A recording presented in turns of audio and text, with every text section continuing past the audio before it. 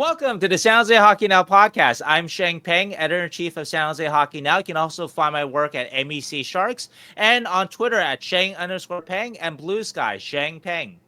And I'm Key McNally. You can find me on Twitter at halfwall_hockey, at my website half-wallhockey.com, or at San Jose Hockey Now. This week, what do we got, Sheng?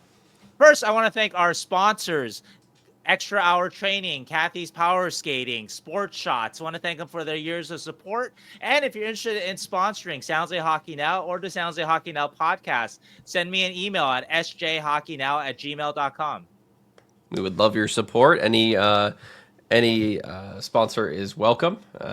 We have plenty of space, as you can see on this ad, for all sorts of ads. So this week it is the one of the best episodes that we do, which is our subscriber mailbag for San Jose Hockey Now. You guys ready? Yes, we're gonna be at this for a while, guys.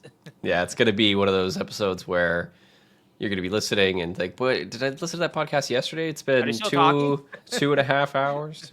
We'll see. We have more questions this week than we've ever had. So thank you very much. That is a tribute to you guys who support us at San Jose Hockey Now, all of you who subscribe. I've said it many, many times, but thank you so much. I couldn't be doing this without you guys. Yeah, it's going to be a fun episode. We got lots and lots of good questions that we've looked through. If we happen to miss your question or anything, hopefully we do not, just email Shang. We will get it on a future episode. But let's get going because it's going to be a long episode. So first question comes from Beast. It's basically a question. Do the Sharks regret signing Dickinson? Which kind of, and he or she admits, this might sound like a stupid question because he's having a very good year in the OHL. There's a good qualifier to it. There is. With the new CHL NCAA agreement, players that play in the CHL, he cannot go to the NCAA, but it's a possibility that he could have gone had they not signed him to an ELC. So that's kind of the qualifier. Had he not been on an ELC, it's possible he could go to a different league. So would the Sharks have preferred him to play somewhere else or be in a different league than the OHL for next year? I say nay. I guess I'll start. I think he's on a very good OHL team that has a really good track record of success with a great coach and great development staff. Yeah, maybe you want him on a higher level of competition, but at the same time, many good NHLers have come out of London, have come out of the OHL for decades and decades and decades. So I think it's just it's the right spot for Dickinson right now, I think. That's my qualifier. I think it's a little bit of a moot point too, because when they signed him, I don't know how the Sharks didn't know when this agreement would come in place where CHL players are eligible to go to the NCAA. And I think I agree with everything you said about the team that he's on. That's a big part of the positive for him to be in the CHL. And the second part of it too is he's a defenseman. So he naturally, I think, needs more time. And so going to a bigger, stronger, faster league, it may not necessarily be exactly what is best for Sam Dickinson. Like, I don't think that Sam Dickinson should be in the AHL next year. I don't know what you think about that, but I don't necessarily think that, or even this year too. And it takes defensemen a lot of time to develop. We're going to get to in a little bit with other guys, but look at like Henry Thrun, right? Just finally, maybe he's turning the corner. Look at Shakir Mukumadulin, who I still think is an excellent prospect, but being a defenseman is hard. And so expecting a defenseman, however good he is, to jump right as a 19-year-old into what have you, NCAA or even like AHL is a lot to ask. Yeah, and we will talk about Dickinson's World Juniors, but it's not like there's enough evidence to say that despite the crazy good point totals for Dickinson, that he's made it past everything he needs to learn in the OHL just yet.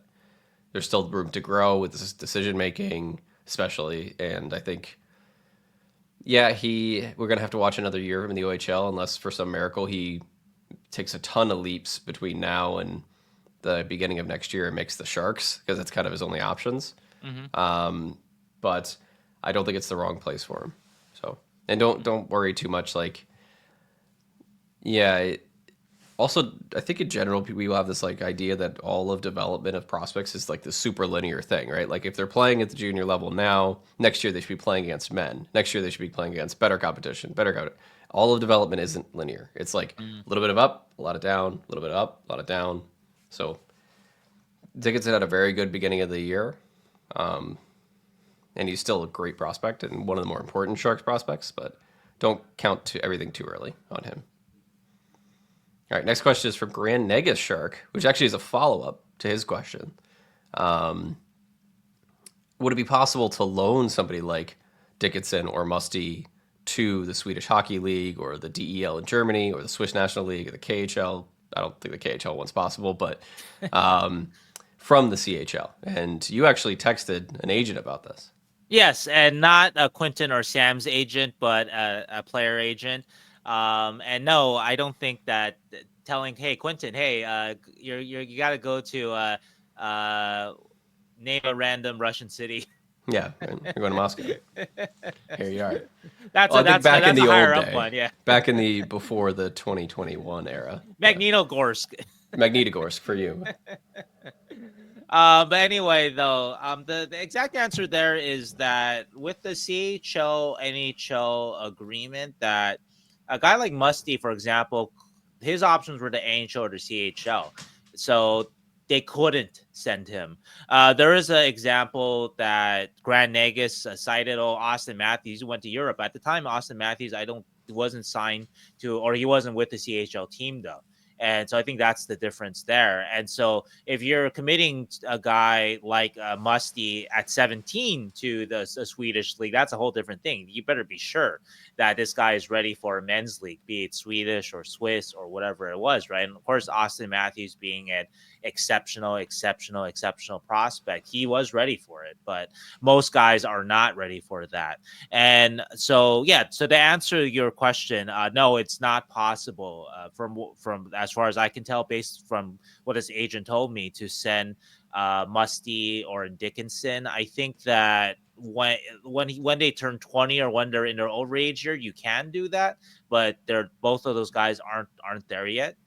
Musty might be next year. I'm not sure. Is he? I don't know. But yeah, but it wasn't possible this year, and it won't be possible for Dickinson next year. And also, too, the other part of it, don't forget, too, is that the player has to agree to it, too. Yeah. And so if you're sending Quentin Musty to Magnitogorsk, I'm using that as an example, just for laughs. But he's gonna want to have to go, and that means uprooting just everything, right? And going to, let's say it's Sweden that he's going to. Well, does he really want to go there where his family can't really see him, visit him, if he has a girlfriend, just all kinds of stuff, right?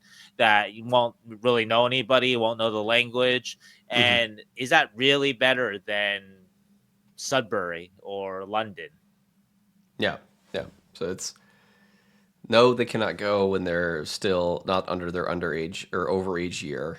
And then, so that's one hindrance. The other hindrance is like players are not familiar with like Sweden or Switzerland or Germany are not likely to just be like willing to go or want to go to another country Right.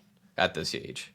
Some players that have like their parents are Swiss or their dad's Swedish or whatever. Like some of them do have some connection back there, so it makes sense, but some do not. So that's why it's just not very common to do that kind of thing. I think it's also not a given that just because you're playing against older competition, it's better for you. True.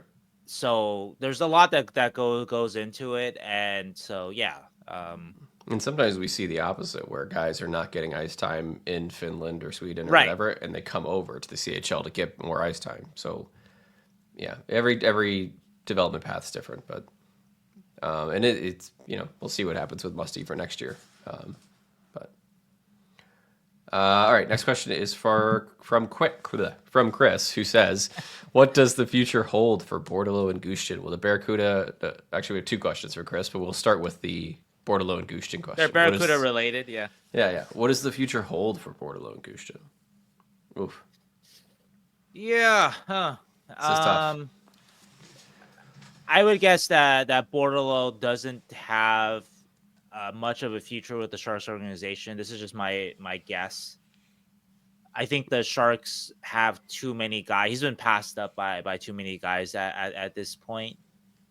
That he might get a look at the deadline, maybe after the deadline. I mean, and that might be his last shot, but it's not going to be necessarily a long hook too. That'd just be my guess. Gushchin is a little harder because I think Gushchin is a little more well regarded, if we're being honest. I mean, throughout the NHL. But Gushchin may have been passed up too. Mm-hmm.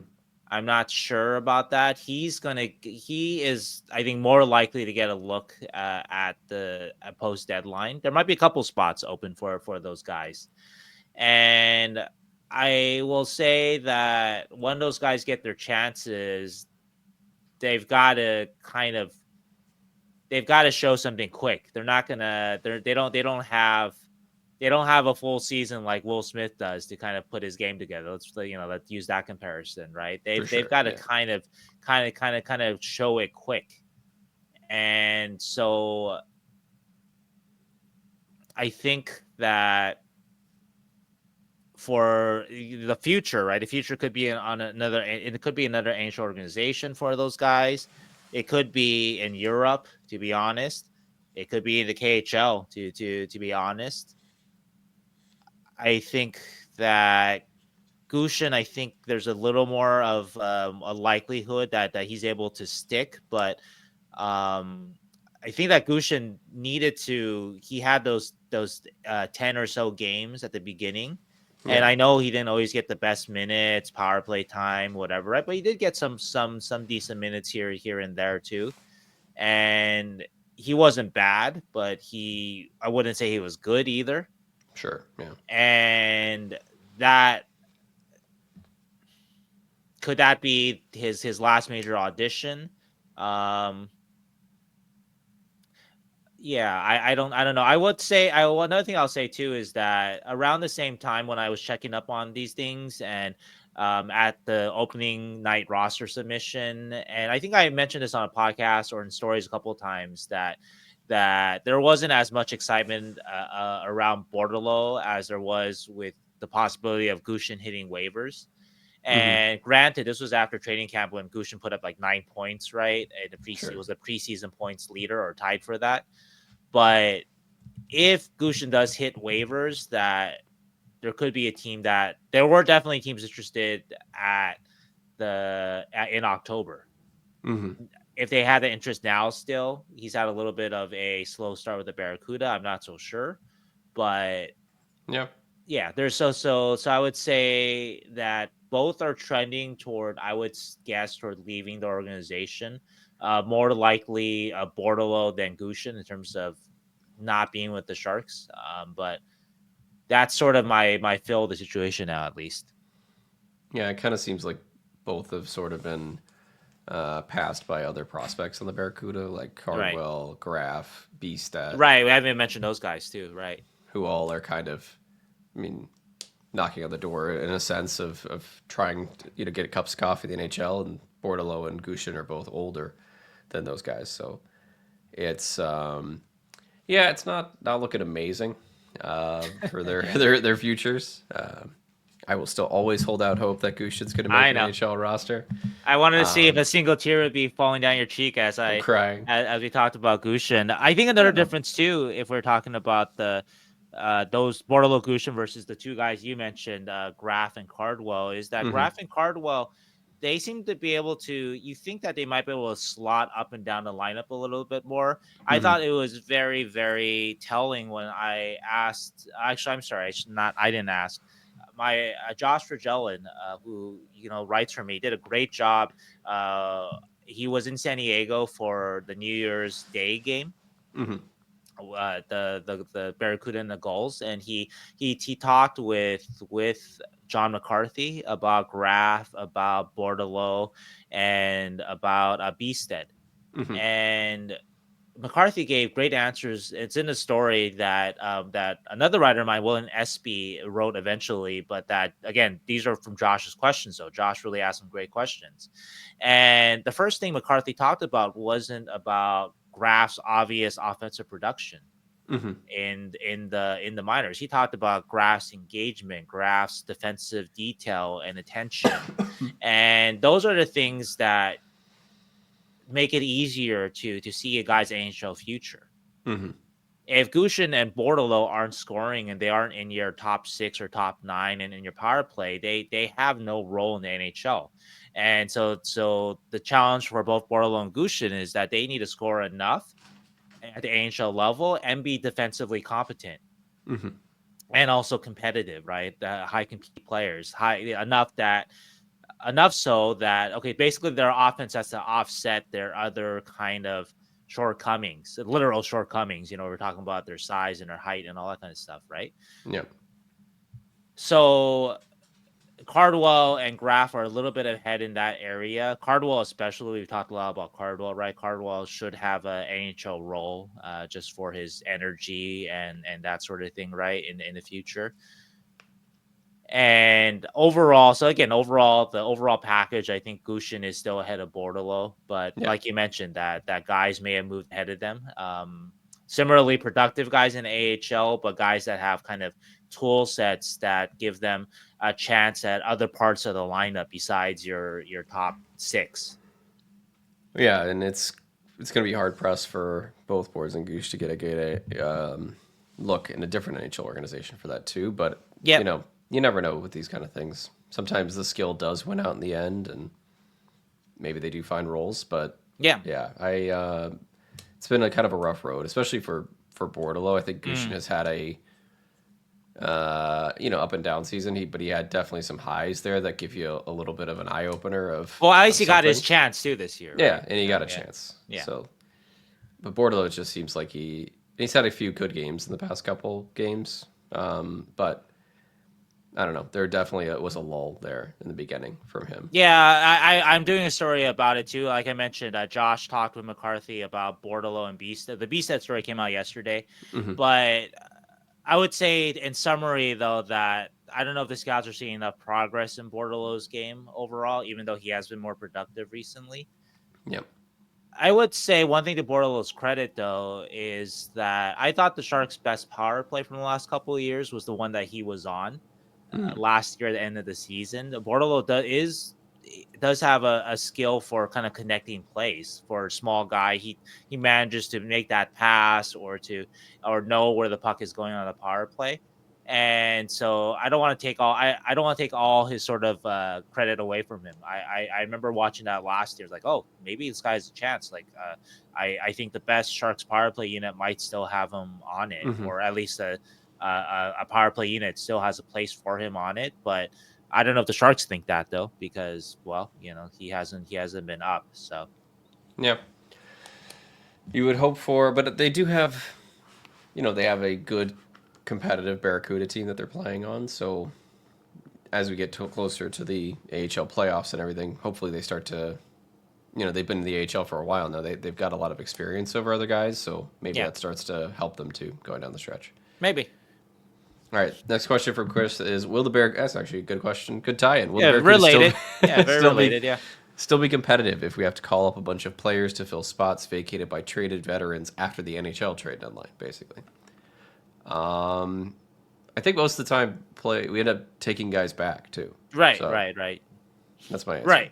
Right. And that's a good point you make. That it's not as if you just lose these veteran, or it's not like you just lose your Luke Kunin and then you had to call up Ethan Cardwell and then you don't get a player back that can be a useful AHL player. So typically you will get a AHL player or two back. And also too, by the time you get to the playoffs, the AHL playoffs, well, the Sharks aren't going to be in the playoffs, so then you can get your Cardwell or your whoever back anyway. So the Barracuda will still be competitive. And they may not be as good from the trade deadline to the end of the season, but by the time you get to the playoffs, though, you should be able to have a full Barracuda group out there. Though, keep in mind, though, that the Barracuda will be the Death Star will be fully operational, but every other team's Death Star will also be fully operational. And also, too, the Death Star blows up, and you don't want that. So, but or Death Star 2 or 3. They all blow up. They all blow up. They always blow up. But so anyway, so the Barracuda will still be competitive. I don't think that's too much of a concern. Also, too, they're kind of the linchpin guys. Polarowski, Jimmy Schultz, Lucas Carlson. Chances are they will stay down there, or if they do come up, it just be for like a week or a couple of games or whatnot, right? So anyway, so yeah, the Barracuda are going to be fine, I think, this year. But it also does anyway. It's a good question related to Bordeleau and Gushchin, and so that might be their next best chance to get a shot. The Sharks have so far, knock on wood, have actually been pretty healthy overall. They've Yeah, had some pretty minor much. injuries, but nothing too bad. And typically, you would expect a longer injury or something to kind of open up a door for Gushin to come back or for Hmm. Bordeleau to get his chance this season and that sort of thing. But yeah, it hasn't happened yet. Yeah. My God, we have even more AHL questions. Yeah. From Scott Z, who asks, any chance one or both of Celebrini or Smith gets sent to the Barracuda after the NHL season ends to experience pro playoff hockey and take a run at the Calder Cup? Whew. Um, Someone else asked a similar question too. So yes, yeah, we're somebody I'm else not asked remember who, it, but but we're hitting it now. it was a double, so we're going to Yeah. answer one of your other questions Right. instead. Right. But Right. I I don't know. I think maybe, but it's not like it's not like we have a lot of like we have some evidence that this happens for the Sharks, but not with like guys of Celebrini and Smith's caliber, just because we haven't got guys like Celebrini and Smith on the team. Mm-hmm.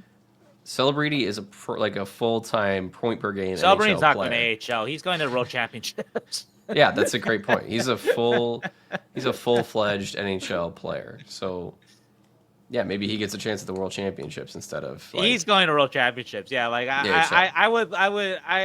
I would laugh so hard if they sent Celebrini to dummy players in the AHL. He would be a fucking nightmare. He would It would be, be and then of awesome. course the last thing you wanted to obviously is for him to get hurt there Yeah. too. But anyway, though, yeah, I don't. This is just I haven't asked about this because it's a little too early to ask about stuff like this, kind of. Yeah, But Celebrini, I think there's no chance because he's going. I don't even know anything about Team Canada's selection process. I know there's a lot of questions about it after World Juniors, but if they don't pick Celebrini for the World Championships and keep him on the team this year, as opposed to last year when they cut him hmm last minute or after a game or whatever they did last year, right before the draft lottery, he's going to be on Team Canada. yeah. Smith is probably not. If he's on the USA World Championships team, he's not a top player on that team, at Yeah. least as of this moment. He was there last year, but he Yeah, but he also was wasn't a like Shark. a 14th forward or something like Yeah. that. So there might be value. There might be value in Smith going down. I don't know. That's the one to check on that I'm For not sure. sure about. That maybe there's an argument for that to see him. Basically, you're adding a guy that you presume will step in and be a 1C, 2C at worst at the AHL level, or he can play wing and give you a real offensive boost. So that's a maybe, I would say. And the other guy that's not mentioned, but someone else asked the question, but so let's just get to it now, is Askarov. And Askarov makes sense because he started off the season there. Yeah. And so maybe I should say this for my bold prediction. There's a bold prediction question. But anyway, though, so I maybe I will save it. But Askarov, though, I would think makes sense to go down there for the playoff run for sure, though, because he started the season there. So Yeah, I can't imagine that he would be at such a high level that they would say, yes, you can't play in the AHL anymore.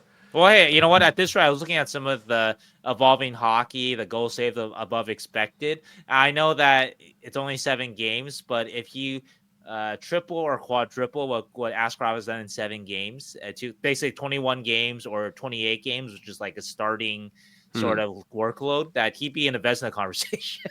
Yeah, he's been. No, I'm not even joking. No, If it's just true. like Yeah. quadruple his goal saved above expected, you quadruple that, it looks like Dostal or Hellebuck, or it does. So yeah.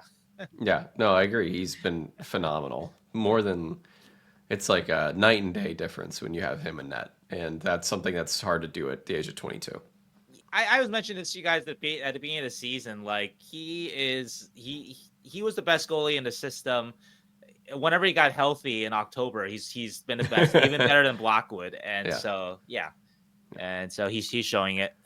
It's all going to be about consistency now, and Sure. then, yeah, sky's the limit for him. So I Right. We'll talk about that in the next question, or a couple Right. questions from now. Anyway. But that's why you can't just quadruple his goal save expected because yeah, consistency is a big part of it. But Yeah. he's been very, very good though in that small sample size for sure. All right, we have like 4 or 5 questions in a row here about basically trade deadline targets Yeah, or yeah. A little players bit about that. off season too. Just a lot of that kind of yeah. So let's start with this one from Yawn, end quotes. Love the articles of pod. Granlund, Ceci, and both non-Askarov goalies have been mentioned as trade targets. Do you see your Grier opening up the cabinets further? Guys like Kunin, Goodrow, or anybody else that could be available? Ooh, Okay, good so question. let's try to answer this one. We won't answer the obvious ones, the UFAs, but let's Sure. open up the cupboards and see who might be available. I think obviously Kunin having a good season, Shang Peng fan favorite. Yeah. UFA also it would be interesting. Sure. I think that and he was mentioned last year as a trade target too, and he wasn't having obviously Mm-hmm. anywhere close as good a season, and but there was still interest in sort of his just like I think how he plays, how he leads, how he sort of like uh, that kind of stuff is attractive. You know, the grit, but also the reliability of it. Mm-hmm. All those things are attractive to teams, and so now you have to think more so with his uh, with his uh, with his scoring. So I think that that's definitely a possibility. Yeah, I Um, think Cunnin, you're right. Is like a guy that can add a lot for a playoff team in a bottom right, 6 role, and he's a little expensive for that role, so it might be about money, but it's not right. awful. But I think though, and we'll talk about this a little bit, but because I think we have a question of what you would want for each of these players, like what their Yep. trade value is. Mm-hmm.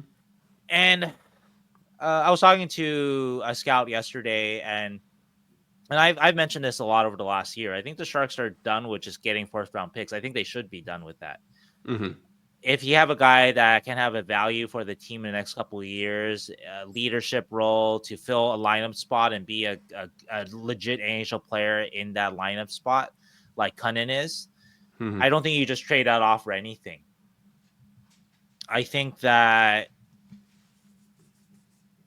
as opposed to a guy like, and I love Nico Sturm, but I would guess that that's a guy that is probably going to get traded because you can fill that 4C role maybe with not ease but relative ease, I guess, compared Sure. to other spots in the lineup. Whereas Cunnin's sort of like Swiss Army utility man. He can play on the fourth line, but he also can, at least this year, like not look out of place in your top nine. That's harder to replace. Whereas Sturm's kind of best suited for fourth line duty.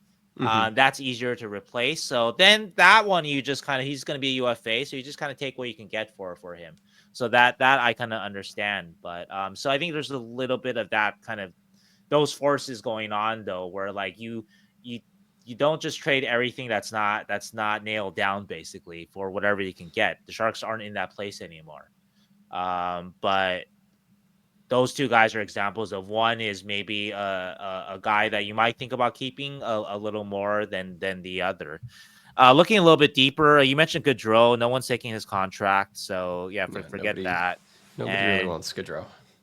I don't think he's been as bad as people say. We're gonna get to that part. People ask about that in terms of just how come he is always gets to play up in the top nine. Look at his possession numbers, or that's I don't know if that's mentioned, but that's sort of I think the undercurrent of what people are asking him and CC and Ferraro and all those guys, right?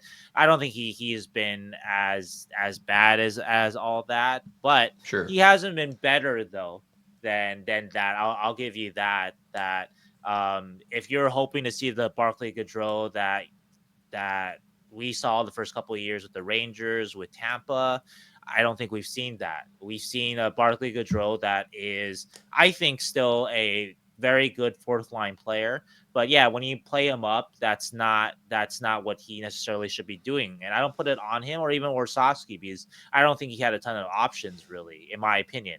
But that Goodrow, I think, and I mentioned this during the offseason, that people are telling me that it's still a good player, but maybe has lost just a little bit. Just he's an older player. I think he's 31 now, right? Just lost just a little bit.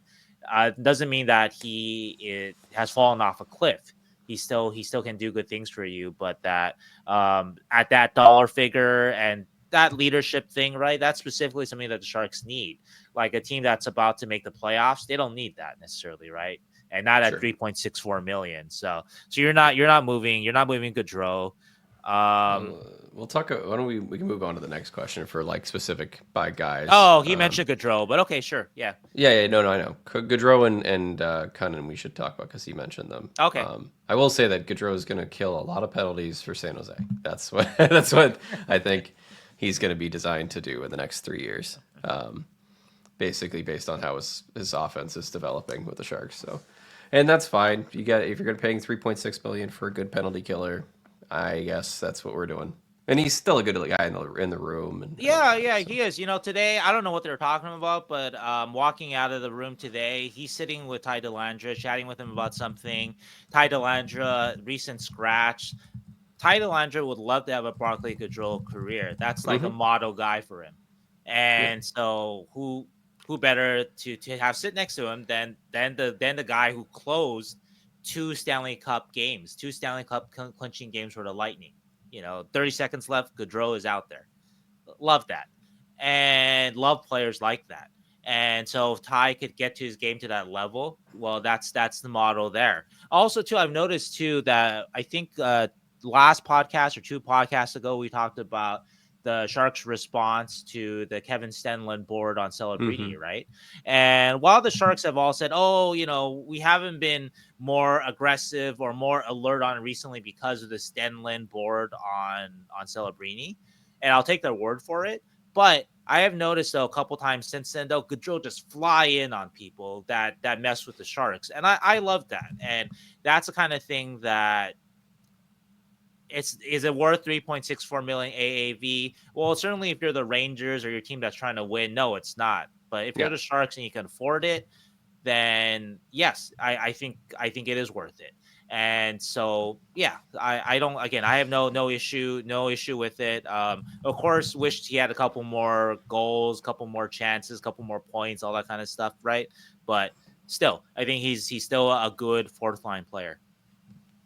I think a lot of times fans, we like to blame the players that are there instead of the absence of players that are there, right? Like we like to blame Goodrow because he has like 4 points this year and doesn't produce any offense, rather than the fact that we just don't have like 3-4 top 6 forwards. Like we need like 3 or 4 Doug more. Wilson for that, right? We need like 3 or 4 other guys. It's like blaming your parents. It's all your parents' fault, okay? In this case, it's Doug, right?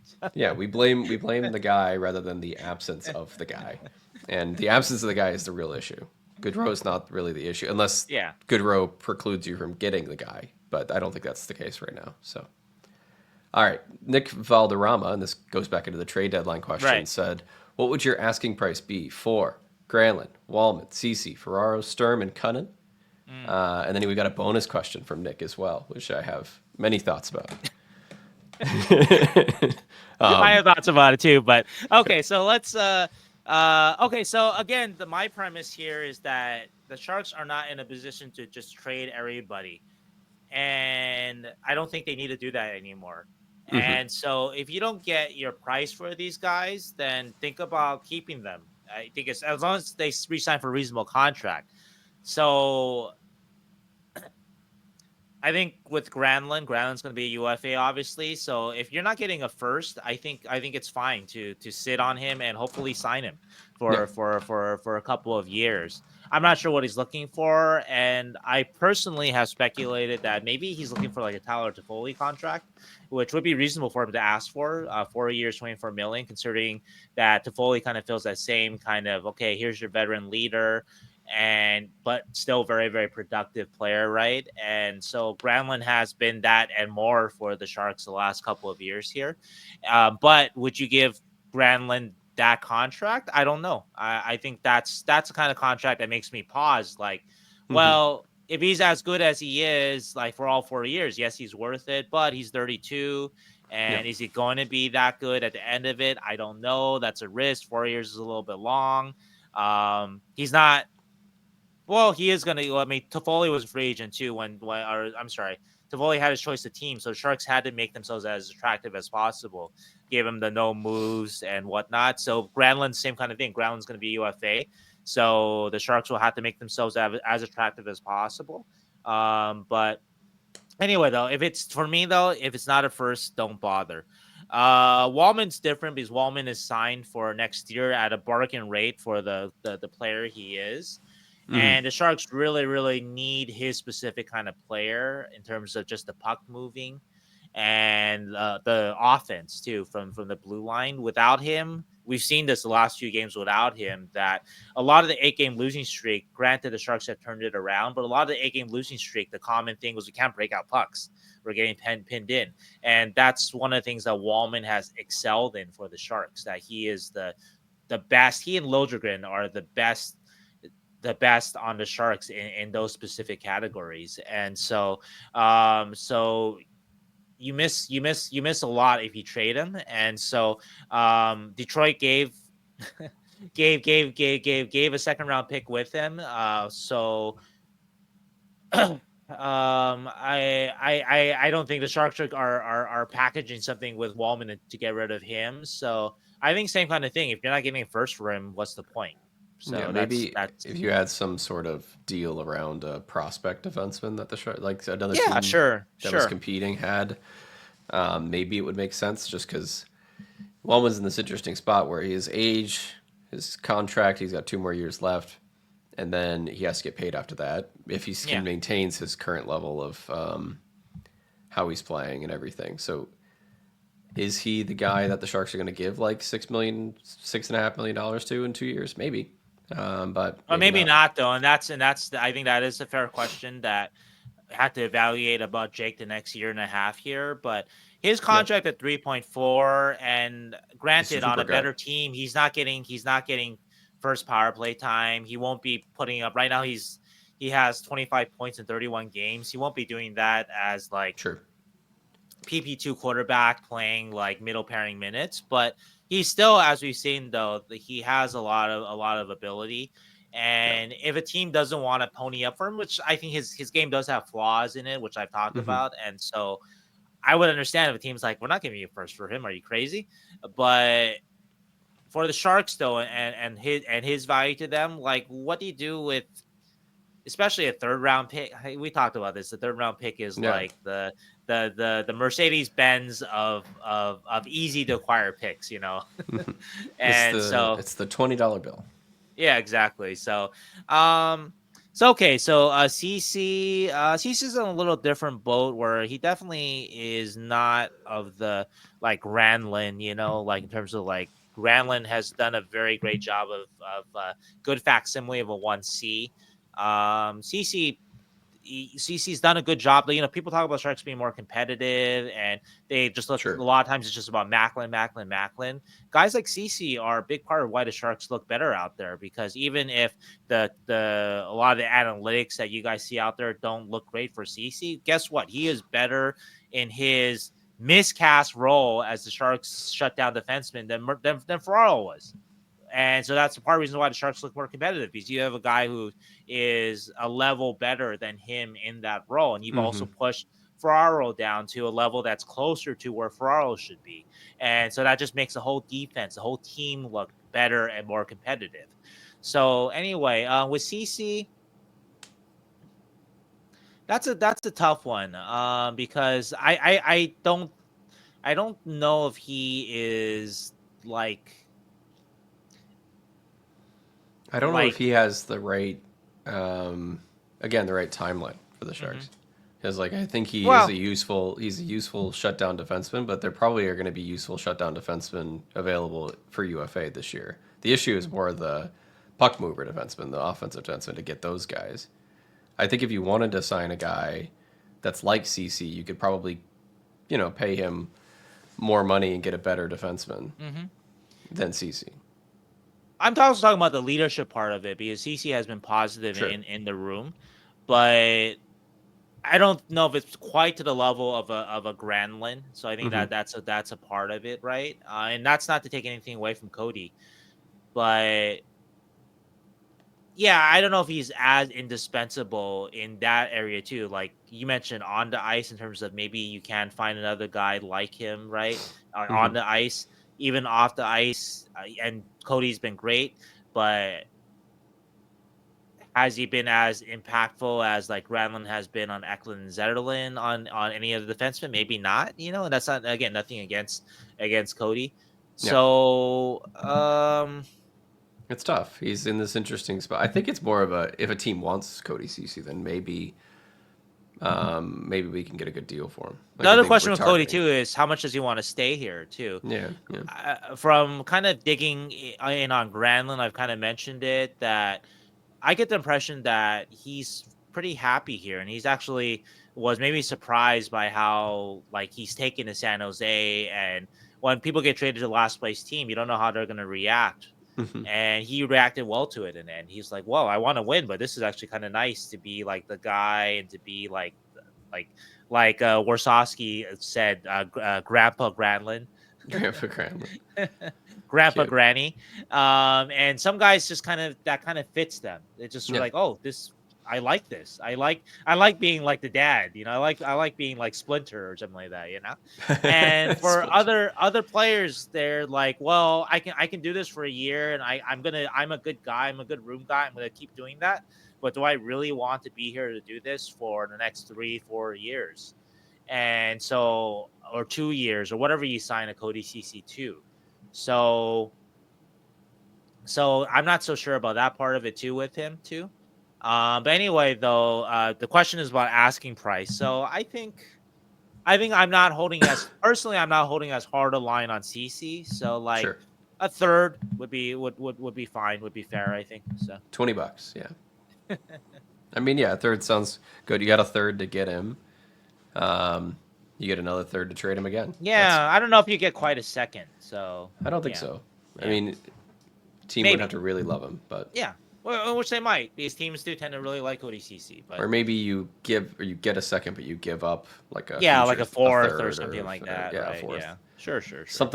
something strange like that. Maybe that Right, would but the work. value I'm talking about is just like a base value. So yeah, Yeah, so maybe a third. yeah, maybe a third. Who's next? Ferraro. Ferraro Ferraro, is an yeah, interesting one. yeah, Ferraro. Let's see. He's got 1 year, 2 years total this year and next at three point yeah. two So five. 1 year after this one, basically, right? 3.25.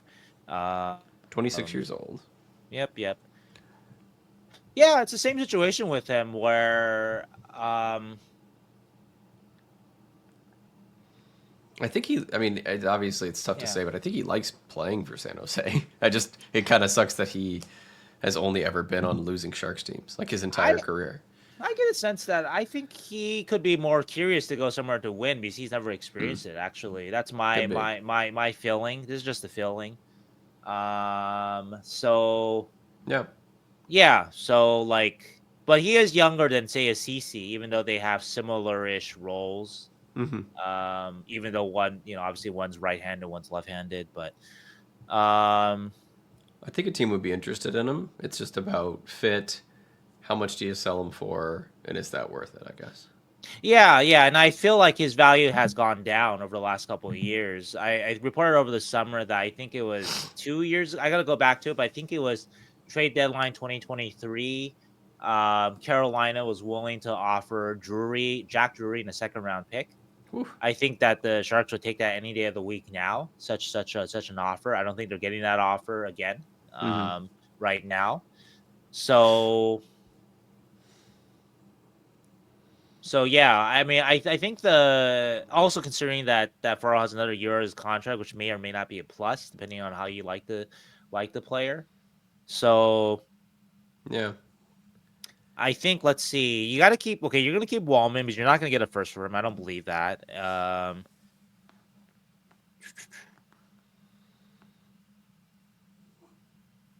I think you probably have to. You may not be able to keep both CC and Ferraro, but maybe you got to keep one of them at least because you can't like just throw The throw entire everything defense. into the wind. So, um, Yeah, we have a question about this coming up too. Like, which Sharks defensemen are here for the long term? right. I mean, I do think that CC's been better than Ferraro this year and the last couple of years. So if it wasn't a question of age, then you would pick CC over Ferraro, I think. I think, yeah, Yeah. I think I So would do it for. I think in this, I think I would do it for a second round pick, and it you seems to think, yeah, be okay. with a plan like in place to like replace his minutes in the off season, like a good plan. Like you sign somebody like Gavrikov or Mm-hmm. like Provorov or whoever, Mm-hmm. Provorov, somebody in the off season who's going to be able to eat minutes like that, who could fill his slot Okay. if you can get that value for him. Yeah, I don't know if you can. I mean, he is younger than CC, but I Yeah, think that he hasn't played as well as CC has the last couple of years. So, you need a uh, GM that's willing to take the chance that he has something else to give rather than right. the And I think losing. over the years, GMs have had that feel, and that's why I said a couple of years Hmm. ago, he wasn't exactly lighting up the world, but he was younger and he still had a lot of the kind of the halo of being that like this guy is a future sort of like winning heart and soul guy. I think he still Hmm. is that guy, but obviously the last couple of years though, his game hasn't gone to another level like he hoped, like the Sharks hoped, and all that too. And of course, he's had a lot of. It's not all his fault. He has not had a good environment too. So yeah, so maybe you could get that second. I don't know. I don't know if you could though any more though. So yeah, maybe if you can get that, then maybe I think about it more. If it's a third, you still like you still need a guy for next year. So yeah, Yeah. and he signed at like a reasonable cap hit. So There is something to be said about like change though. hmm Like maybe for him and for the Sharks, yeah, it's a good that's idea. fair too. That's fair too. That's the kind of feeling I get. That's why I say that like. Yeah, I think he'd definitely be curious to see what it's on the other side to be like Mackenzie Blackwood landing in Colorado.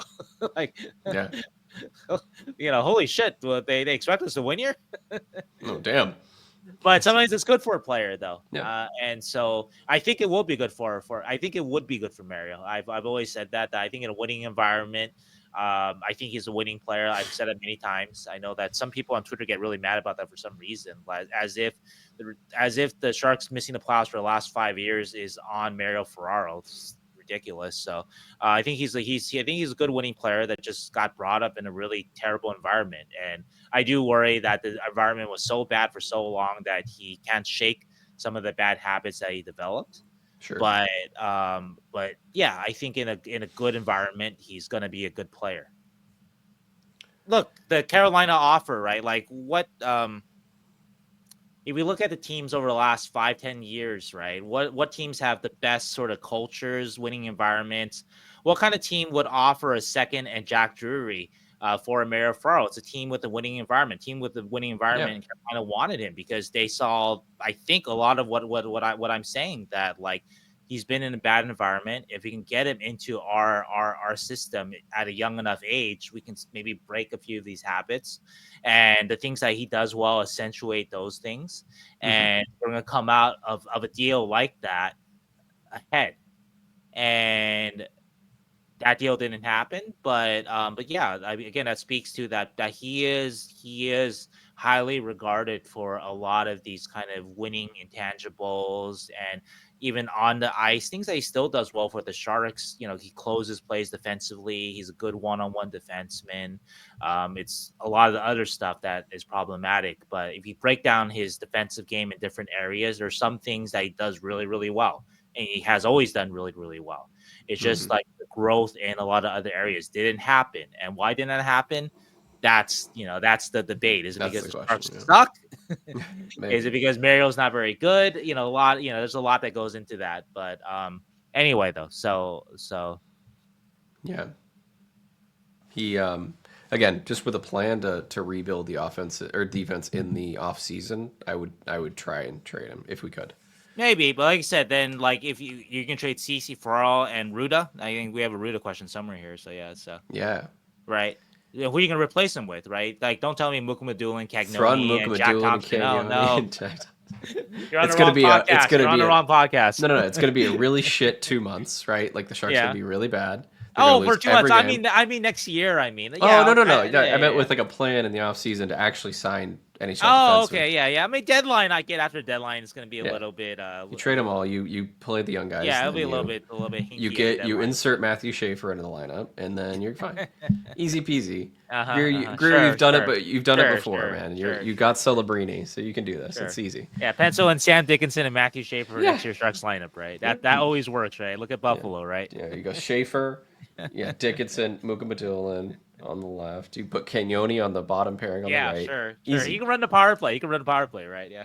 Easy. No, I meant like you sign guys like we're going to talk about the UFA class, but there's actually a fair amount of good defensemen available, like good, solid. I haven't really looked hard enough at it, but yeah, there's enough. I don't know though. Like even at the deadline, you still need like I think it's hard to trade all three of them. Yes, it is. Yeah, for sure. I think like 2 or 3 maybe, but like 3 or 3, like yeah. So, Sorry. Yeah, it absolutely is. you need guys to actually defend still. It's gonna be not tough. just move the puck. So, but well, I guess we didn't answer about Sturm. Oh, can I go back to one more thing? Sure. Quick thing between Ceci, Ferraro, and then we'll get to Ruda too. That I would say that I think Ceci and Ruda are more likely to get dealt than Ferraro, just because of the extra year. And I think that because of Ferraro's age, maybe the Sharks will hold out for a little more of a premium that I don't think a team will meet, because teams haven't been meeting the Sharks sort of. We've heard stories about Ferraro. Oh, like the Sharks are hoping for this or that. Teams are interested. Doesn't come to fruition. So anyway, so that's my guess. Does anybody really want Ruda? We'll have to see. We're gonna talk about Ruda in a second, so I'll pause in that one. Right, I think there's a Ruda question, so I don't want to disrespect any of the UFAs and their someone mentioned Ruda. The next question. Okay, let's talk about Sturm then. I think Sturm is worth like a mid-round pick of some kind. Yeah. And like I said, love Nico, but I think that the Sharks do have guys coming up that can kind of. You can slot in a 4C is more replaceable than a 3C. The Sharks seem, if they keep Granlund, that they could be pretty set at center then between Celebrini, Granlund, and Wenberg, and that's a pretty good group already next year. Assuming that Celebrini is going to get better and Granlund and Wenberg kind of hold, right? They don't get much worse. And so then 4C, then maybe you can slot in a younger player. I don't feel as bad about kind of giving the center job to a young player if it's the fourth line, because that's about 10 minutes a night or whatnot, right? Yeah. And so you can possibly do that with the Bstead, though Bstead might take a little longer, but somebody, or you sign somebody, right? You sign Kevin Stenlund. I don't know if he's a free agent or not. But Kevin Stenlund. But anyway, though, yeah. So I think with Sturm, like, I think he's going to be more valuable to a contender. And you have guys that can kind of, Sturm's been an excellent soldier, a great soldier, especially last year for some really, really bad Sharks team. Has been an example of just work ethic. Like everybody in the room, even last year, raved about just how hard he works. Everybody sees it. For Sturm, Sturm missed the last game. He hasn't been practiced the last couple of days. For Sturm to miss that and to not see him on the ice, like skating on his own, like that means that guy's really hurt.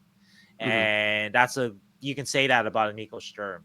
And so he's going to have value to a contending team. Granted, his AAV is a little high, but the cap's gone up, and it's last. Anyway, the team will be able to fit that in. Sure. And so my guess is that he wouldn't come back regardless.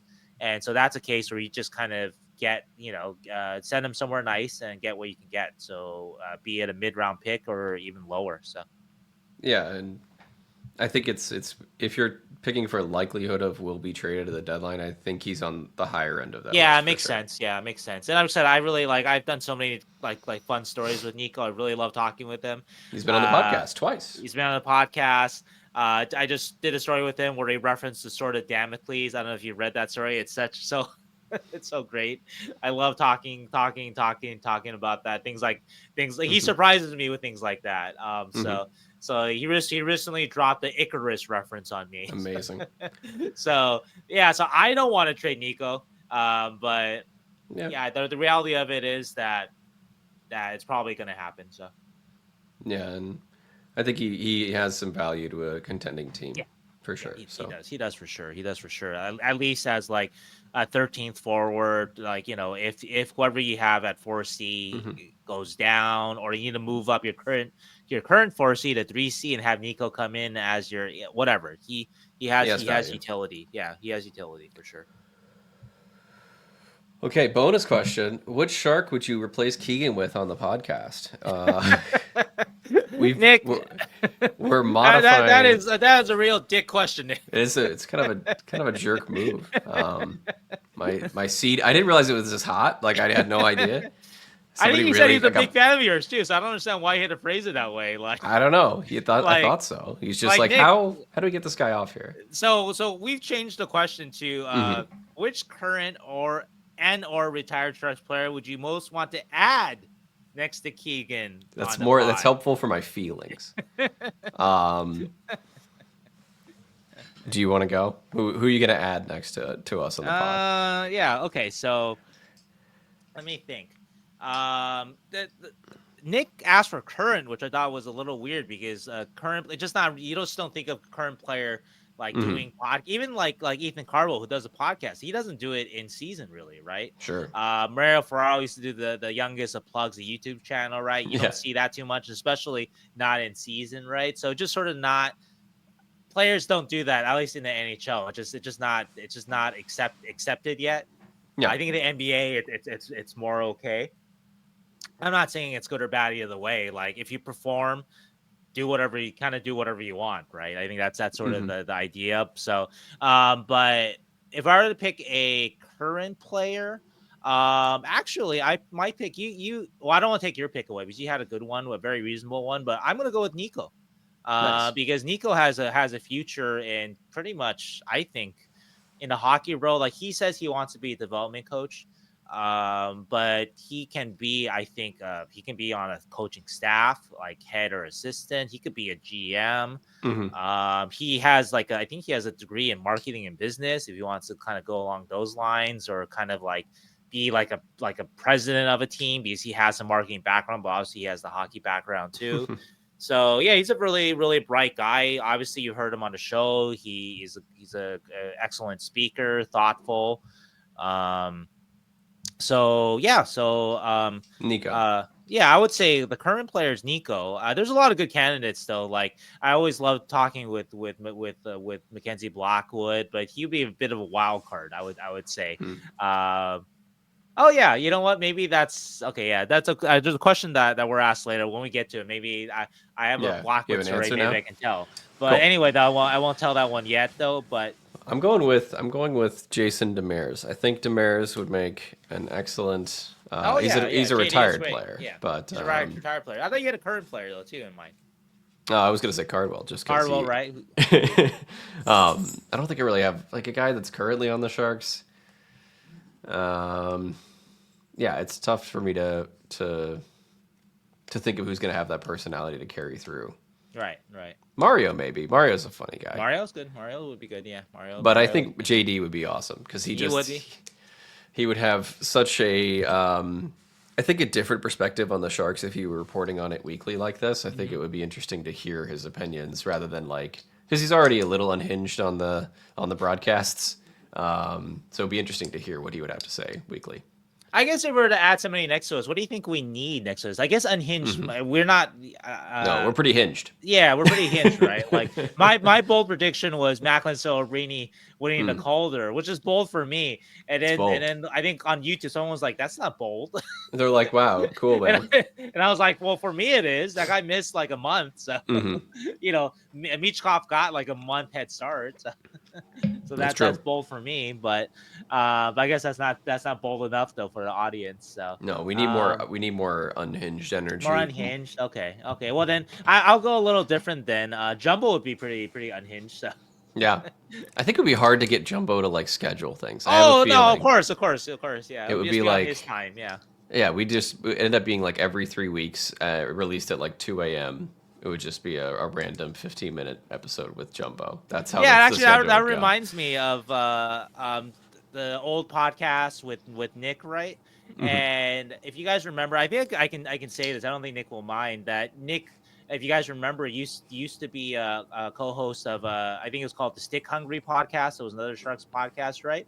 He used to work with Kyle McLaren, Hmm. but Nick would tell me stories about just that Kyle lived kind of in a stick somewhere up in Northern California. They couldn't always get Sure. the internet down with him, and I love it. and I think Nick may have gone over to try to look at his internet problems once. Now, So did he wear his yellow visor on the podcast? That's what I got to I find don't out. think so. I don't think so. I wish But he did. yeah. But anyway, though, yeah. That granted, Jumble doesn't live in like in the sticks, but like. Nonetheless, the rest of it though sounds similar to like Jumbo will have connectivity issues or Hmm. Jumbo will Yeah. we'll have to get Macklin to fix Jumbo's Wi-Fi while we're trying to get an episode going. Yeah.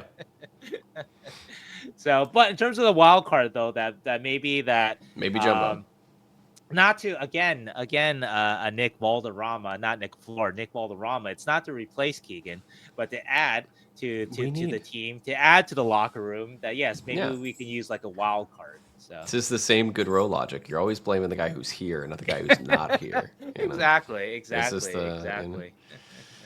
I enjoy doing the podcast. Hopefully, you guys like me being here too. So, I like you being here. I thanks, mean, man. yeah, but I did say to you, I think when we started working together, that yeah, I had the idea that maybe eventually it would be cool to have a player as a regular on the Hmm. show.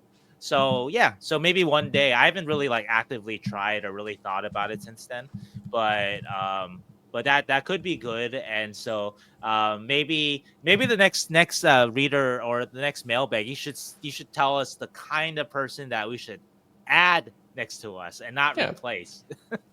yeah. I think having like a recurring guest would be fun of Yeah, some yeah, kind. yeah. Right. Yeah. Somebody in there, like somebody. So like they commonly do for any sports broadcast, right? You have Hmm. the quote unquote the jock in there, the guy who has that experience, Yeah, who's been in the locker room, who's this or that. So like yeah, because we're the hockey nerds for we're the sure. nerds. Yeah, we're the nerds. So we need somebody that's been Hmm. in the room for sure. That would bring the podcast to another level. So I'll give you that. Yeah. So yeah. So yeah, maybe one day we can do that. So Man, this is gonna be a long episode. We're an hour in, and we gotta go quickly. When do the Sharks move on? This is from oh, Splash 114. how many more questions do we have? Oh, so many, like 40. Okay. When when do the Sharks move on from Ruda, Ceci, and Mario? We kind of talked about We this one did, yeah. already. So let's talk about Ruda then, because we talked Yeah. about CC and Mario. Hmm. I know that Nick Valderrama had a question about Kunin, but we talked about Kunin too earlier. Yeah. So Splash in terms of Ruda specifically, yeah, I think Ruda is another guy that I still think Ruda has value. I like Ruda in a bottom pairing if you have Sure. sort of a puck moving guy next to him. I thought the Ferraro Ruda pairing was not very good together because he had guys that were too similar. They neither of them great puck movers. Yeah. Both defensive, very very defensive oriented. They just didn't. They weren't good together. So yeah. So anyway, so I think it's been good to split that. I don't blame Orsosky or Ferraro or Ruda for that. It's like you said, Keegan, that just don't blame. It's not. It wasn't. They didn't have a lot of options there. You weren't going to play Jack Thompson in No. the top four. Shakir wasn't ready for that. He was hurt, I think, at the time. Anyway, Hmm. so I think that they are going to try to trade Ruda. Makes sense. He's a guy that makes sense to move. I don't know if, like you alluded to, that There he's might be not much of a as market. Yeah. much as like Sturm. I think that there's Hmm. more. I see a more obvious fit for Sturm, but I think Jan does still bring game though, Hmm. and so a team could be interested in that. Yeah, but he also has slowed down a little bit too. I don't think he's the player he was a couple of years ago either. So, Sure. whereas I don't see as much drop off with Nico quite yet. So Yeah, you'd have to find an interesting scenario where maybe a team is doing multiple deals and like they're shipping out an expensive defenseman for the rest of the year to the Yeah. Sharks that they don't want or that is way too overpaid, but they're going to fill in with Ruda in his slot, and then they're going to acquire a different guy, something like that, to make it make sense. I think. Yeah, I think that if you compare Nico with Ruda, I think Nico can slot into a Yeah. contending team's 4C just like so. Mm-hmm. I don't know if Ruda is quite enough now that you would slot him into your bottom pairing and feel great about it. You might like Ruda more as like your number 7 guy in case of injury. You have that experience and Mm-hmm. you have better defensemen around to surround him with, right? So you feel good if he's got to fill in, but I don't know if you necessarily want him to be playing every. He might prove me wrong. I hope he does, Yeah. but I don't know if you necessarily want Ruda to be playing like every game of a 20+ game playoff march or playoff run. So that's what I'll say. That there has been, I think, a little bit of drop off in his game, but there are still things that he does well too. And so that team's value, penalty killing, one-on-one defense along the wall, strong along the wall. So there's still things he does quite well. And in front of the net, he is arguably the Sharks' best net front defenseman, maybe him or Ceci. Sure. So there's still value there, but yeah, I think he's a guy though, a little bit like Sturm, that you just kind of, if the team wants him, then yeah, then you move him and you replace from within. Yeah, and if Sturm is like 4th round pick, and Ruda's like 5, 6 pick, something like that. But like I said, even with Sturm, like if the offer is 5th, that's the best you can get. Then okay, Yeah. unless you're planning on resigning him, then may as well just point? take that, right? So yeah. All right, next question is from Embrace the Rebuild. Hence, well, that's actually good timing as well. Speaking of draft picks, this is just different guys than we've talked about before. Basically, yeah, GM Mike Grier has a lot of decisions to make about RFAs, yeah. RFAs and UFAs, but these are all RFAs. The 4 players you mentioned are all RFAs. I think we removed some. Oh, did we? Oh, okay. I think so. But we're going to talk about Kostin, Zetterlund, Kovalenko, and Mukhamadullin. We're letting Mukhamadullin go. No, it's Kostin's, I guess, probably the most interesting of that list. Yeah. Maybe. Yeah. I think what do so. you do with Klim Kostin? Is it? I think does he that go the Zadina route? Remains to be seen, right? There's still 40 games left. We saw kind of the worst of Klim Kostin in the first like 10, 15 games of the season. Obviously, he sat for a lot of it too. And then we've seen better Klim Kostin for the last month or so. Pretty consistent. And I also do like that Klim has taken on a little more of I'm going to stand up for my teammates. Not that he didn't do it before, but like that, we know that's something that he brings too to the fight, so to speak, literally to the fight. So he's a wait and see, very much so. I don't know what to tell you about him right now. So we'll see how he finishes the season. Zetterlund, like I reported, I think that there's been a beginning of talks for extension. He's an RFA, so we're Embrace the Rebuild also asked about term in AAV, but that's a bit long to get into now. I'm kind of I'm looking at Zetterlund and his comps, and I'll have something on that soon enough. Kovalenko, I would think, is a guy that they want to bring back, and he's going to be cheap, so there's not really going to be a question with him. He's 25, but still not a lot of time in this league, right? So he's going to sign probably a 1-2 year contract that's going to lead him into being a UFA. He's 25, and it's basically going to be like kind of like not exactly a bridge contract, but like it's going to be his prove it years with the Sharks. Like, can he be his a regular Zetterlund deal? Yeah, a little bit, right? Yeah, Zetterlund was younger, but yeah, same kind of idea. And Mukhamadullin, same kind of thing. He's young, Sharks like him, so you just bring him back, and then I don't think there's any question with Kovalenko and Mukhamadullin. So Kostin though is a genuine question, and I don't know if the Sharks know yet, and so got to see. Yeah, if you would have asked us beginning of the year, Kostin is not on this team next year. Oh, he asked me 2 months ago. The Sharks would have waived him. Honestly, But he's been a better player. He's he has been. He's more interesting with the puck. He makes more plays. He's a little more physical. More engaged, more engaged too. You know. Yeah. So just more into it. Yeah. So I don't know. We'll see. He's $2 million, so his qualifying offer is going to be $2 million probably. You may not want to bring him back for that though. I think that could be a question. So maybe you don't qualify him, but then you bring him back for a lower figure. Yeah. Maybe he'll come back, or maybe another team would be interested in him at a lower figure. So you might lose him, but he's a guy that you take that chance maybe though. Yeah, unless he goes on an absolute tear.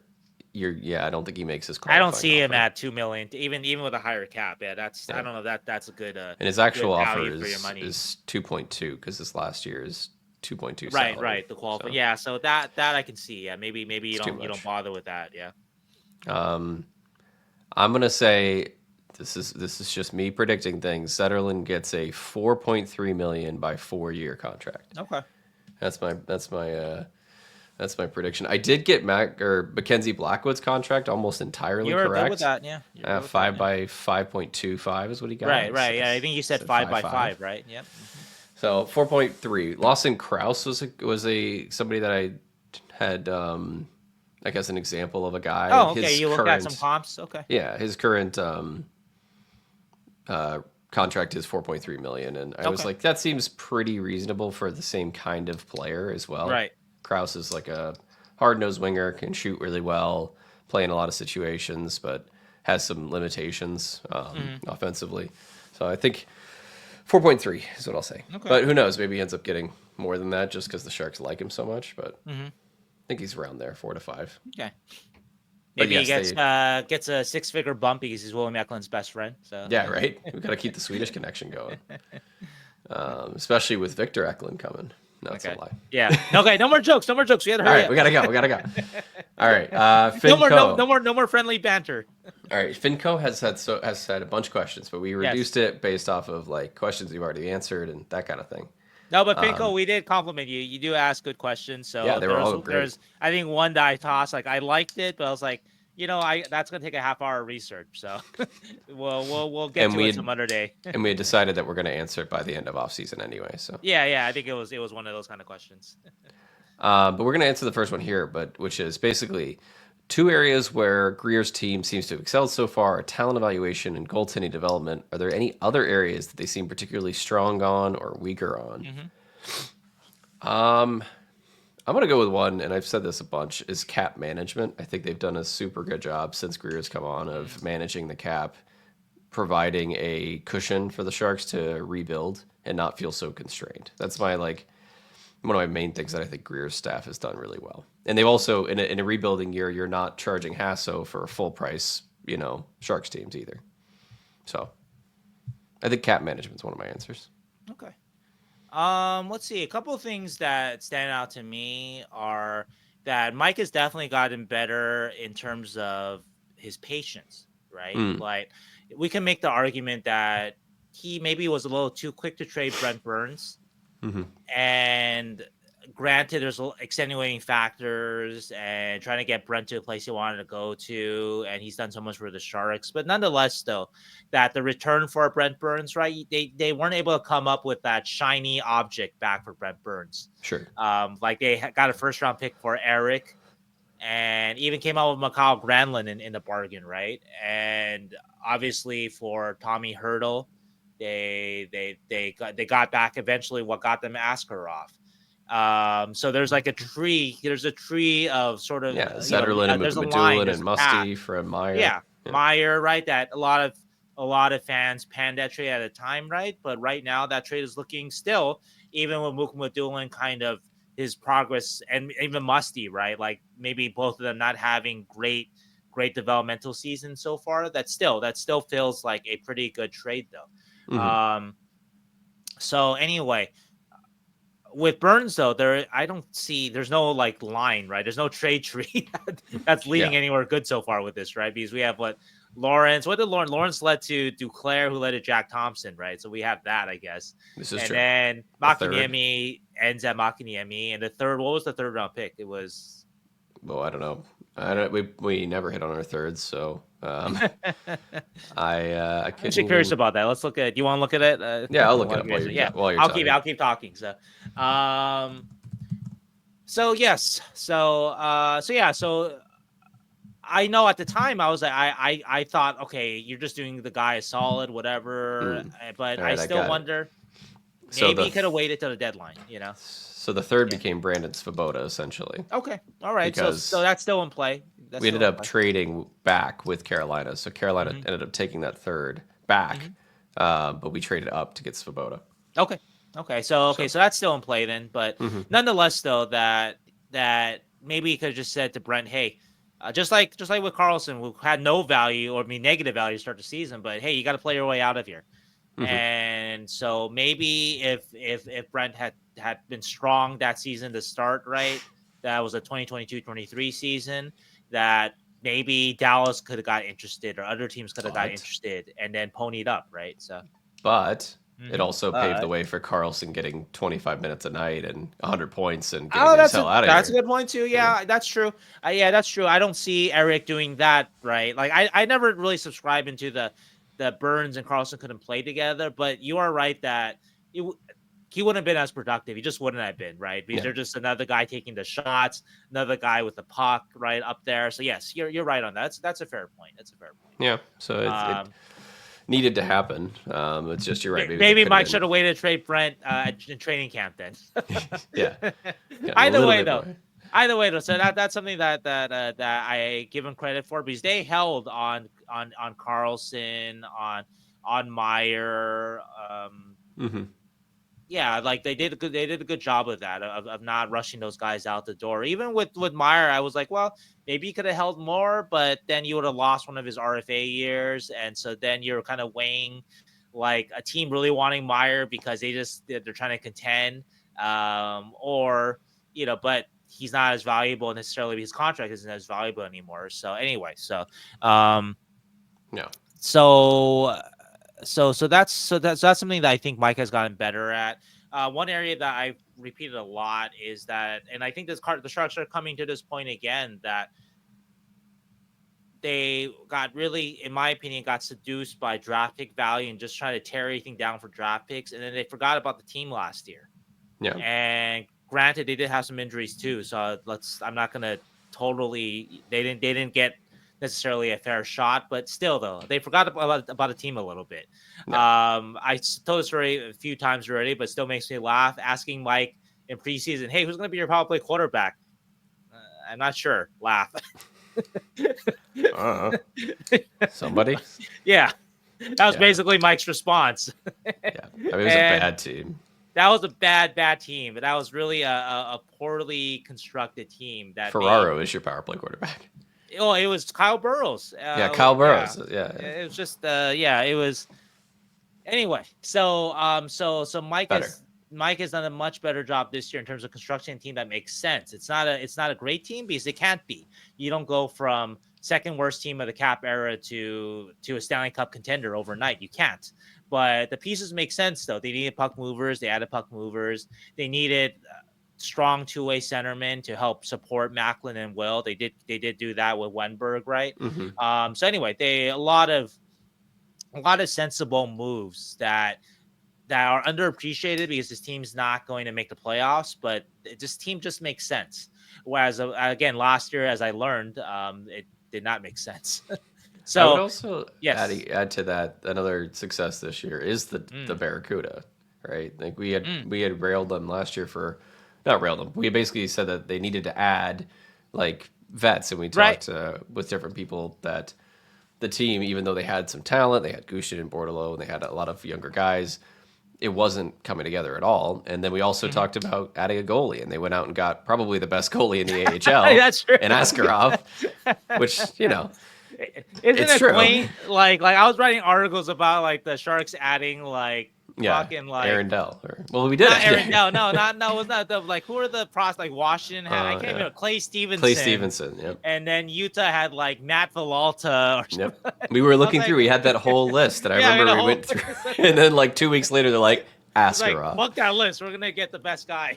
Yeah, and we had talked with Joe Will, and I remember like tongue in cheek saying Askarov or like hinting at it, but it was like But he did kind of tell us, I remember, though, that, they were looking at some. They were, like, looking at it. But, of course, he didn't give away to looking at the best guy. Best goal in the AHL. Yeah, it's like, going to a restaurant, like, give me the best seat. I don't care how much it costs, Yeah, right. So, anyway, they did. They but not just that. They also added on, like, a lot of Lucas Carlson and Jimmy Schultz and Sure. Podorowski, and they added good guys, good AHL players around a bunch of young prospects. So. Yeah. And we talked. I mean, I think that we've been more fair to the Barracuda than I think a lot of the fans have been. Like, they Yeah. just weren't as good as people thought they were on paper. And Yeah. um, As it yeah, turns so out, the guys, like, you could not carry a team with just all Tristan Robbins, Bordeleau, Gushchin, or even the Brandon guys they Cowell. signed, right? Like Nathan Todd, good Yeah. player, but not like he's not like top of class AHL. Yeah. Podorowski is, Jimmy Schultz is, Mm-hmm. Lucas Carlson. These are all AHL All Stars and also Yep. good guys in the room too.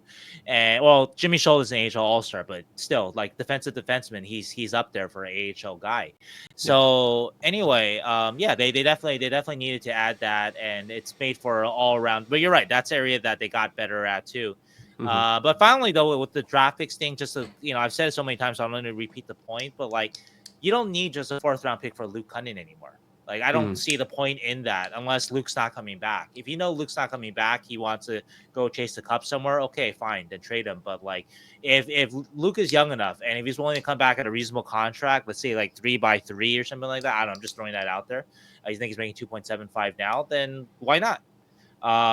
Unless you're getting like a first round pick for him, which you're not. Mm-hmm. And so, yeah, so like I talked the Mikey Asimon example. I'm gonna take that to my grave. Like that is again just an example of like it just shows the mentality I think was wrong Mm-hmm. in like in those couple of years that it was a little bit too much in that like we got to tear it all down. I get that you got to trade Eric away, you got to hope that someone will take Hurdle's contract. I get all that, right? But if you have a good role player that is exactly the kind of guy you want in the room, what do you need with another fourth round pick or Nemestikov that will turn into a fourth round pick? What do you need in that? You don't need that. Fourth round picks, you can get that on draft day if you really want that for whatever reason. Yeah, there's some player you really like in the fourth round. Chances are you can trade up and get him. Chances are, And so anyway, Yeah. so not yeah. So I think we're out of the like complete teardown phase, and well, we're we'll in see, the right? Like if you start seeing moves like Mikhail Granlund for like a second, it's like, well, okay. I mean, unless you knew he was leaving, mm-hmm. like trades like that just start like, well, yeah, Yeah. like there's an argument to keep a lot of these guys though, as you add young players around them too, give young players chances. But yeah, I think you want concurrently both to be happening. That you still have a competitive, decentish group, and then you want Macklin to get much better, Will to get much better, and then those obviously will be your leaders. But yeah, both should be happening at the same time though. It shouldn't be like, hey, we got Macklin now. Now we can break apart the rest of the team and just go for draft picks. Yeah. So Where you end up in a perpetual rebuild forever, even with Macklin. yeah. Finco's second question is: which bottom sixers deserve to be here after next season? Ooh, that's a good one. Deserve is a good way to phrase that as well. I like. Yeah, that is a good way to phrase it. I mean, Kunin for sure, right? I mean, he has 10 goals this year. I don't know if he's gonna keep scoring like that because that's gonna make him a 20-goal scorer. But I mean, I think with Kunin though, I would say that what jumps out we talk about is that he is faster this year, and it's made him a noticeably better player. Like I noticed him on the fourth line. Like he's too good for the fourth line now. Mm-hmm. in my what the last week of watching the last week of Sharks hockey that I watched him, he's on there. He's way too good for it. Not way too good, but he's too good for it. Sure. And so last year he was just like, okay, that guy should be on your fourth line. He's your 2C, but he should be on your fourth line. Whereas this year I watch him, and with that extra quarter half step, I look at it like, wow, like he is competent on your third line now. Like Mm-hmm. he shouldn't be on your fourth line. If he's on your fourth line, then you might have a pretty deep team. Not necessarily the Sharks, but like if like a playoff team has him at fourth line wing, that's probably a good thing for them at this year's version of Kunin. Besides that, Wenberg, I think counts as bottom six, and he definitely deserves. He to deserves be in there. it for sure. Yeah, he's a terrific, really underrated player. I really like him. His offense is never going to be as much as maybe you think it should be, but he is just a good, solid all around player. Smart, patient with the puck, doesn't panic with it, and in the defensive zone when the forecheck is on top of him. Just so many things that I like about him, that he's made the Sharks a noticeably better team. Yeah. Besides that, I think those are only two clear guys, if we're being honest. Like Grunstrom and Delandra, I both like them as players, but they have not shown their best with the Sharks. Goodrow, I like his, but yeah, like he hasn't been like he hasn't surprised or impressed me in particular, though, I would say, on the ice at least. So yeah, and the costume we talked about is big question mark, right? And so I think those are kind of your bottom six guys. Kovalenko, I guess right now he's playing a bottom six role. He's intriguing. He's young, or he's not so young, Youngish. but he's inexperienced. So Yeah. love to see him more just because of the potential. Hmm. But the only clear cut guys to me are Kunin and Wenberg though. Yeah, kind of Wimberg I think would fit in a bottom six for If next the year. Sharks were a playoff team next year, those two could still be on your team, I think, in that role. Yeah, whereas the other guys, it's kind of a question mark. Do Yeah, Goodrow, Delandre Grunstrom deserve in that thing? So right. I would say this. Kovalenko is, yeah, you're right. He needs more time for an assessment. Basically, Yep. he's had some ups and downs for sure. Yeah. All right, Zeke. We've talked about this as well, but Zeke wants to know, which younger players do you think it's time for the Sharks to cut bait Oh with? yeah, right. We just talked about Grunstrom and Delandre, Yeah. right? He also mentions Thrun, which is interesting Right. because we've had the ups and downs of Henry Thrun, right? Right. Thrun, Grunstrom, Delandre, plus a few others, but maybe not with the Sharks. Who do you think it's time to cut bait with? In I don't. defense of Zeke, though, let me just Hmm. jump in there. Zeke sent his question in 6 days Yeah. before the great Henry Thrun Renaissance of Yes. 2 days. The great Henry Thrun week. It's Thrun week, the first week of Hey, January. credit to Henry too. He has been Yeah. better, so yeah. And I also do, even if it wasn't better, I don't think it was time to cut bait with Henry Thrun Sure. regardless. So even before his renaissance, his resurgence, it's still too young to evaluate. He hasn't had enough minutes, enough reps in the NHL with the Sharks to really say that he's not going to pan out or will pan out. Right, right. There's good things with Henry Thrun and not so amazing things with Henry Thrun, but even last year, I remember one of the things that I liked about Thrun was just he bounces back. Like he has bad stretches and then he comes back and we'll say, okay, you're solid actually. He's done that And all season this year too. Yeah. yeah, it's something that I think is just it's his mentality of how he approaches things, and he doesn't let things get too in his head. Even last year when it was like they were getting shelled for a million goals every game, he still had good stretches. So I like Thrun. I think there's still something there as a bottom pairing defenseman, but I don't think people should expect tons and tons more than a solid bottom pairing defenseman in the end of the day, which is Yeah. reliable and good, but yeah. Yeah, I'm so curious about what his ceiling is. I used to a couple years ago like him as I think maybe he can settle into a middle pairing. I've kind of backed Yeah. off from that, but still though, yeah, still being a good bottom pairing defenseman is Hmm. still valuable. But I think to answer the other guys though, that I think Grunstrom and Delandre, it's a little too early to give up on them. Also, too, after the deadline, you won't know what your bottom six looks like, and I think it again is important to have NHL players, competitive NHL players in there, not just give the job Hmm. to Ethan Cardwell just because he's looked good with the Barracuda. I don't. I think it's good to still have even that going in next year too. That I still feel better about Grunstrom and Delandre and their guys who have done it before on good teams, Yeah. on playoff teams. Instead of just Ethan Cardwell, here's a job. Beasted, Philip Beasted, here's a job. So I wouldn't give up on Grunstrom and Delandre already. The contracts are very reasonable, so there's no reason to do that. Thrun too kind of falls along the same category because you might be less Cody Ceci, Jan Ruda, and so Hmm. you're gonna need somebody in there, and so I'm not gonna just get rid of him.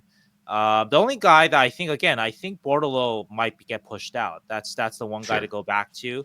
I think Gushchin too, but Gushchin's gonna have a little more of a chance.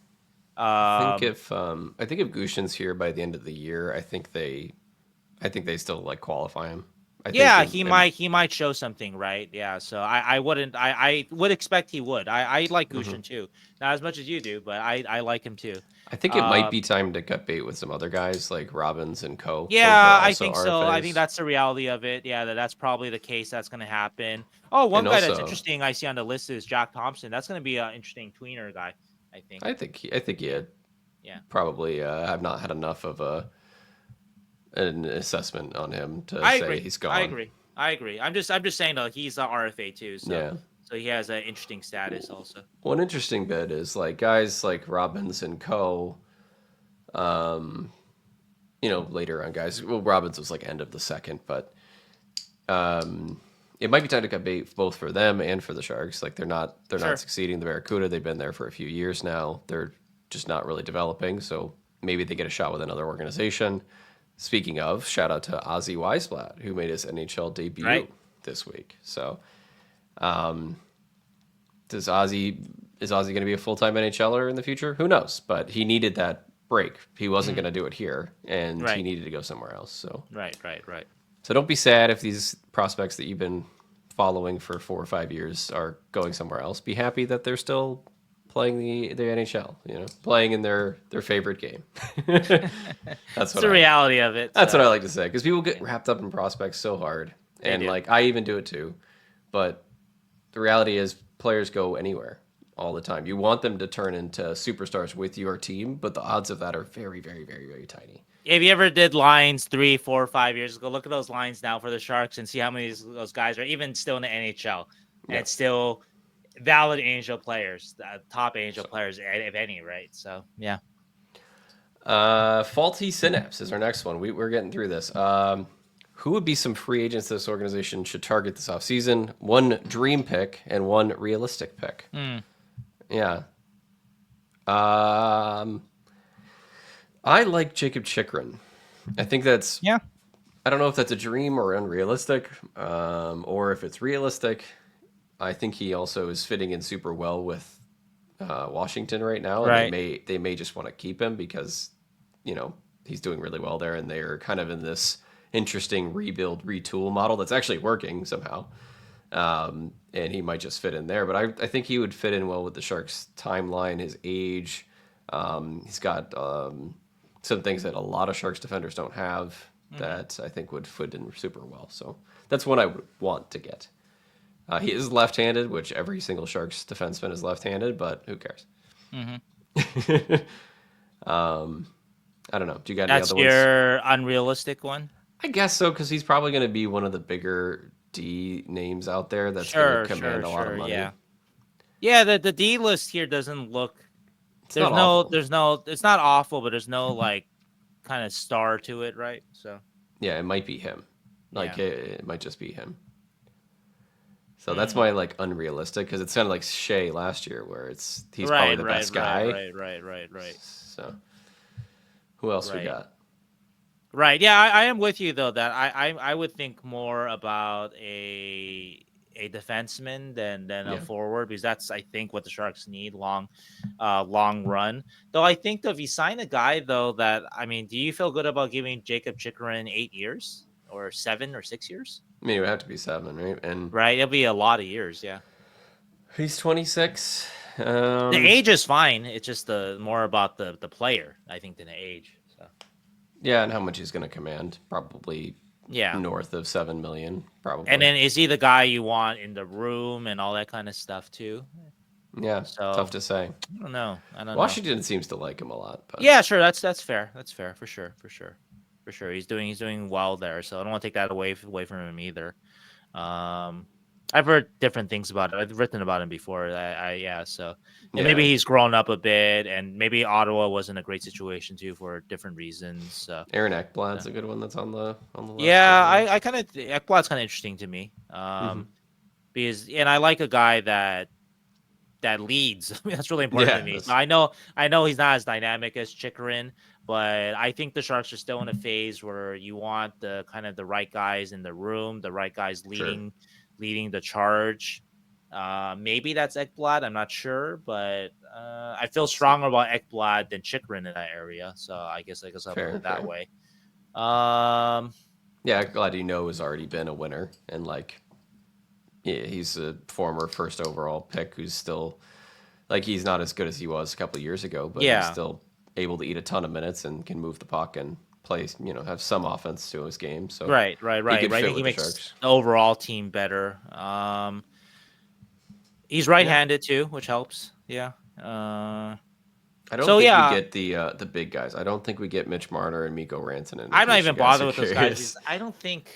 Yeah, I don't think the Sharks are at that place now where you give a 27-year-old forward 8 years. Like I think with like an Ekblad, you're hoping that because of his injuries or whatever, that his value is a little bit lower. That sure. maybe you can get away with like 5 years with him or something like that, or something, right? Or even Hmm. with Chikrin, because Chikrin's like kind of stock has been sort of Up and down for up and sure. down over the years, right? Whereas like Marner, Rantanen, you're not getting them for anything less for 8 years and a ridiculous overpay. Like you got to Yeah, pay him like 8 years, 14 or something like that, right? Especially go to the Sharks yeah. to leave their situations. So They're the kind of and ads that a team makes, like when the Sharks in 3 years make, like when they're yeah, like, yeah, I think so. I think you're still in yeah, the building phase. So I think I'm gonna go a little more Ekblad for my like. I know that's not a very like exciting hmm, or it's sexy still exciting. dream, It's but a very serviceable D man. That's exciting to me. yeah, okay. That's exciting. um, I wouldn't call it a yes. dream scenario unless Ekblad like I don't know. This is gonna make a shit ton of money on the market. He might. I don't know. But I mean, a dream scenario is Mikko Rantanen coming for like three yeah, years and like and like or give like him all the money. eight 3 years and years, 45 million, right? or So like 7 years, but he's making $5 million for some fucking right, reason. right, right, That's the right, real right. dream. But it's like that's never gonna happen. So you'd have to pay him 11, and you don't want to pay Mika Rantanen $11 million to be. One thing that I don't see in this free agency class that it's a different story for me, so I'm not going to say too much about it, but I have alluded to it with defense though that when the Bruins signs Daniel Chara, I think he was like 29, he's a little bit older, right? It seemed kind of weird at the time because they weren't a very good team, but it was the Mhm. right guy. And it was right guy to build around, and right guy in the room, right guy in every sense of the word, right, on and off the ice. Mhm. And the Blackhawks did that too when they signed Marian Hossa. Yeah. And granted, the Blackhawks, I think, were coming off a conference finals, I think, but Hossa was a little bit older though. So, and they were signing him to like this was back when you could sign players to like 12-year contracts. So Mhm. I think they signed him to a very long contract. I mean, I don't know if it was 12 years or not, but it was a very long contract. But Marian Hossa, though, it was a model like two-way player. He Mhm. was like the exact player that you want around Taves and Kane, and a guy that didn't sacrifice his defense for his offense, but was still highly productive. And so, kind of guy that basically shows you how you can win in this league and still be super productive, right? Ooh. And there, I don't see a guy like that. It was a 12-year contract that he signed, Hossa. But anyway, I don't see a Is guy that the like one that where in he this free got out agent of it class. with his Yeah, his allergy to his skin equipment? thing or whatever. Yeah. I don't know. Yeah. Um. But I don't see Yeah. that though. Like Rantanen, Marner, I think are both terrific players. But do I see them as Chara and Hossa the same? No, I don't. It's basically like culture. Are they like culture, not just culture followers? Like it's great to follow Nathan McKinnon, but like, are you culture setters, establishers, leaders, right? Yeah. And that's where I think those are like the dream scenarios. Like, okay, we're not going to get another chance as Daniel Chara, and he doesn't quite fit our timeline right now. But if we get a guy like that, like, does that expedite our timeline? And is a work, and those are the kind of moves that I think we're talking real dream scenario, and I don't see any of that here in this free agency class, unless I'm wrong. Yeah, Rantanen, Marner. Yeah. Unless you Um, miss on those guys, I don't. so anyway, so that's my answer then, I guess. There's good options though. Like there's There guys are good out options. there that There are good are. options. This is actually not a terrible UFA class. No, it's It's not. I got mean, you some have two interesting. like superstars, right? And Yeah. Rantanen and Marner, and it's got a good, at least right now, has a good middle class, right? Like Tavares and Duchesne.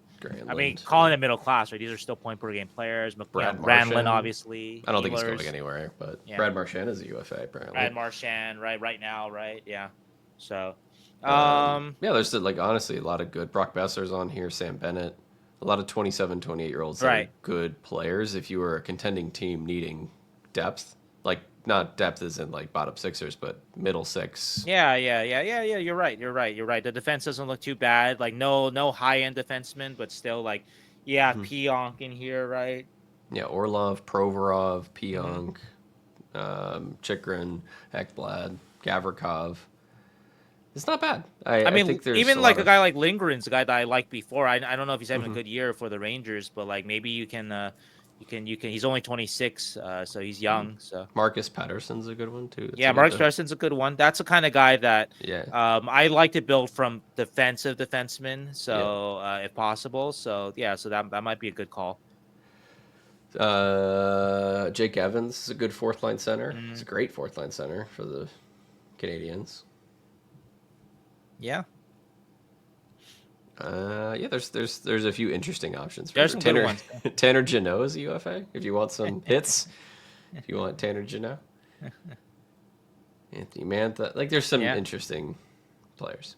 Yeah, but I guess the one thing you can hear in all this is that go defense though. So if you can, so I think the Sharks need some.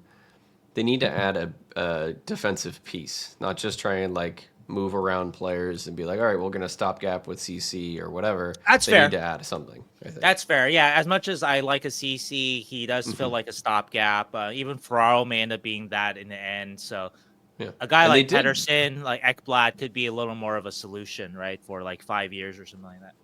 And they did add Walman this offseason, so they did. But his contract's a 2-year contract, though, so I think he's still a little bit of a wait and see. Like, do we want him on a winning Sharks team?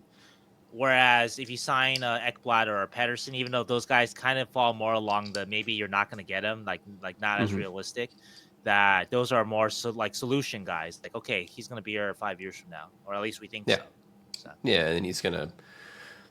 But I think hopefully that's the plan in the offseason and not just more of the shuffling, I would say. Right. Yeah, I could see that. I could see the Sharks being at that point, though. Going back to the Chara hosted thing, though, it's all about the right guy, though. So even if you're giving a 4 or 5 year contract out, like you gave it to Toffoli, right? Because Toffoli is the right guy on and off the ice. So don't give that 4 or 5 year contract if you don't think that Pettersson or whoever, Chikrin, like is the guy on or off the ice. Yep, that's true. Because he's going to be here, and you're going to have to pay for him. That's how the UFA always works. You have to pay so much. Speaking of, actually, we've already mentioned this. Scott Stevens, not the Scott Stevens. It's spelled differently. But although you yourself, Scott Stevens, are Scott Stevens. So you're our Scott Stevens. You're our Scott Stevens. You're our heavy hitter. Yeah, exactly. I feel like this is the last season of tanking, and next year the team is likely to be closer to a bubble playoff team than we've seen in recent years. Do you feel like we'll be targeting one of the bigger names in the blue line given the team need there and lack of big name prospects ready to make an impact? Well, I think we answered. We already answered it. We went through the UFA list. I think hopefully this is maybe they add one piece.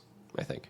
Right, and with the caveat too that the guys that the Sharks want to add that are good on and off the ice, other teams will want to add them. And so they may or may not get that guy. They may have to go with stopgaps for another year or so. But they should try, though. Yeah, I do agree with what you're saying, Keegan, and also what Scott here is saying. That I think that there is enough from the team. I don't know if it's likely to be. I think it's still going to be closer to a tanking team, or let's say, because I don't think the Sharks team is. Well, no, they are trying to tank. They kept Askarov down the whole season. Anyway, though, but I do think that next year's Sharks team, I would predict, is probably more likely to still be closer to last place than they are to a playoff spot. Probably. I mean, what is that? It's about a 30-point difference, right? So that would be my guess. But you need to show improvement and start signing players to kind of take those next steps. And so, so I agree that that's the kind of player that they need, though.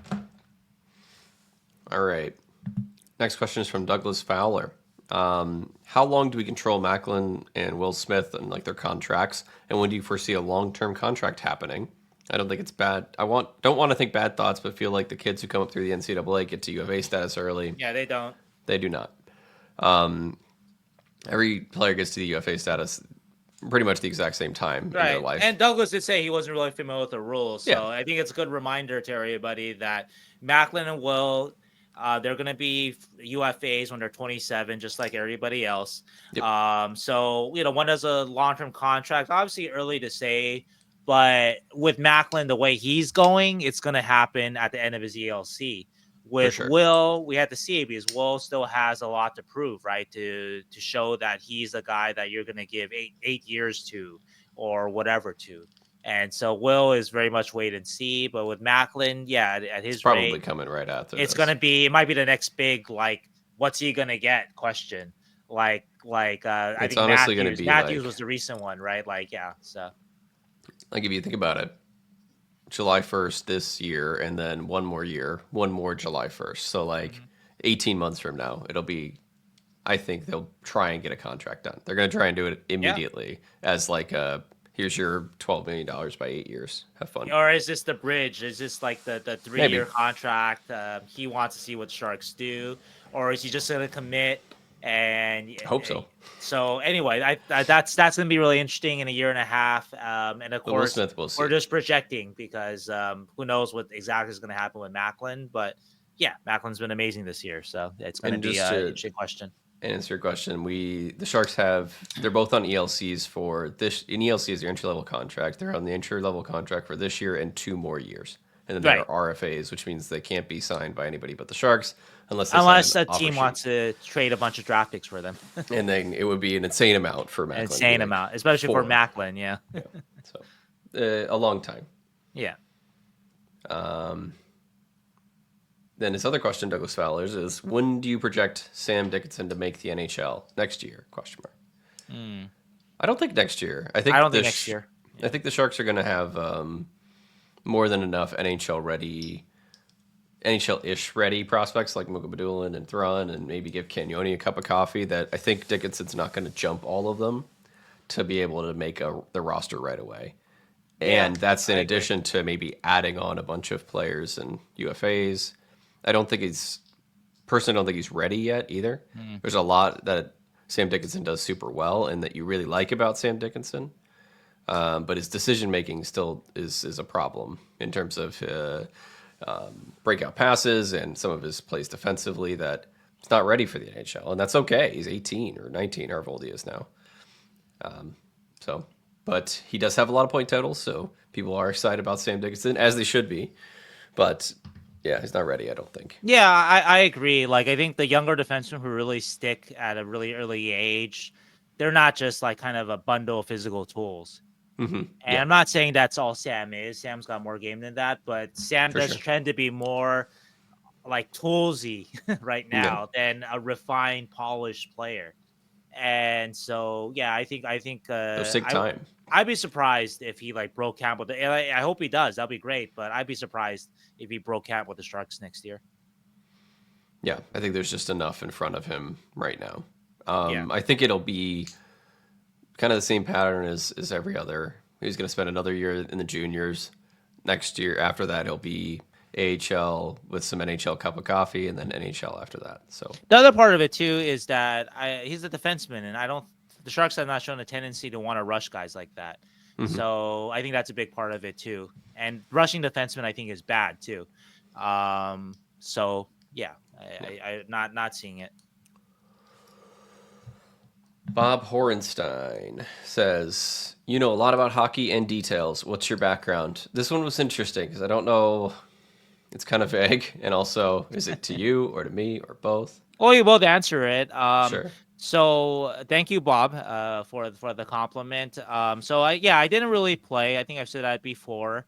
I wrote an article about it a couple of years ago. You guys can dig it up. But I talked about how I kind of got into hockey writing. A lot of it was because of analytics. And because analytics, even though I don't use it as much anymore, because I think a lot of it is, what's the word? A lot of it is improperly used, improperly weighed, I guess. I'll put it nicely. Underdeveloped. It's underdeveloped, and people treat it like it's developed, and it's not. But anyway, analytics, though, did give me a window into understanding the game beyond just watching the puck, watching the player with the puck on the ice.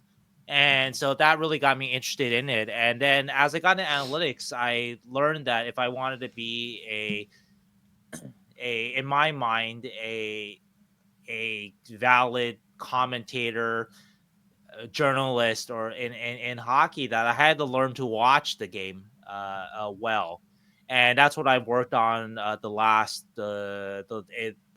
few years, or in like the before I came here to San Jose. Like I really worked on that, to learning how to watch the game, trying to understand players' responsibilities, not blaming the last guy, the last jersey that you see before a goal against, on the player that's the last one there, because usually it's not that player's fault. Usually someone blew their assignment, or something happened in another zone that put the player that got beat in a precarious situation, that sort of thing, right? Those kind of details of it. And so a lot of it is just from watching, from talking to people, being willing to learn. I talk with a lot of scouts, and we're going to get a question about it later. But I think one of the reasons why scouts will talk to me is because I don't put charts in their face that don't make sense to them. It's not that I'm trying to like smooge them. I don't believe in the charts either. Like, I believe in watching the game and watching basically what they're seeing, trying to understand what they're seeing out there. And so I think that people can tell that I have an interest in learning and being better at that, whether or not I play the game or not. Um, some of the best examples of people that I admire for how smart they are at the game, that never played, and we're talking about other sports, right? But like in football, right, you see Mina Kimes. I don't even know how to. I don't say Mina Kims, right? Kimes, I think it's Is it Kimes. Kimes? Mina Kimes? Like, yeah, she's so smart, and like she obviously never played in the NFL, and but she's so smart. Bill Barnwell, Zach Lowe. I don't know if these guys have any playing backgrounds, right? Zach Lowe's NBA. Bill Barnwell is NFL too. Just like Mina. And so like you can learn the game to a pretty high level just watching, I think. And I mean, sure, I don't have the locker room experience. I never will have it. I don't pretend to. And so if I have a locker room question, I will text a player, a former player, a former coach, and that's who I go to for that. So anyway, so that's that part of the background in terms of the hockey, sort of the trying to understand the game better. Just as a hockey fan, I mean, I've been a fan since I was 6 years old, since the Kings traded for Wayne Gretzky. So just as a pure hockey fan, well, I've been a fan for that long. And then sometime when I was a kid, I actually liked baseball a little more. But I think like when I was being a teenager, I think when the Kings went to the Stanley Cup Finals in 1993, when they lost to Patrick Waugh and the Canadiens, like hockey started taking over as my number one sport, and it Yeah. hasn't diminished since then. Like I really hockey has been like my number one sport since then. Like I can't tell you baseball players any. I used to be able to read entire MLB rosters, because I used to buy a lot of baseball cards back in the late 80s, early 90s. I can't name like 90% of a major league roster anymore, unless it's the Angels. That's my team. But otherwise, like, yeah, I don't have. So like it's really I love the sport of hockey. I love the sort of the elegance of it, the brutality of it all rolled into one package is really neat. And so yeah, I think that's kind of that love, that passion for just enjoying the game as a fan. Now I'm not a fan of a team, but I am a fan of the sport still. So watching a great player like Eric Carlson in 2022-23, or Macklin Celebrini now, is really a lot of fun. Or watching a Connor McDavid, a player on an opposing team. But then in terms of like the details, that's something that I've really worked hard in the last decade. Just like I said, just trying to watch, understanding analytics first, and then trying to learn how to watch the game properly, the best that I can. And so yeah, that's my story. And you also watch tons of games because you're reporting on games all the time. Hmm. So yeah, I also did not play hockey at any high level. As a kid, got introduced to hockey through my grandfather, who, on his side of the family, I think it was his grandniece, I guess that's the way to put it, married into Scott Hannon's family. So Scott Hannon married into our family, who, when that happened, and then he got drafted by the Sharks, and this was early on when I was a very small child, in '97. I don't know. My grandpa thought it was awesome, and he was so proud of like just Scott and him being in the NHL, and he thought it was the coolest thing. So he introduced my whole side of the family to hockey, including my sister and me. And we've had Scott on this podcast, which is like the culmination of my whole life as a hockey fan. But anyway, just that kind of got me into hockey. And then I obviously was a Sharks fan because Scott played with the Sharks for the first like 6-7 years of his career. And so then I was watching the Sharks all the time. Like that would be just what I would do after school. I'd beg my mother for NHL center ice every year. This is when I was like preteen, young teenager, so I could watch Sharks games because I had no way to watch games for the Sharks. That was my Christmas present every year, was to be able to get NHL center ice for the Sharks. And anyway, when I was younger, I would always watch the Sharks, but I would watch Scott, and I would watch like, is he playing well? Is he doing poorly?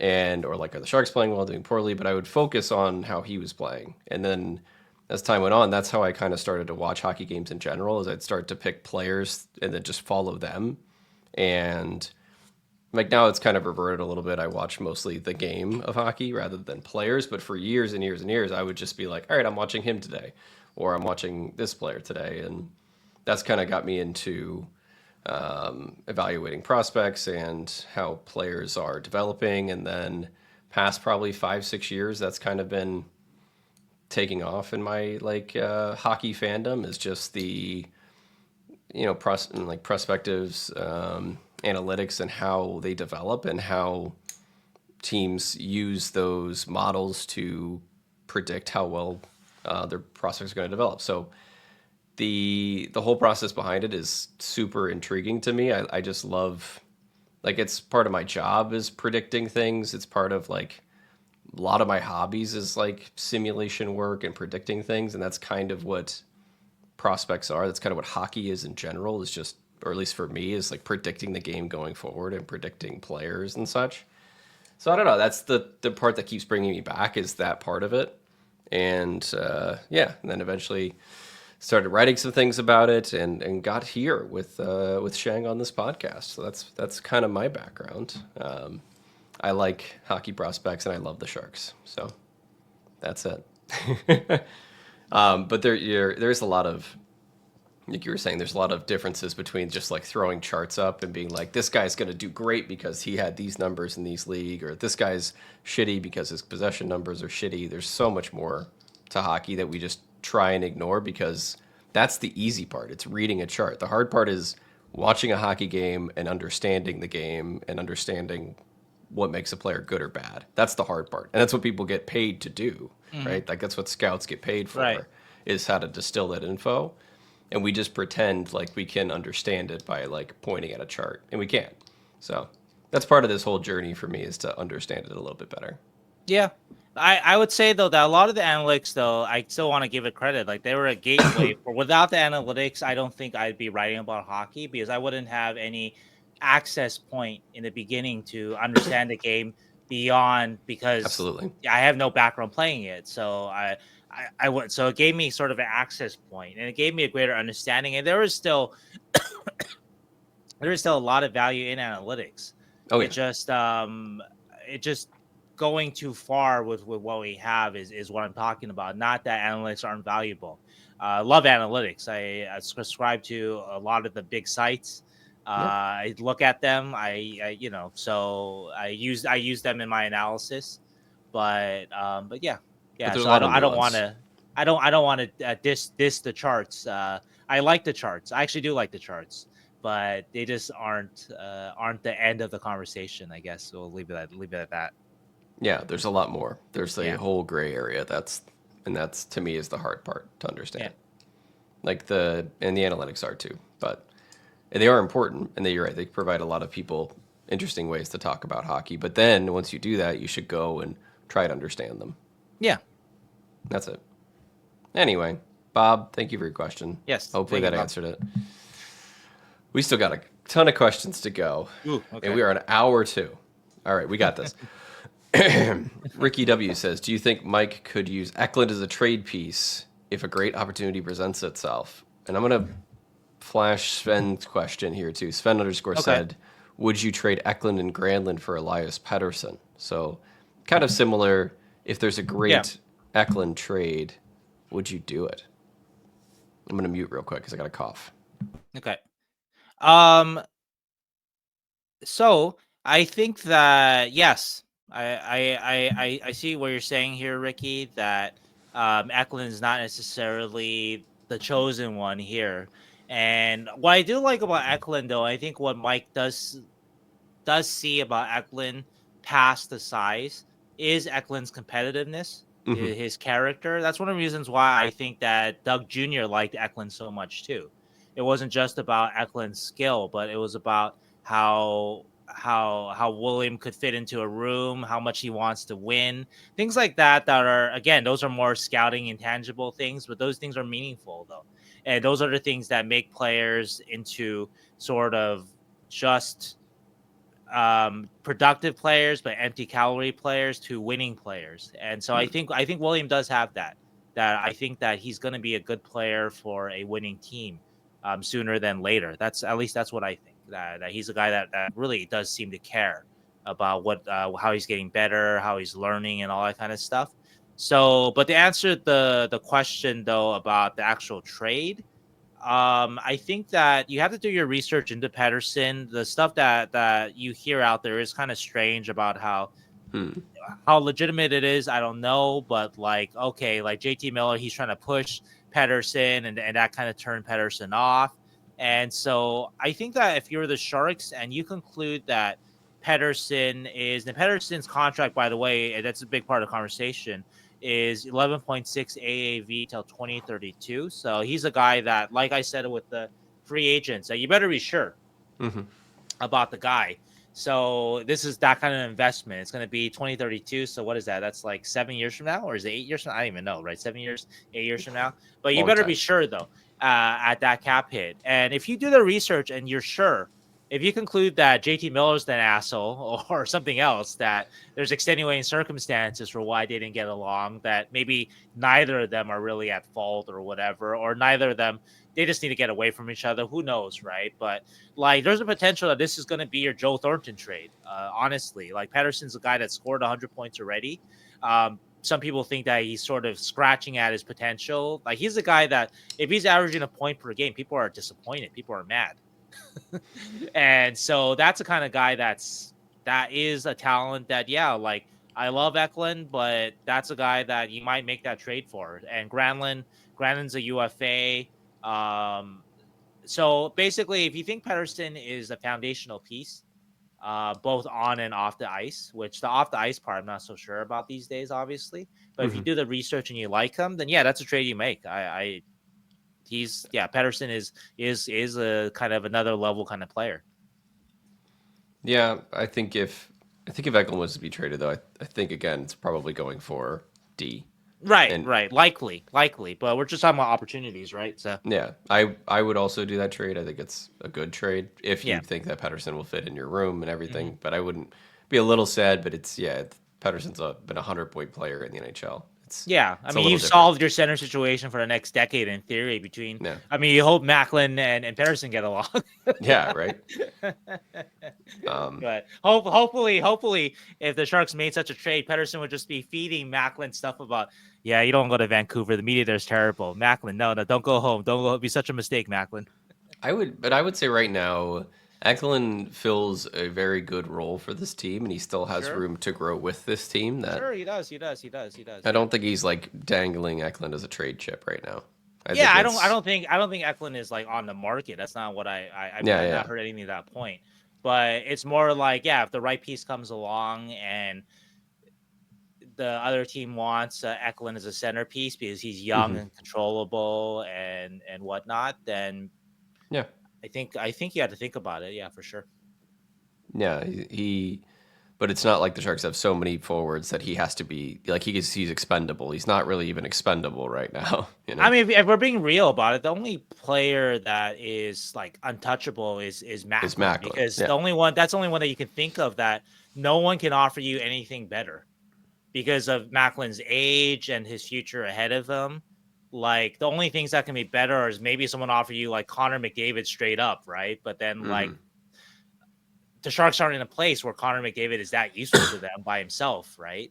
Yeah. And the Oilers obviously like unless they're going into a soft rebuild, they're trying to win a Stanley Cup right now, and Macklin is not better than Connor McDavid now. But just in terms of I'm just speaking though in terms of like that's the kind of value that Macklin has that just like it's really very high up there. So there's no other player on the Sharks like that, not even Askarov. And so so it's not even I guess a knock on Eklund too. We talk about his size or whatever, right? Yep. And actually, Ricky, you used the phrase similar skill set. Like the Sharks have a lot of undersized forwards, but they don't have guys of Eklund's kind of combination of compete, tenacity, and skill. Otherwise, those guys might be here at the NHL. We're talking about guys like Bordeleau and even Gushchin to some degree, though Gushchin's compete it's actually considered a plus for him. But still, though, let's not undersell Eklund either. There aren't guys with similar, like you mentioned, Keegan. Actually, you're getting to that point that there are not guys of similar skill set on the Sharks. Yeah, it's definitely got a place for right now. Yeah. All right. Steven Akerson Nagy says, Macklin has openly expressed how much his hometown Vancouver is meant to him. Do you suspect this tie will affect his willingness to sign long-term in San Jose? I know I won't help to worry about it.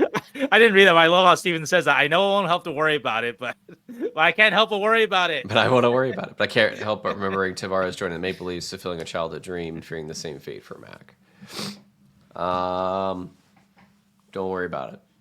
Yeah, I don't know what to say about that. I mean, that's so far away. Yeah. It is obviously a question mark. Like if Macklin hits free agency and he's the player that we expect him to be, and he's 27, and let's say the Sharks aren't going anywhere as a franchise, that they have Macklin, but they haven't been able to figure out the other pieces. Of course, going home could be appealing. Of course, we don't know where Vancouver is going to be. Vancouver, Vancouver as a mess as an organization, like maybe like 5-10 years, like Jim Benning era kind of, right? I don't think that's that appealing, right? Even now, I don't know. Maybe a lot of that media stuff, though. I don't know. I think I have heard that players have not Macklin or necessarily, but like other players, going to Canada, all that media attention, they don't like that. But yeah, it's really not worth worrying about, though. It is a relevant question, and Macklin does 100% consider that his hometown. Sure, but yeah, it's hard to say. I mean, if Mike does his job great and he builds a winner around Macklin, there's gonna be no reason for Macklin to want to leave. So, I feel like it's too far away, and I don't want to worry about it. So it won't help to worry about it, Steven, as you say yourself. So don't do it. Yeah. Ryan Martinez asked, "Does Dickinson get AHL time this year after his OHL time?" Oh, I'm going to assume that's what he said. I'm going to assume that he does. And then the answer is actually, I wouldn't assume that because London is a good team, so they're going to go deep.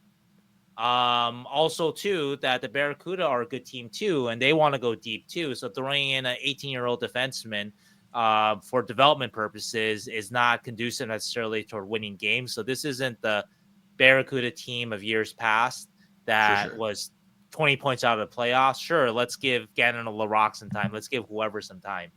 Different team this year. So I wouldn't assume that. Yeah, I'm looking through like the schedules, and the AHL is done on April 19th before playoffs, and the OHL I think is done on April 1st. So the OHL does finish a little earlier, but they would have to get knocked out, and London's a good team, or else they're going to go into like May further on. Right. in the What they playoffs. will do probably at the end is probably bring Sam over when London's run is over, just to be around. That's what Yeah, they've commonly done, and so that would probably happen. But for him to actually get into games, tough to say. especially if the Barracuda are let's say London has a good run, the Barracuda are in the playoffs still. London gets knocked out, the Barracuda are deep into the playoff run. They're not going to play Sam Dickinson there. I don't think they would unless they have a lot of injuries or something like that. I think Yeah, that'd be crazy too, unless he shows something that he belongs to be in pro hockey immediately. But I'm not yeah, seeing that with Sam. At least that's my read on him at the moment. I think that's Keegan's read too. yeah. Unless he has like an unbelievable second half of the year or an unbelievable playoff with London, but who Yeah, knows? yeah, not Maybe seeing it. maybe a game or two, but you never know. Not seeing that. Yeah, not in the playoffs, but Probably not. yeah. It's a lot of ifs and maybes. I think Mm-hmm. it's unlikely. Yeah. All right, Lincoln Race says, Oh, and we have these two questions are actually related. Lincoln Race and Andrew Malawada. Sorry if I'm saying Malawada. that wrong. Yeah. One is about Goodrow and one is about Ferraro. And why do they? I'm calling it Goodrow immunity and Ferraro immunity. Why do they just? Why is the question? Why do they keep playing it despite struggles? I guess. Why Goodrow? Why Ferraro? Why CC? Why? I guess to answer, like to phrase it like he did. Why does Barclay Goodrow seem immune to being one of the scratches or even getting fourth line minutes? Was there some kind of assurance given to him when he got claimed off waivers? I don't No, think I don't that. think so. And actually, since Lincoln posted this question, they sent Goodrow to the fourth line. So So, um, I don't. you I want mean, to put maybe. out Andrew's question too because they're similar. So maybe we'll just answer them together. At Yeah, least and that's how I then can answer it. yeah, and then Andrews is why Mario Ferraro keeps getting put out there when he constantly gets scored on in every situation. The same Poor could be said Mario. about Cody Ceci, but one terrible defenseman at a time. The Sharks have four of them that play significant minutes. Yeah, I don't know. I at this point, Ferraro's been scored on in every situation imaginable for the Sharks because he's been on some horrible Sharks teams. The easy answer is just there's not anybody else who can eat minutes like Ferraro can and provide you with even hockey, even to minus hockey. But if you put in a lot of other defenders in the situations that you put Ferraro in, they would do worse, and that's They why would do he's still worse. getting. Yeah. That's Yeah. why he's still getting ice time. Yeah. Is the same with Goodrow? I actually don't know. That's a good question. Yeah, no, I believe that in general. I have a couple answers for this. One is a funny one from let me see if I can find it from one of our readers and subscribers. So she actually responded to Andrew, Mm. and Stephanie K responded to Andrew. If you saw me take ground beef out of my fridge and then asked me why are we not going to eat steak, Because my we don't have answer to steak. that question would be is because what we have is ground beef. Very true. Absolutely accurate. So no offense, Mario, but but anyway, yeah. And then the other way, I actually asked Ryan Warsofsky today about sort of his because what you guys are both asking, honestly, goes back, I bet, to the analytics and the charts and all that stuff, right? And also the puck possession numbers, right? The puck possession proxy shot attempt numbers, which both of them struggle with, expected goals. So I actually asked, I was asking about CC in particular because we had been talking about CC in today's press conference, and like I actually wish we should have just put up the entire tape of what Ryan Hmm. said because I think it's smart. I think it speaks to kind of at least like uh like Warsawski's genuine attitude about analytics. And so I'm gonna do here. I know it's not the most entertaining thing, but I think actually it's good to yeah, I'm gonna kind of do my best to paraphrase what he said Sure. off of my phone. So it's gonna be a little bit rough, and it's gonna be just me looking at my phone, which isn't that interesting. But okay, so this is me paraphrasing Ryan Warsawski on analytics, and the way I framed the question is Ryan is 37, so 10 years ago, the so-called analytics, summer of analytics, all that kind of stuff, right? Like Warsawski was still in his 20s, so he would probably be pretty up on this stuff, at least aware Sure. of this stuff, right? And so anyway, so okay, so um So I just asked his general thought and how does that impact his decisions? Mm-hmm. And then I mentioned CC a little bit too, but okay, so this is what Ryan said. Well, we use it a lot, and again, this is me paraphrasing, so don't quote me Mm-hmm. entirely, but I still think it's very early. This is Warsawski talking. In my opinion, the way analytics is in hockey, it's not where baseball is. Yeah. I think there's a lot of variables in hockey, whereas in baseball, for the most part where the ball is going, where the baseball is going. Whereas in hockey, you don't know where the puck is going. I do think there's some value to it. We use it a lot in our pre-scouts and what teams are doing 5-on-5 or 5-on-4 or 4-on-5, whatever their data might be, where their strengths and weaknesses are. And this is me jumping in here. Just like I think what he's talking about could be like what teams like where teams like to shoot the puck from, or where our teams more forecheck, our teams more rush teams, things like that, right? So okay. Anyway, I'm gonna go back to Warsawski here. So we use it for line matchups. We do look at expected goals, goals against, and what they're giving up and where they're giving up their goals, Mm-hmm. right, for other teams, right? And so he also says, I think you've got to kind of balance it out a little bit with the eye test. So a lot of times, if I'm looking at something that the team sees, then with the data, then he's gonna watch it with obviously watch the game himself and see if there's something there.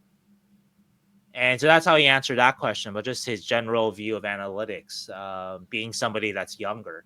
And so then I asked him, okay, so Cody Ceci, for example, he's a guy, his expected goals isn't great, but why, what does he do to kind of stay in the lineup?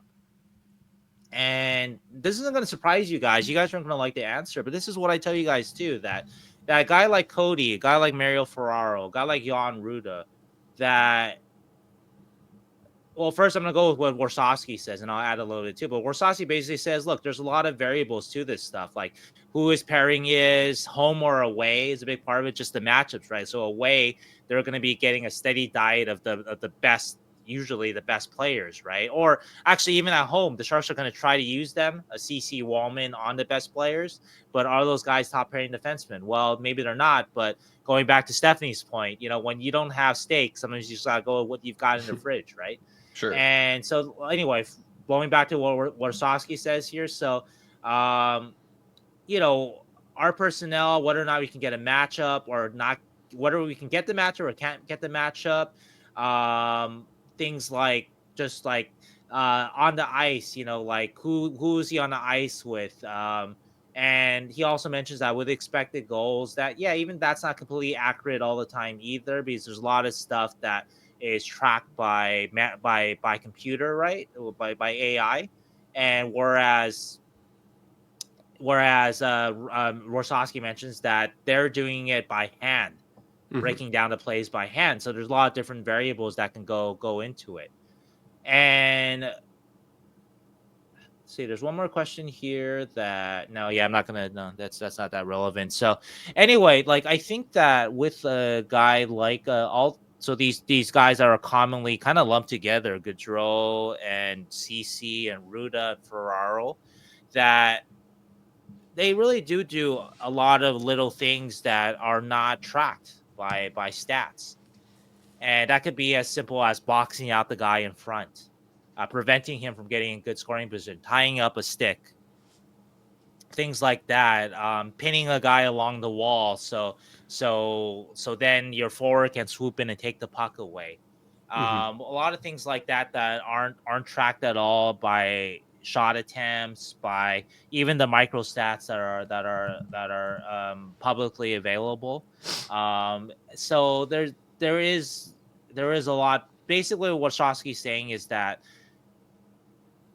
I think, I mean, he's not saying it in a mean way, but that a lot of like what you're asking me about Goodrow and Ferraro and CC is not tracked in these stats that you're kind of putting, like, you're putting in my face or whatever. Not to say you guys are putting it in my face in a rude way, but like like you're saying, oh, look at this, look at this, look at this, but that's not the end of hockey evaluation that you have in your hand there. And so these players are showing more to the Sharks, and not just the Sharks. All these players are players that would be playing ahead of, I think, on virtually every NHL team out there. That, other players that you can think of, you think should be out there: Thomas Bordeleau, Daniil Gushchin, Mukumadul, and Jack Thompson, right? Guys that, get rid of Ceci, just put in Jack Thompson right there. Teams don't see it that way. I would love, I would love, like, for one of these like online super analytics guys to get a team and run it the way you want and see what happens. Maybe it'll be better. Maybe it will be a revolution. Maybe having 6 smallish puck moving defensemen or whatever, right, is better, because you have the puck all the time. Like, that's the theory, right? If you have like 6 Erik Karlssons on a blue line, that you're going to be just fine because you're going to have the puck all the time. It's a good theory. I mean, we haven't seen it in action, so maybe it's legit, right? But I have my doubts. I know that obviously Ryan Warsawski has his doubts, but it's not just Ryan Warsawski. The entire hockey establishment industry has their doubts on that. And I would love to see in action, and maybe it'll be proved to be right that, like, yeah, we are dummies for playing Jan Ruda for so long, or for trading a first for Ben Sherratt or whatever, right? I say we in a general sense of, like, that belief system, that kind of, like, I consider myself, like, kind of old school and new school in terms of, like, I know I understand analytics. I think I do. But, like, I stopped, though, before, like, using it as sort of my be all end all. There are people that say they don't use it as their be all end all, but it sure seems like they do. And I'd love to see in action. Like, again, maybe I'm wrong. I'm open to being wrong. But we haven't seen it yet. And I don't think that we'd prove to be wrong in that sense, that that's the kind of team that is like a winning team. I think that team would get destroyed. They would score a lot, they would give up a lot, and they would still lose at the end of the night in most cases. So, hockey's a little too random, I think. I think that what Warsawski was mentioning is there's a lot of variability in the way that the game is played, and that variability means that teams can win on different nights, and what you think is happening is not always what's happening. And then guys that don't are low event, or guys that do specific roles or fit a certain role in a team, either on or off the ice, they're never going to show up in any of those stats. So, yeah, you have to weigh it out, I think. And you can't just be, these guys are terrible, so why aren't other guys playing in? It's different than that, and we've seen it. Like, when the Sharks have everybody else playing, they're not any better. Like, when Ferraro's sitting, or not sitting, but he's injured, or whoever isn't playing. Last year was the thinnest Sharks team I've ever seen in my life, and it's not like a lot of people took the reins. Like, there's a few, Eklund and a few others took the reins as, like, decent players, and the rest just, it's been a rolling circle, it's been a turnstile of players for 5 years. Like, a lot of them probably had good analytics and lower levels or what have you, but once you put them up in different roles, they may not succeed. So we got to move on from this question, though. Yeah, I'm sorry. I asked the question to Warsawski, and I've never asked him about that, so I thought it was an interesting answer to get his thoughts on analytics. Yeah. And so that's why I wanted to share good to get that with response. You. Yeah, what he said, to give it. I want to let you guys know I'm not giving short shift to the questions. I see all this stuff on Twitter about all these players that you mentioned, and I don't respond to any of it because I don't know what to say to it. Like, that's not how they see the game. It's not how I see the game either. And, like, am I going to get to a blow by blow about how I see the game versus how you see it? I'm not going to do that. That's not a good use of my time or your time, to be honest. But, like, it's just not. This is not how people see the game. Like, people do still value these guys that we're talking about. That, like, the Sharks fans would love to never play another game for the Sharks. Yeah, but, I mean, LeBanc was an analytics darling for many of his different years here, and It's not the case. That doesn't mean that all analytics is bad. And then certainly Macklin Celebrini's 99% wins above replacement. That's probably real because the guy is, yeah. Macklin's Macklin, but I think the Lament case is a good sort of. Again, we got to leave this conversation, but he's a good example of the extremes. You look at Kevin's publicly available analytics, and he looks like he should be an all-star, or maybe not an all-star, but he should be in the top 6 on any team in the league. Mm-hmm. And guess what happens at trade deadline? He's been available for trade. I was reporting back in 2021 that dude was available. I think he had just signed his contract, and the Sharks were like, "Ooh, this guy is not a solution," even though we gave him all these years, right? So I was reporting back then that Kevin Kurz was reporting back then too. It goes back to Kevin Kurz. he was still covering the Sharks. Like, he's been available for basically every year since he signed that contract. And when it came time to, does the team want him? They didn't. No one made the trade because, again, those analytics, they have a value, but the value is very, very finite. It's not. Teams don't base their decisions based on it. And so, when Kevin becomes a free agent, you still see the same thing, right? Like, that there wasn't a ton of interest, right? Like, good for him that he is in Columbus now, but it was off of a PTO with New Jersey. He did do well in that. And there's a value in him with Kevin in the game, and Columbus saw it. They signed him. I think he's done well there. I don't know about recently. And also, I know that he and his wife Kelly just had their second kid. So congratulations, Kevin. Totally unrelated, but anyway, it's like, if you put Kevin in first line minutes, it's not going to make him better. Like, it's not winning hockey. It's not winning hockey. Yeah. All right, we got to move on.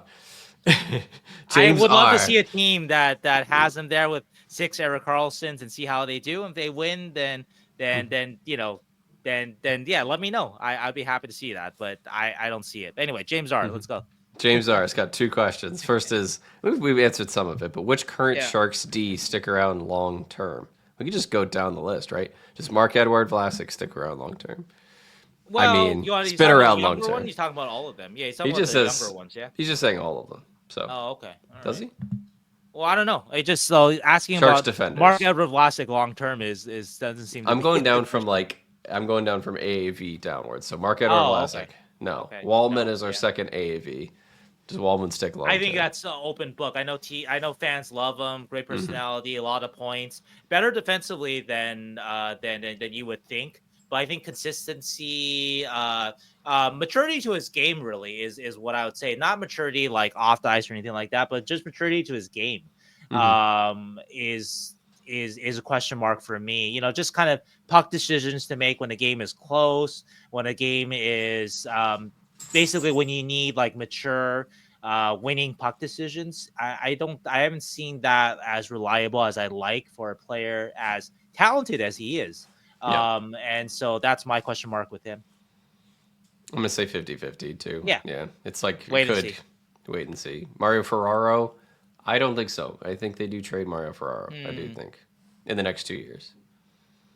I think he's just been part of a core that is not won games, and despite the arguments against it, I think it's Grier sees it as time for a change, or maybe Ferraro sees it as time for a change. Yeah, but I guess I'm with you there that there's an argument for, like I said, the many arguments about just been in a bad situation, but maybe though Mario wasn't Grier's draft pick. He's not his guy, so maybe I can see that.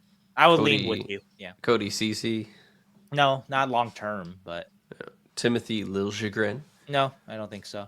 No, we haven't really talked much about him. I think there's a wait and see aspect to him, but yeah, like I think with his age and his like draft pedigree and his talent when he's at his best, that like you want him to be taking kind of steps like Walman did this year, where he's kind of taking over at times, even with the shortcomings in Walman's game. But I haven't seen that enough with Timothy, and it's still early. It's only been 30 or so games, right? But I would lean toward no with him. So, Jan Ruda, and as you do that, I'm gonna let my dog out. Hold on. Oh yeah. 1 second. Okay. Yeah, I don't know if you guys see Musty. You see the He finally got bored of the question. Okay, Mushu is very depressed. So I gotta walk Mushu soon. Henry, Stop talking, Keegan. I gotta walk Mushu. We got Thrun, Mukamadulin are our last two. Okay. Mukmadulin, yes. Mm-hmm. Thrun. I gotta ask around because I don't watch defensemen as well. So when the Sharks tell me that, like Warshawski has said that Thrun has turned some kind of corner, like that's fine and all, but like I gotta see it. So and I don't watch defensemen as well, so I gotta ask people then. So I'm gonna ask about Thrun. I hope he has. Obviously, I like Henry a lot. He's also been on the show too. Great guy, smart guy. Also a guy that I would add to the podcast next to Keegan. He would definitely be up there. Definitely, yeah, very smart guy. Yeah. So yeah, we have two Ivy Leaguers on the podcast, and then one of them isn't me. So, so anyway, yeah. So I'm at a maybe with him, leaning toward yes. Because one thing that we do know about Henry is that he can handle sort of a bad situation. Like he has that character, right? And he is a good character guy and good in the room, I think. And so I do like that part about him long term for sure. And if his game really has kind of taken that turn, and there's a consistency that comes with it, which is the most important part. That's a part that players can never kind of, they have trouble with the most, right? It's not being good for one game, it's being good for 10 games. And then having a bad game or two or whatever, average game or two, and then getting back on a horse, right? So yeah, that's a maybe for me. But are you leaning for yes? I think so. Okay. I think there's enough there. Okay. He's on for 2 more years, no matter what, because of his contract. But I think let's say long term is like 5 years or so, right? Let's kind of make that as the sort of the barometer, because I can see them resigning Ceci, but that not necessarily not for long for term. 5 years though. Yeah, so yeah, I'm gonna say I'm leaning more towards yes, but it's like 60-40. Okay. Whereas Walman's like a true 50-50. And then Mukamadulin, I still like they have high hopes for. Yeah, I think so. James R. Second question is, any Cuda players coming up and staying up soon? Well, meaningful minutes for the Sharks in the second half. Yeah, I think for sure. Especially the deadline, you trade a piece or two, suddenly a roster spot opens up for a Gushchin. And I think for a guy like a Gushchin, a Bordeleau, some of your RFAs, right, this is going to be their last shot, really. Not in the NHL, but with the Sharks, sure. Right, to really show that that they deserve another contract. And so, so I definitely can see it. Gushchin stands out as a guy that you really do want to see with more responsibility. Give him one last look before you maybe let him go or waive him next year. Yep. Let's see, anybody else really stand out? I think he's the Graf and Cardwell, I guess. But but they have a little more runway, right? They're not going to be RFAs, so yeah. I think you're right. It's probably going to be those guys that this is the last shot as Bordeleau and Gushchin. Cardwell makes sense though, because he does kind of fit into that role. If you trade a Sturm, your bottom six is a little different, right? Then you have a kind of a plug and play guy there to some degree. So so maybe Cardwell gets a little more time, and also Cardwell has some PK utility, though Graf does too. But anyway, and Jack Thompson too, I guess. Yeah, maybe Jack Thompson too. Though I think Mukabadulin's ahead of him in terms of the minutes. But yeah, I think they value his minutes above his Jack potential, Thompson's. his future, a little bit more probably. Oh boy! So this is a very long question by Eric. You don't have to read all of it. Basically, let me help you out here. Let me shorten this. All right. So basically, Eric has laid out his top 5 in the 2025 draft. Number 1, Schaefer. Number 2, Misa. Number 3, Higgins. Number 4, Martone. Number 5, Jackson Smith, who is a defenseman. Anyway, his basic question is, what do you think? How do you think the Sharks rank these guys right now? And I'm going to give this to Keegan because Keegan is our draft expert. So where do you think the Sharks have these guys ranked? Their Sharks tendencies over the years. So again, Schaefer 1, Misa 2, Higgins 3, Martone 4, Jackson Smith 5. Go. Honestly, it's not far off from that. I think you're right with Schaefer being number 1. I think based on what they've seen, what the Sharks need, what Matt Schaefer can be, he's got to be the guy. There's too many players that are similar to Higgins on the Sharks, even though Higgins is I think still would be number 2 instead Mhm. of Misa, just based on pedigree, and he's also just had a very good year. He had a great World Juniors. He's from Boston College. Grier loves drafting out of college. All of it Out makes of sense Boston. out of Boston. I think he's from New York though. But anyway, All right, that's a minus one. that's a -1. But anyway, it kind of fits. So, but I think if he was in the spot to take Schaefer, I think he would. I also think that this kind of is an interesting thing because the Sharks and Chicago are kind of in this dueling dance of 1 and 2 of the worst Right. team in the NHL, and I think that Chicago would rather have somebody like Higgins because they just don't have a lot of offensive firepower behind Bedard, whereas the Sharks have a good amount of young prospects, and they have Smith and Celebrini up front and Eklund, and that they really need D, where it's possible that maybe if Chicago got the first overall pick, they wouldn't even pick Schaefer in the first place. It's still Sure. kind of a up in the air. But he does. Schaefer has number 1 D potential kind of Schaefer guy. might define himself as a clear number 1 pick too. I did see Cam Robinson. He put out he talked to 10 executives and scouts, I think at World Juniors, and I think 7 of 10 had Schaefer as number 1. I don't know if it was Yeah. before Schaefer's injury or not, Yeah, but that's only going to be the downside is the injury bit. It's right. Higgins gets the next 4 or 5 months of leading his team, playing in the NCAA tournament, having just won a gold. He's probably just going to get better in college after he gets back from World Juniors, like Will Smith did. So there's a chance that without Schaefer playing, that. So honestly, I think the odds are that it's possible the Sharks could get Schaefer, which would be awesome. Oh, but those top 4 is really, I think the number 5 at Jackson Smith, that number 5 pick is up in the air. Jackson Smith could go 15 or 12, but Okay. the top 4 is really where the guys kind of show out to be in the top 6 or on the first 2 lines of, well, for Schaefer, you're hoping for a first pairing D-man, but those are the guys. So you really want to be in them. Those I want ranges. to compliment Eric though for one thing he wrote here though in his question though about Schaefer that um, Dickinson becomes a luxury second pairing guy rather than probably being asked too much as your number 1. I like the Mm-hmm. more realistic. So yeah, Yeah, I I like like that. the outlook. No, Though. it's a So good, yeah, that's a good slot. And yeah, Schaefer's still got to develop a lot of things, but watching him play, it's impressive. He sees the games super well, and that's the difference between a guy like Dickinson and a guy like Schaefer is how they right. see the ice and how their decisions play out. Not that both Dickinson and Schaefer have great physical tools. It's just one is a little bit more advanced in how they see the ice. And Canada hurt horribly when Schaefer went down. That killed their entire game plan. It felt like. Not only that, there was a lot of other issues, but I think your list is right on. But I think they would have Higgins 2 and Misa 3, and then Yeah. Okay. maybe Martone ahead of Misa. Maybe Okay. Martone is this big winger that you hope can fill out his body and become a bruising scoring machine. You hope, and he's got a lot of skill. So. Right. But he is a winger. He's not a center. So I don't know. I like this draft is interesting, and whereas opposed to 2023, I wanted them to have as many picks as possible, or last year where I wanted them to have a top 15 pick to back up to get a defenseman.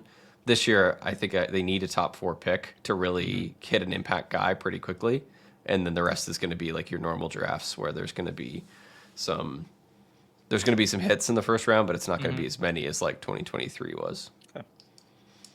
All right, Simon Nemec, asking price from Nimrod. He says, early in the season, Simon Nemec was rumored to be on the trading block after being passed on the New Jersey depth chart by Seamus Casey.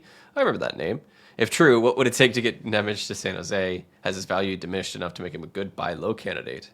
I have not watched a lot of Simon Nemec in the AHL, but I think you were mentioning this on off air. Juracek, who was drafted a couple spots after him, was traded for a bajillion draft picks. Yeah, but a late first round and Yeah, a second. So but it's going to be at least that.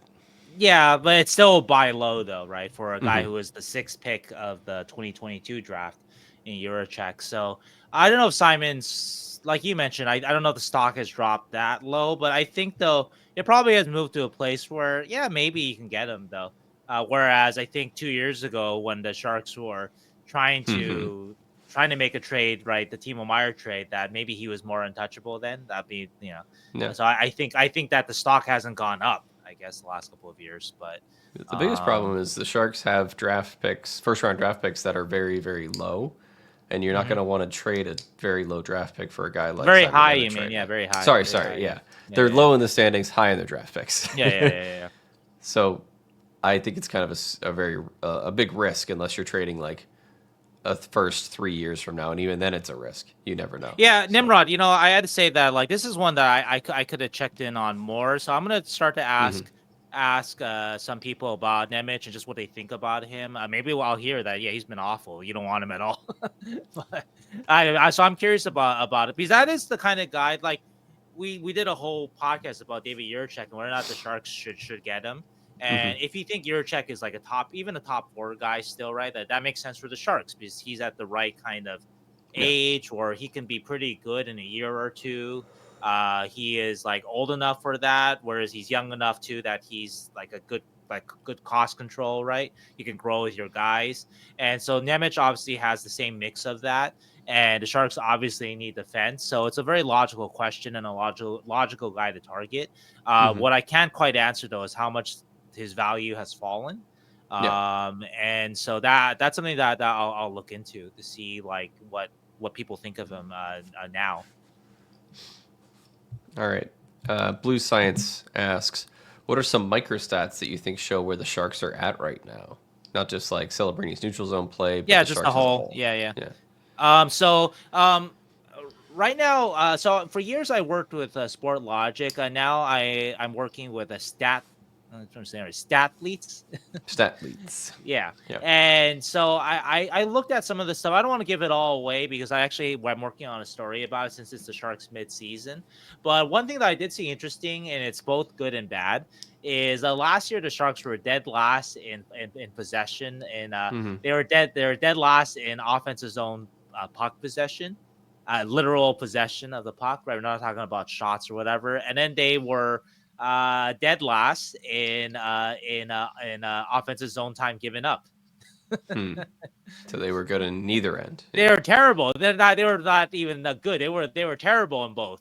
Yeah. So I'm happy to report that the Sharks have moved up in offensive zone possession from 32nd to 31st. Nice.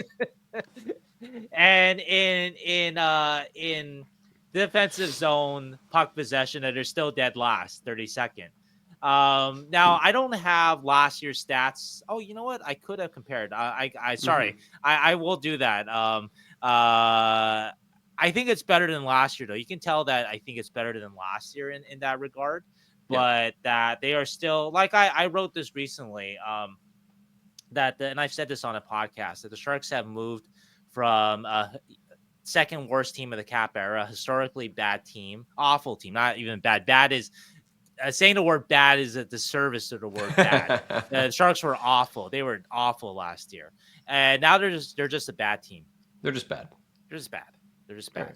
And so, like, getting to move up to, I know it doesn't sound great, but getting to move up to 31st in offensive zone puck possession is actually pretty good if you saw the Sharks last year. And so, yeah, I think that's one way to put it. And since actually I have kind of stalled for time here, I think I actually can see last year's stats. I kind of forgot that I could do that. So, okay, so last year they were dead last, but I want to see how bad they were in the defense. The defensive part was where the Sharks were really bad last year, I think, in terms of allowing possession. Like, the Connor McDavid's Edmonton, they literally had the puck like triple the time that the Sharks had the puck last year. And okay, I'm looking for against. Let me look at really, really fast, because I think this will be illustrative of where the Sharks are now. And they were dead last, pretty bad. Okay, let's look at. Sorry, I'm just looking through the tables right now. Okay, let me see. Let me do some quick math here. This actually is interesting to me. Okay, 140. Let's see, we're at half season now. Oh, okay. Okay, I think I have a way to quantify this for you. Okay. So it doesn't sound good that they're 31st and 32nd in those very important areas I'm talking about in terms of puck possession for and against. But last year, they basically were in the puck possession stat. They in terms of the differential for and against, they were about a good 1.5 times worse last year. If that makes sense. It's pretty good. So they've turned themselves from a awful team to just a regular bad team. So Okay.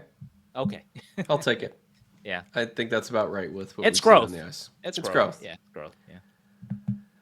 Joe Epstein says, could Luca Cagnoni have a Dan Boyle type of true ceiling? Has any scouts or Sharks management mentioned the possibility of him being a number one power play quarterback? How would a best case scenario work for Luca and the Sharks organization? Yeah, you're probably gonna answer it longer, but I think this is too much. Dan Yeah, I'll be Boyle. short about it, but yeah. Dan Boyle is Oh yeah, one because of we the still have better. like One of 15 the better. questions. Holy shit. Okay. Yeah, we still have a lot. Dan Boyle is one of the better, Okay. like smaller offensive defensemen ever, Like ever. and Yeah. ever. Yeah. And Luca Cagnoni, it would be impossible for us to know if that's actually going to happen. And he has had a great year, and he's adjusted to the AHL very well.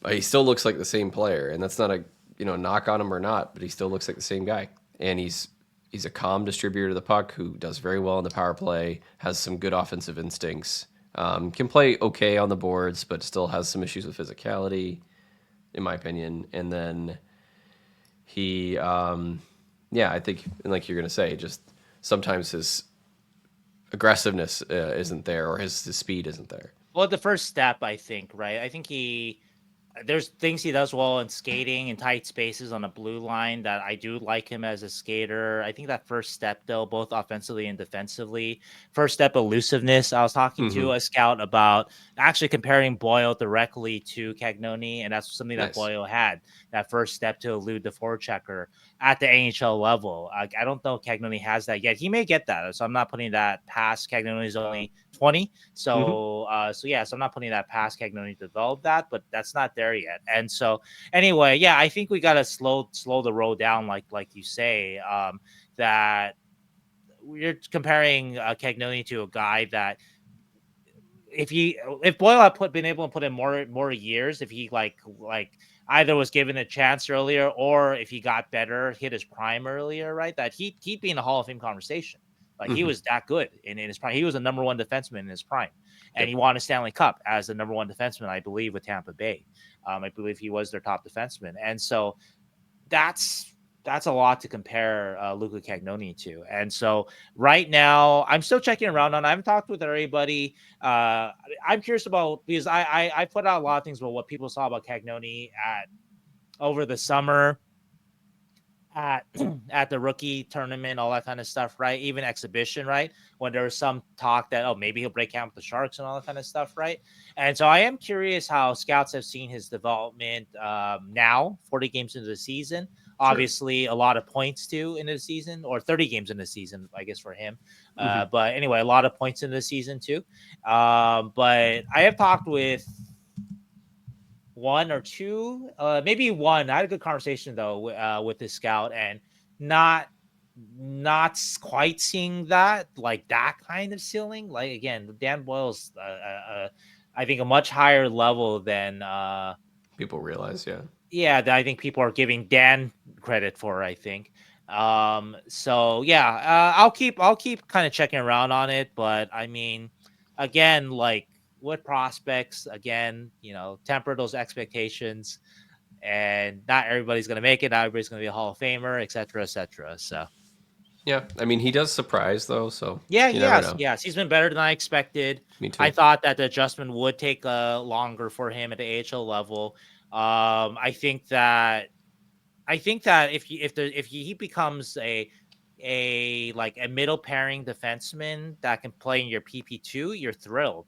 Yeah. So I know you're talking about here Dan Boyle PP1. If he can even do that, I think that if you're the Sharks, you're thrilled. if he can do that. And I don't know if he can do that because I do have questions, like I mentioned, that Yeah. yeah, that about that first step, really. But I think you're yeah. hoping for, like, in terms of smaller defenders, you're hoping for like Torrey Krug or Sam Girard, kind Yeah, of. well, and Krug does can run a PP1, so Yeah. but maybe not as good a defender as Dan Boyle was. Yeah, and But also yeah, I think Krug had his ceiling was not like Boyle's ceiling on the power play either. right. So yeah, like a Sam Girard, a Torrey Krug, some sort like a middle pairing guy who can play on the power play.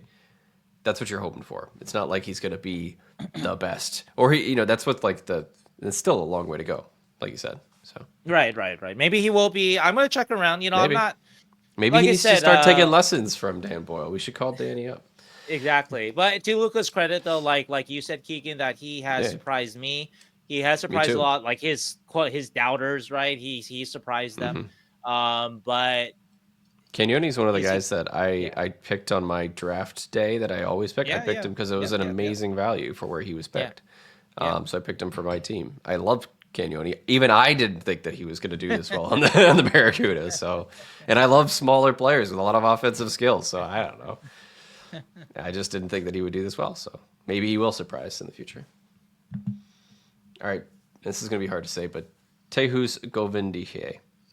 Oh, That's how that's I'm a going to pretty say it. good. That sounds what it sounds like. Yeah. Maybe. Yeah. Bold 2025 Sharks predictions. It could be for the latter half of this season, off season, or the beginning of next season. I'm gonna take the beginning of next season because that's the easy one, and it's so far away that it's easy to predict. I think by the end of December next year or this year, so 12 months from now, I think the Sharks will have a winning record to start the year.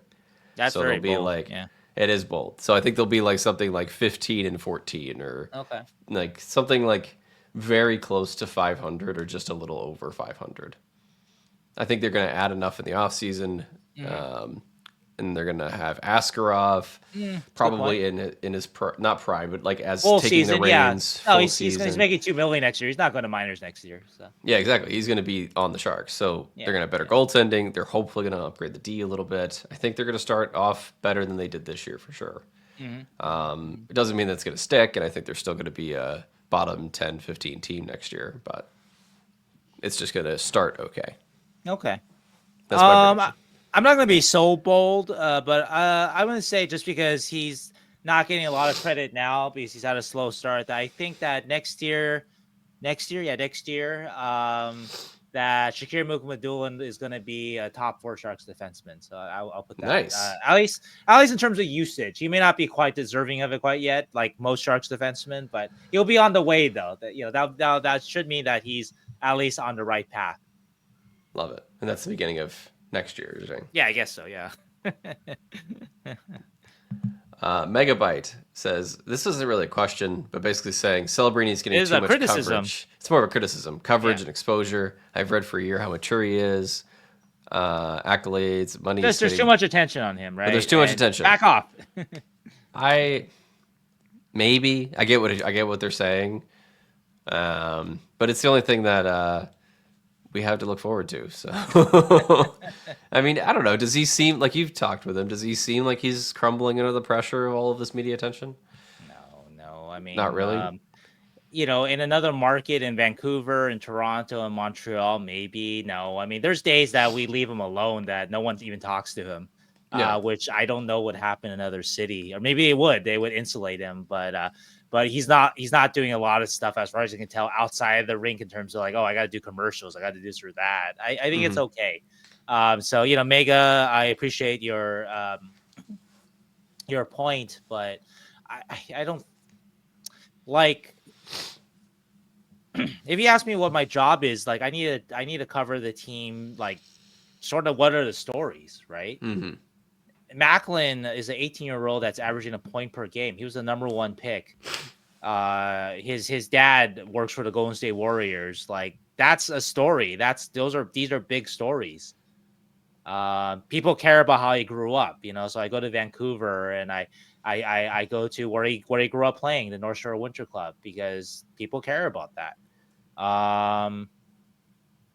So overexposure, I don't think that's what's happening here, and I think Macklin's handling it fine, and he is pretty mature. He is very mature for his age, and it's only going to get like worse. Like, you can't insulate these guys. That's one thing that I do see in like comments sometimes. It feels like, like fans take on like they're parents of these guys, and like they've got to kind of face some pressure from the media, conversations from the media, and that's gonna help. I mean, that is gonna help them handle things more in the future.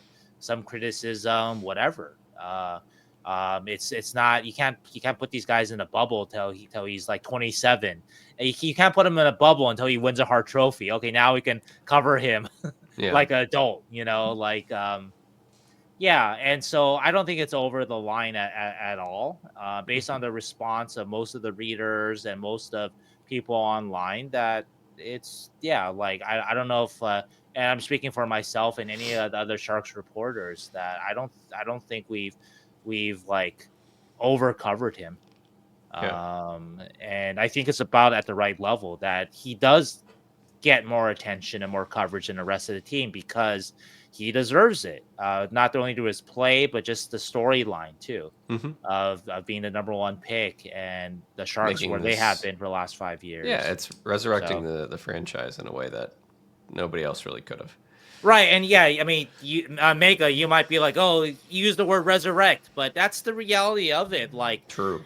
I mean, like over the summer when like people were telling me, and I was putting out stories based on what people were telling me. Oh yeah, Joe Thornton, like Chris Peters said that this would be winning a draft lottery could eclipse the day that the Sharks acquired Joe Thornton.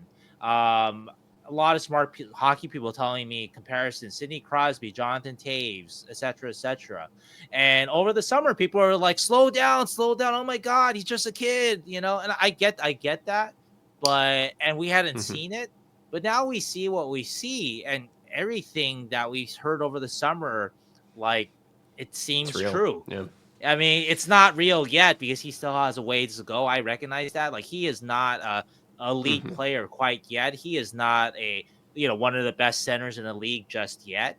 But for what he's doing at 18, like, pretty much nobody has done that as a center, as an 18-year-old since Crosby, I think, right? Like, those are that's the sort of it's not an unfair comparison. Like, you look at the most points as an 18-year-old, like, I think the last like 40 years, right? It's Crosby ahead of him. He's even ahead of Bedard. Like, and so you add that with his defensive acumen, his willingness to play defense. It's not refined yet, but his willingness to play defense. I don't know what to say. And when you haven't seen anybody like him in San Jose.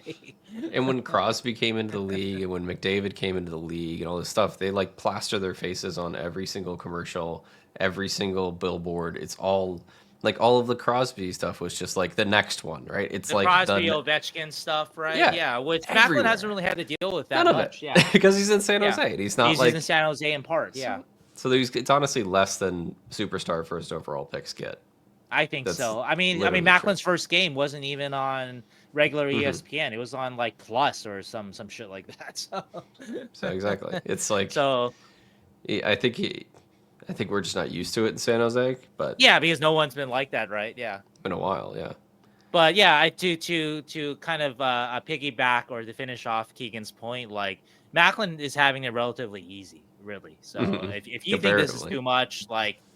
All of Crosby was like, he's the next one. He's Wayne Gretzky incarnate. Like that, I remember all of those ads and coming off the lockout year too. Like, the NHL was really pushing like, they were pushing Crosby, they were pushing Ovechkin, and it worked for them. They weren't wrong about those players, and those players could handle the kind of the media pressure that they had as kids too. They were lucky there, right? And and it seems like Macklin at least mentally can handle it too. And so, like, you talk with Macklin, and I don't know if you guys aren't like if you guys even get a chance to meet Macklin, right, like at a signing or whatever, right, like I think he projects the same way, that Macklin feels like he's been preparing for this moment his whole life almost. Like Mm-hmm. he's like an understudy that's been like just like, and so like so I feel like I feel like I know he's a kid, and I Mm-hmm. try to acknowledge that. And there's things that like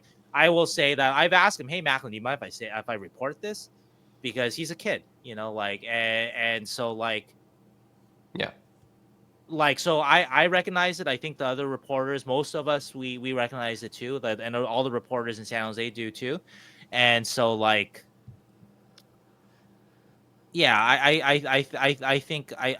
think it's fine. So I think even the Sharks like have done it in a not overwhelming way either. Mm-hmm. So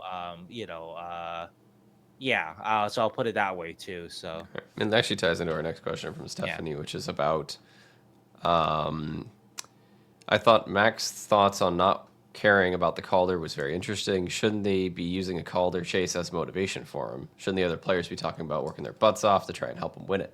Yeah.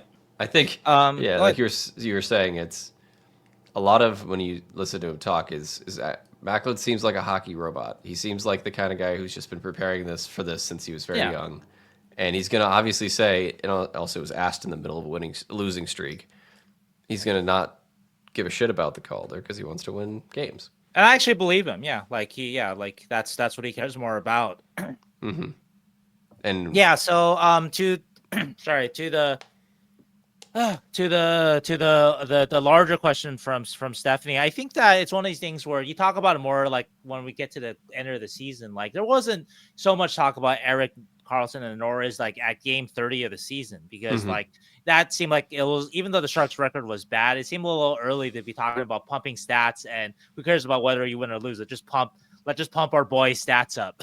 Sure, That's sure. just not how hockey teams work generally. Mm-hmm. And so I think when we get to like game 70, and you Macklin will probably give you the same answer, but like if you ask his teammates, then they're gonna be like, yeah, we want him to win it.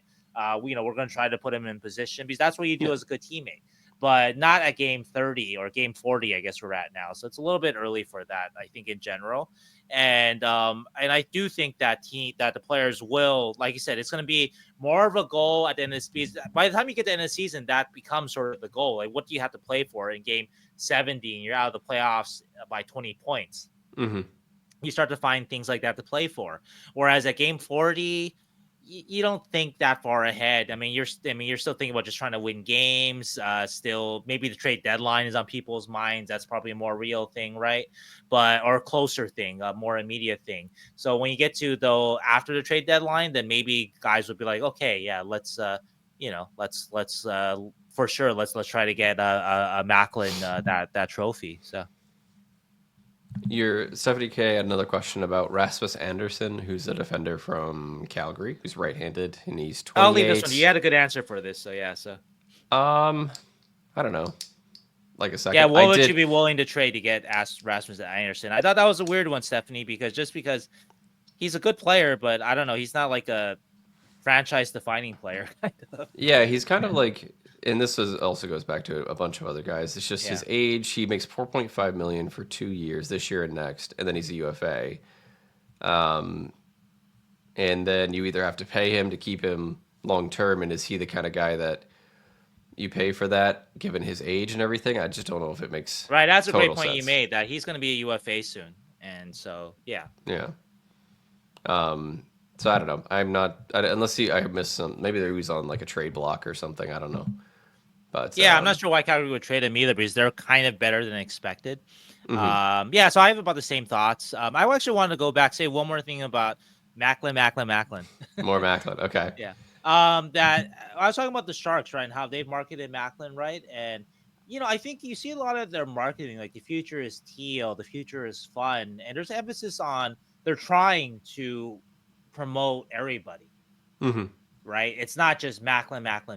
True. And so I think the Sharks are conscious of that too, of not putting just everything on their number one pick, which they Hmm. could have. They could have gone in that direction, right? They could have kind of put Celebrini face first, put Will Smith in the background a little more, or other players in the background more. But I think that the Sharks, like I said, I think they're conscious of that too, to some degree, of not, to your point, Mega, that like of not putting too much on Macklin's shoulders. But you can't avoid all of it, is what I'm saying. There's going to be some media attention. There's going to be a lot of it, actually, relative to what the Sharks have received in past years. And there is a too much. I agree with you that there is a time when there's a line where it's too much. But I don't think that we're close to it, though, which is the overall point that that Keegan and I have made. Kevin says, is there a reason the lines are still different every game? I think what they're trying to get at is like the shuffling and moving around bits. Sure.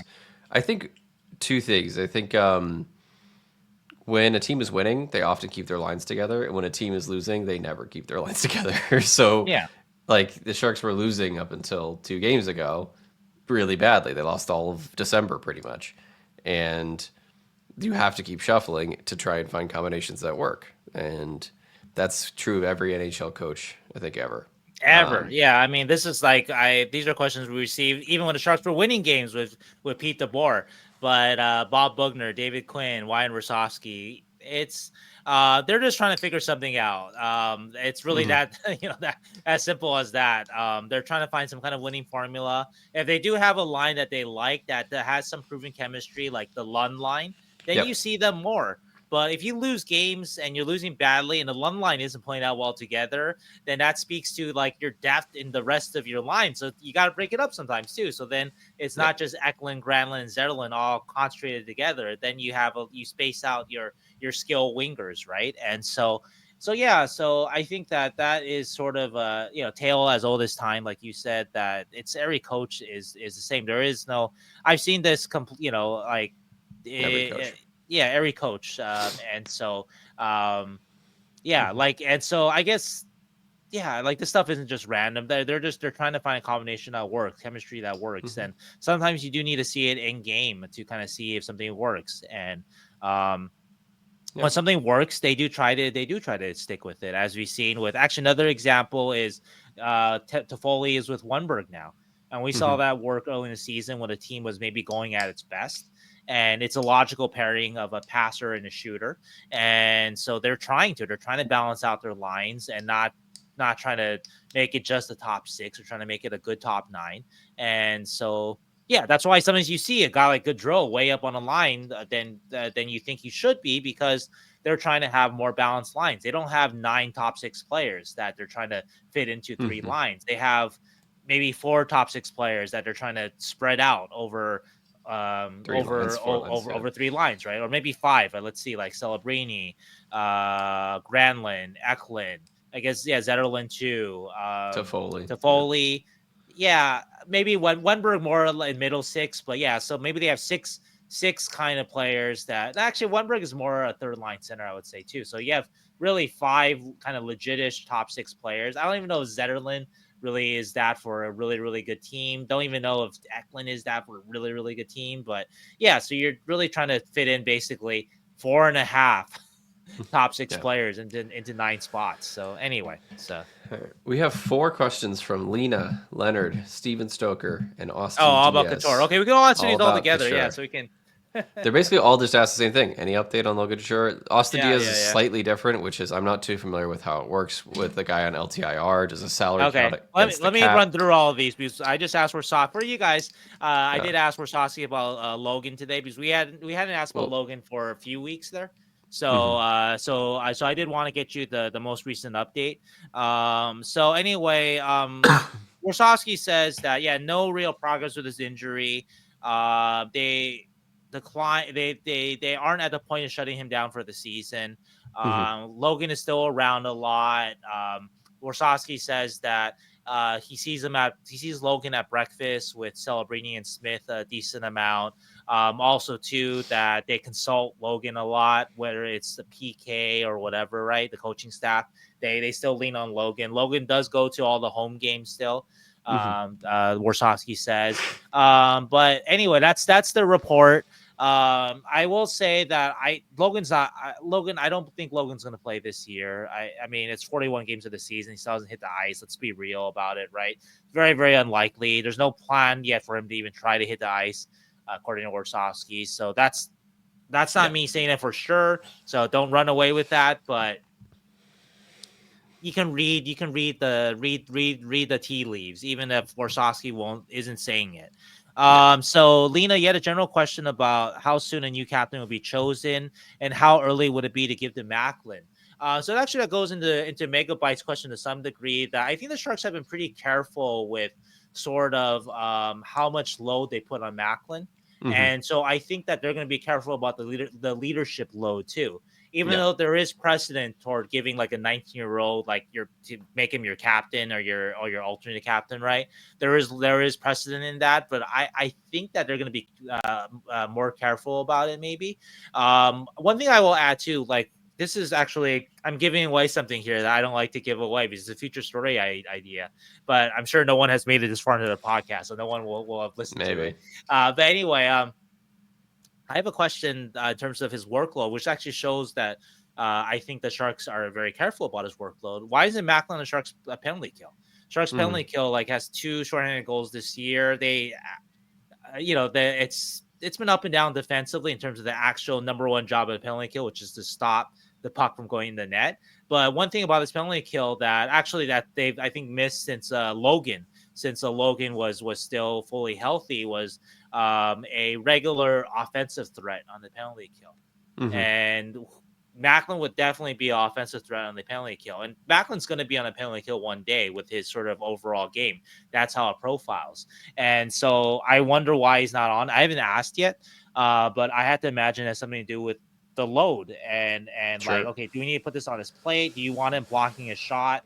Like blocking shot after shot as an 18-year-old, like maybe not yet, maybe wait till he's like 20 or something like that. But anyway, so that speaks to Lena, the idea of I think the Sharks are conscious of not putting too much on Macklin, and so I don't think new captain will be chosen. Yes, but I don't know if it's going to be Macklin.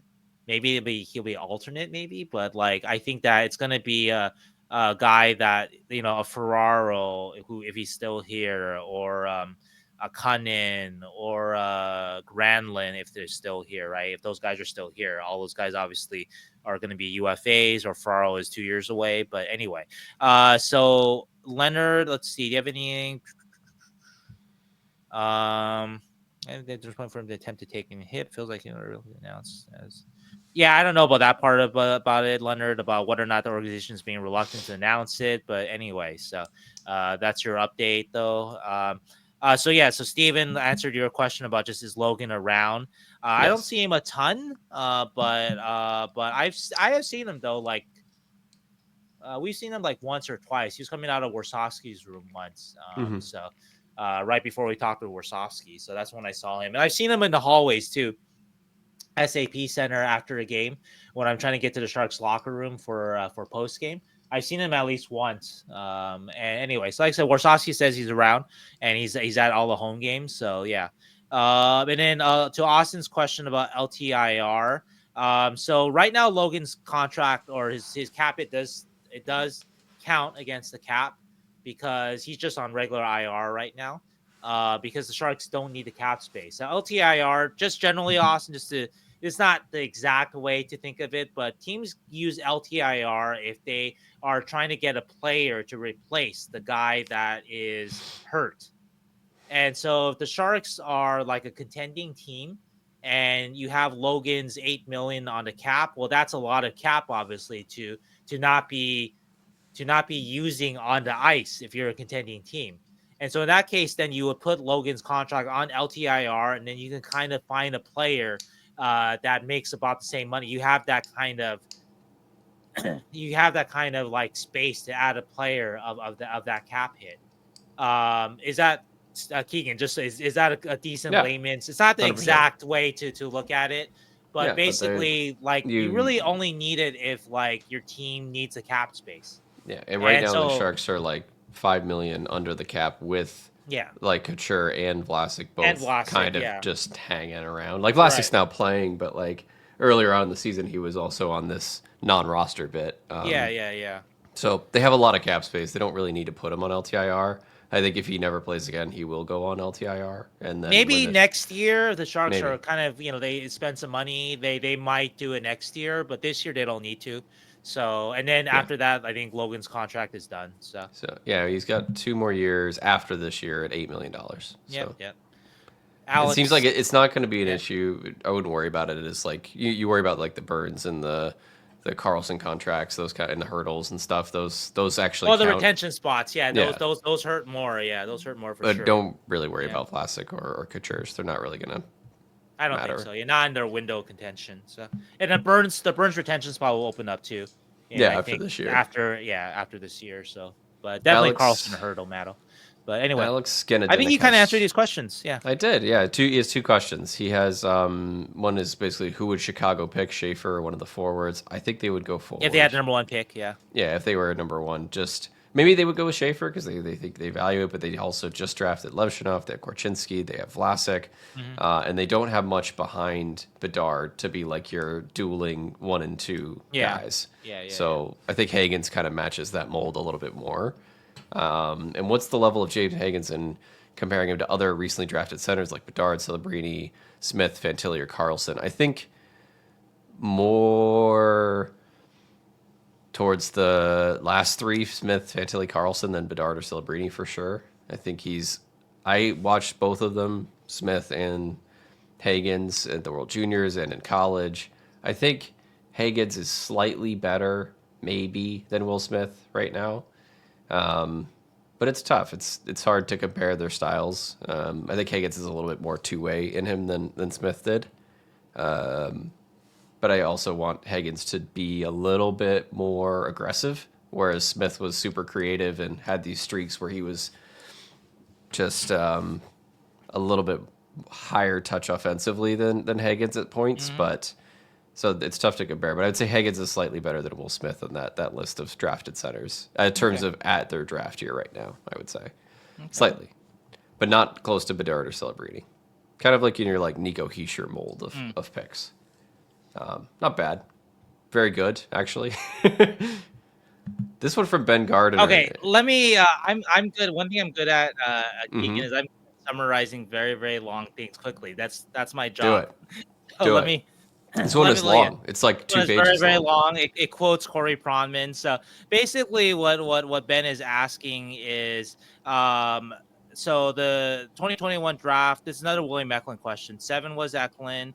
8 was Clark, and 9 was Gunther. Is that the right order? That's correct. Yeah. And so basically, Ben asked Pronman how he would rank the projected ceiling of Eklund, Clark, and Gunther. And Pronman went Clark or Gunther number 1, and Eklund a clear number 3. And I'm not going to get into Pronman's reasoning. You can just read. I don't want to give away the Pronman mailbag or whatever, right? You should subscribe because obviously Corey does very, very good work. But the essential question, though, is should the Sharks be worried about Eklund's development relative to his peers and his original draft projection? And does Eklund need to realize more of his offensive potential to deliver on the player we were promised on draft day? And so these kind of questions, I have a lot of feels about questions like these. Like, look, like a player, whatever he's drafted on his draft day, this is 3 years from now. You can't look. You got to look at the player as who he is right now. William Eklund is a really, really good player, and so the Sharks hit on that pick. It doesn't matter if he is not in Corey Pronman's book, Brant Clark or Dylan Gunther. If you ask me my book, Brant Clark, and this is part of Pronman's reasoning I'm going to echo, but I also think the same thing, that Brant Clark is going to be probably 50, 60-point defenseman. That's usually the most valuable of any of these guys. Dylan Gunther, like Eklund, a winger, but Dylan Gunther is a guy with 40 goal potential.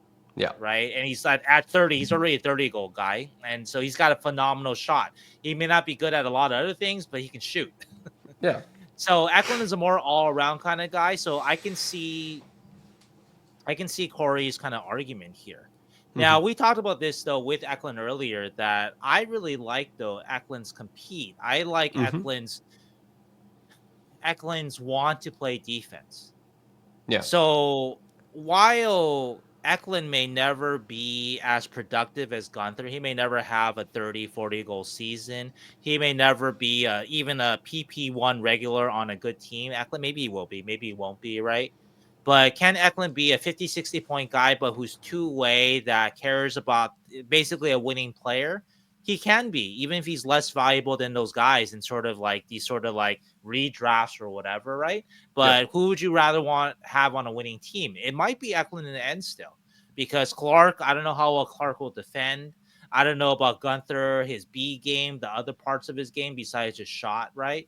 And so that's one thing I do want to say in Eklund's sort of defense, that while I agree with sort of Eklund's projection offensively, which is I think more in the 60-point range, maybe, right?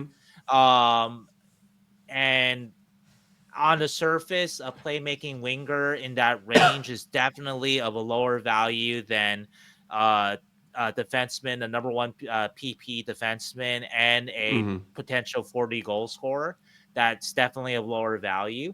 That nonetheless, though, that Eklund has a chance with his two-way game, with his kind of his, like I said, his compete, his desire, his leadership, that sort of thing, right? To be really a winning player. And in the end, in some ways, more valuable than guys that just put that just put up numbers.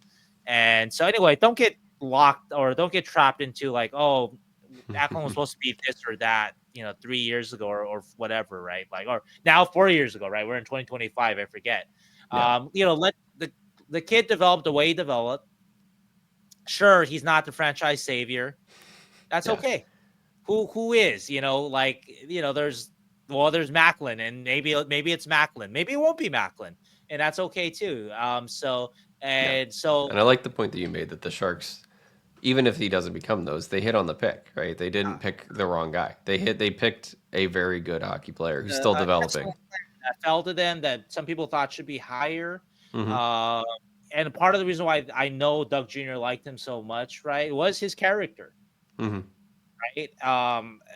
No, it wasn't just, oh, we drafted Eklund ahead of Clark and Gunther because Eklund's going to put up more points than those guys. It wasn't that simple, right? A Sure. lot of it is the kid really cares. And that's the kind of guy that you want in a rebuild as the team gets better too. I don't know if Mike Grier will see it quite the same way. I have no idea about that part of it, which alludes to other questions we've had. But Yeah. anyway, yeah.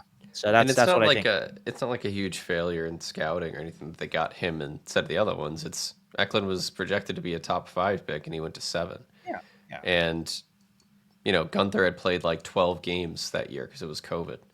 Grant Clark had a ton of issues with his skating, which have been improved and corrected, and he's always had amazing amounts of skill. It's just there were question Even if marks. Gunther ends up being Alex Ovechkin and Clark ends up being Drew Doughty, like, And neither you one gotta are look going to at be true. right, they won't be. But even at the time, though, you got to look at what Mm-hmm. it looked like at the time. Yeah. And so you can't ask like the Sharks to go back in time and like the 2003 draft and draft Patrice Bergeron, who won the second round with Yeah. the Milan Mahalik pick. That doesn't make any sense. Just be right? happy with who Eklund is. Yeah. Yeah, he's a good player that cares, that is not an empty calorie player, doesn't want to be at least. You should be thrilled with that. And he's And gotten better leave it every at that. year that I've watched William Eklund play hockey. Yes. So that's just like, it's hard to do even through your 21, 22 years to get better every year. And we also didn't pick Tyler Boucher. So Yeah, sorry. exactly, right. I apologize, Tyler. If somehow you're watching this 3.5 hours in, Tyler, I apologize. We'll I give you doubt credit. it. I'll give you a free subscription, Tyler. If you yeah. Yeah, right. All right, Fred you- has a veto. Let's move on. We got- I'm running low on battery here too, so I might have to figure out a solution. We're gonna for go this quick. 10%. But we'll try our best. ECH team Fred, in Stockton is what he's asking. Fred basically, sorry, Fred. You asked a really great question here, Fred. So I am sorry that we are going to rush through this one. But basically, he's asking about getting Sharks affiliated ECHL team to Stockton. And I think basically this question here at the end here is, do either of you see West Coast teams maybe moving their ECHL teams out west as well? And I don't see it, just because I don't know if ECHL makes enough. Oh, I'm sorry, not money part. I don't know if ECHL there's enough prospects there in terms of like Sharks prospects that They need close. Right now in the ECHL, we're going to get a Gannon Larocque question, but he's there. Gabe Carrier is there, who's doing well. Usually it's the goaltender who ends up there, but there's not like enough. Like I think that when the day comes that the second level of the minor leagues, you have a lot of prospect. If that day does come, I think if the AHL changes somehow, like maybe there's more veterans in on an AHL team. Basically, more of a reason for the Sharks to lose money on a team. Probably, no offense, like likely lose money on a team, but have it close by, like the Barracuda, right? Barracuda don't draw great, right? But you want that team close because those are your kind of your cream of the crop prospects.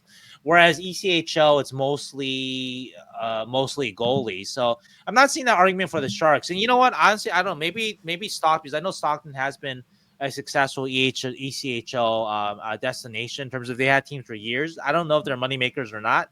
Maybe they were moneymakers. So All right. I'm kind of speaking ahead of turn, but I'm not seeing it though for the Sharks though, because the motivation for the Sharks, whether it's profitable or not, is to have their prospects close. And if you only have really just your goalies there, like your second tier of goalie prospect there, and Gabe Carrier, right? Like you need that close.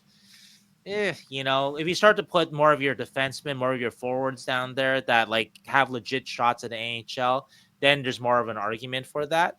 But anyway, so that's how I'd answer that. So unfortunately, I'm not seeing it.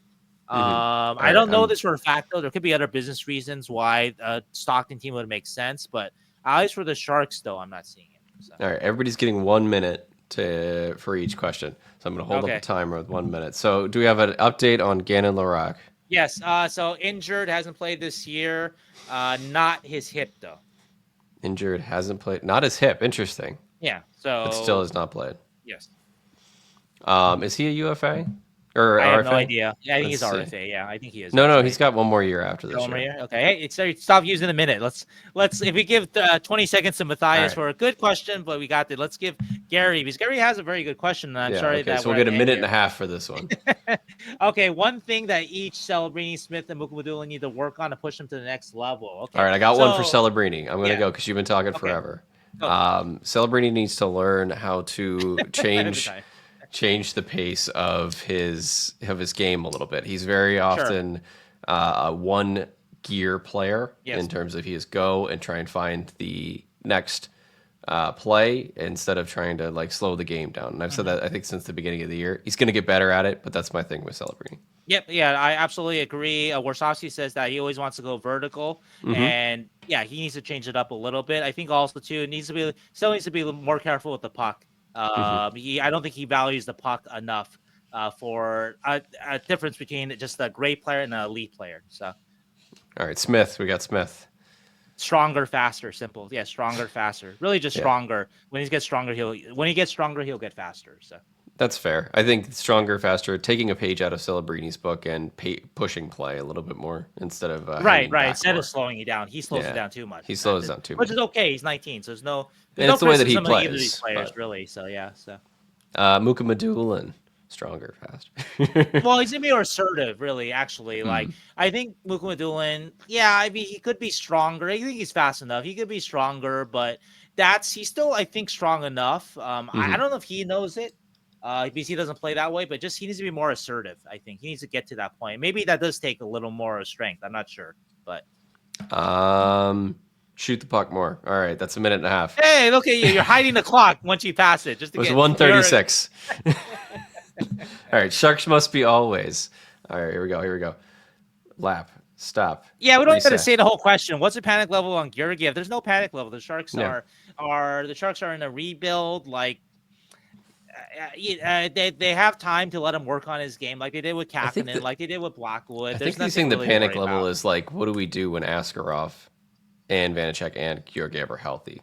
Like, what do we do? I think they're going to send Askarov down. I know that actually could have been my my bold prediction. Askarov goes down. They will. Yeah, because they haven't seemed inclined to keep their best goalie with the team all season. I mean, really, it should have been Blackwood and Askarov once Askarov got healthy. But yeah, you really got to wonder about the whole. Because clearly, I think Askarov right now is the best goalie the Sharks have. So it's like, Yeah, You got there to was make sure no. he's okay with that. I mean, that's all I want to say. I think he's okay with it. And next year, next year is his time. I think It is. that's what seems clear. And so yeah, I don't think the Sharks need to claim the next goalie that goes on waivers. No. I think Georgiev has so much track record that there's a good chance he'll figure it out. And yeah, That's a so minute. yep, okay. And that's a minute. We got that. Okay. Do you Falco Oh, 5? okay, this one I might need some more time on. You might have to give me a little more on this one. So Okay. Well, which one do you want to answer? Both or one of them? the Falco one, no, he just has one basically, right? Like, Yeah. how Well. often do you hold back? So Falco 5 asked, Mhm. how often do you hold back info and opinions because you are concerned it might hurt your relationship with current players? Mhm. So, I need to take time to even think about how to answer this. So, All right. there is a yes to it to some degree. How do you say it? I know that the players pay attention. I know though. I try very hard to keep a line though, where like I can be honest about a player, and I don't Mhm. think I've been dishonest at all about any of these players. That this is what I think. I think Goodrow is a fourth line player. He should be. I'm not mad if he's on a higher line because that's because the Sharks aren't that deep. I don't blame Goodrow for that. I think that Walman, for all his scoring exploits, he has a lot of flaws in his game. And I don't see him as like a winning player yet. That's why I don't see this. I don't know if he's going to be on the Sharks 5 years from now, even though his offensive production suggests he should be. And so that's part of it where so I don't hold back my opinion so much. Mhm. Sometimes I do though. Here's example one I did hold. I thought that Mike Hoffman should have been waived like 40 games in the season last year. Sure. Yeah. So I know he had like a 6-game like goal scoring streak. So that kind of was a bug in the whatever. And that one I was like, well, I don't need to bang the drum on that because I literally need to see this guy every day. Like that Mhm. that I'm banging the drum for him to get waived. But like I did think that though, and I was like, well, I don't need to say it, but I think I made it pretty clear though throughout the season that I didn't necessarily think that he was playing at a very high level throughout the year. Info I do hold back, not so much to hurt relationships, but sometimes because it's just the right thing to do. Like sometimes I hear things about players, but it's like it's just from one source, Mhm. and like I can't double triple source it. I try sometimes, but I don't it doesn't come back, or I don't get a double or triple confirmation on it, and so I don't report it. And so like so there are things I hear that like that are whatever, that are like salacious, that Mhm. would impact whatever the Sharks nation, Sharks fan base. I mean, I'm not overselling it. Like I do hear stuff from one source, but then like can I source it elsewhere? Yeah, I don't I that's yeah, and then yeah, so then if I can, then it's like okay, then I have to report it, or I might have to report it. And so Mhm. that definitely does happen, that I hear things. It's not because of relationships with players, but more just like to be fair to players. Because sometimes too, it's about very young players too. And so it's like, well, guy's just a kid. And so there's some of that too, where it's like, do I need to report that from just one source? And do I need to follow up on it? And so I do a lot of following up and a lot of double, triple confirmations and that sort of things too. So you mentioned Falco, the idea of a Hotiak, right? And so yeah, so some of the sort of the in that specific case, right? Some of his Hotiak's inability to sort of handle like kind of bad situations or bad plays, or he does something wrong, right? So that was a private conversation that I had with like if I said at the time that that source would not have been happy that I said it, Mhm. right? But then like end of the season and Hotiak's gone, then it's different. That wasn't about my relationship with Hotiak. That was more about, well, that in the case is a relationship with that particular source. So anyway, I don't want to get too much into it because I know I passed Keegan's minute. It's 4 minutes actually. More minutes. But I think in general, though, yeah, there is some of it, but it's not as specific as just hurting relationship. Because look, like I try to be very friendly with the players, but I'm not their friend. Like I that's not my job to be their friend. Like if I am their friend, I probably have maybe gone a little too far. There's really a line. There's a balance, right? You want to be friendly. You don't want the players to hate you. You want them to give you good answers. You want them to give you like to feed you stuff too, like give you like under the table stuff. And there are definitely players I would say I am friendly with, but like I'm not hanging out with players outside. And that's a little bit much, yeah. Because if you're hanging out with players outside and you're covering them, it's a little tough. That's a line, you know. Like if it's a player that's like out of the Sharks, then it's a little different. But like if anyway, so those are some of the lines. It's a really good question, Falco. Like if you ever see me at a game, I can answer it even better probably than the 1 minute that Keegan gave me. I've gotten 5 minutes so far. 5 minutes now. But yeah, there are things though, just roughly though, that like you have to look, keep the players I would say that overall I am the most read, most listened between Keegan and I on the podcast, Shark source out there, right? And so players if they don't hear it directly, their family will tell them, right? And so I do have to measure things, and that is one of the things too that I have learned in my career, that the things you don't say you start to learn more things you can't say than you can say. And while I know that's annoying for you fans, like you listening, like hearing me say that, probably it also is a mark that you have a lot of information and that you're good at your job, that people trust you with information because they tell you stuff and they know you're not going to just tweet it out the second you hear it. So, all right, next one. Yes. Alaska Nice. This one we're gonna go for a minute each. I'm sorry too. Tracy. Game. You're such a big. I wish we could give you more time here. But okay, so best game in person. Actually, I'm gonna go off the board here. So it was my first ever hockey game. It was a Kings game. It was at the Forum. It was the very last game at the Forum. But what was exciting about it was Ziggy Palffy's first game as a King. And the Kings were so bad for so long. They finally traded for a star player in Ziggy Palffy and a star scorer, at least. They had Rob Blake back then too. But it was an exhibition game. But I think the Kings won that game like 8-3. It was so fun. And so, that was my first actually ever live hockey game. Zygmunt Palffy is also just an excellent Ziggy Palffy. Well, Zygmunt is his actual. I know, but name, Ziggy's even better than Zygmunt, though. But it's just like one of the better hockey names of all. It's one of the best hockey names ever. My favorite game I watched was my first Sharks game in person, not my first hockey game, my first Sharks game, which was at the St. Pete Times Forum in Tampa, Florida. And I looked up the box score of this game because I thought that Ryan Clough had like a hat trick. It turns out Ryan Clough had a goal. This was in 2006.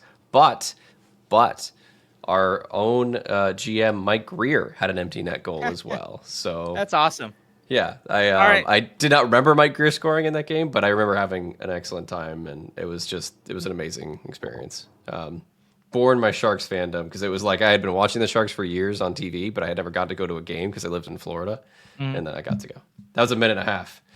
That's fine. That's fine. I gotta do one thing here, Keegan. Just I'm at 4% battery, so what I gotta do. We've never done this for a podcast. I have run out of battery, so what I'm gonna go is I've been using like a cam that's like straight to my face. Now I'm gonna give you the double chin cam. For, I love it.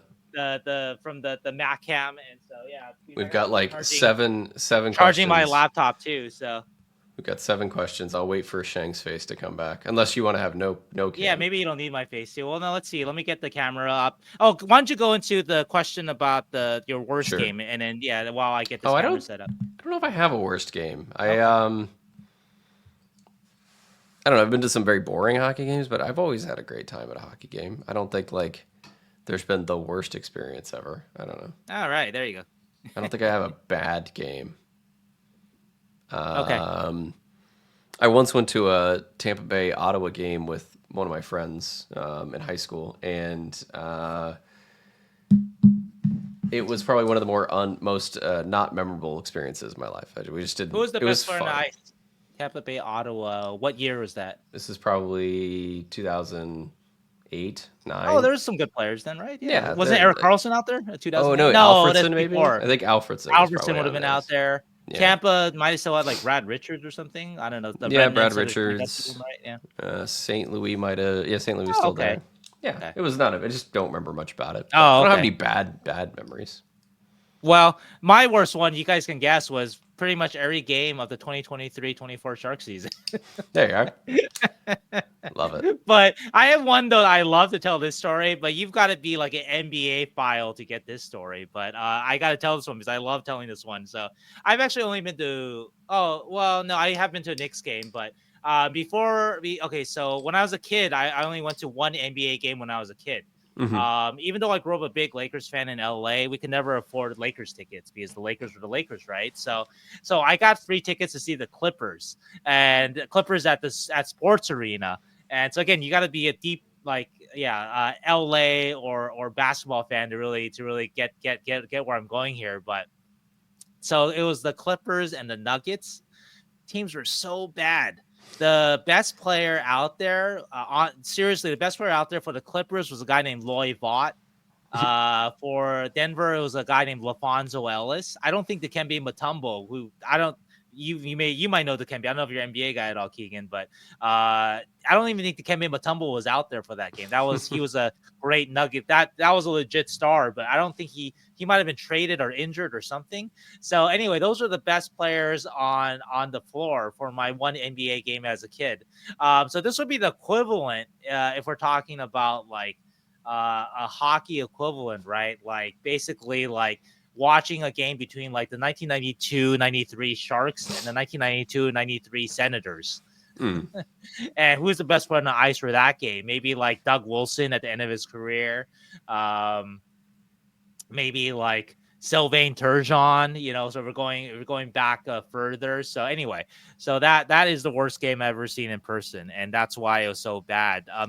Okay, next question, and this one's for me, and to Morris me. Ask travels so far this season on your limited budget.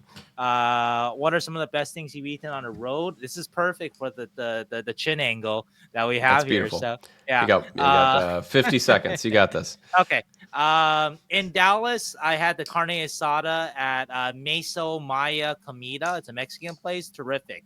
So Meso, Meso, Maya, Maya, 2 words. Very popular restaurant there. So if you look it up, terrific. I do not like Ethiopian food, but I had the best Ethiopian food that I've had. I look down there. Best Ethiopian food that I've had in my life in Washington D.C. At a place called Churcher, spelled Chercher. So maybe it's spelled share. I don't know, Churcher, share, whatever. Something. Ethiopian restaurant and mart. I had, I think it's called the beef special tips. Nice. It was just terrific. So like I said, I don't like Ethiopian food. Now I do like Ethiopian food. So that place was great.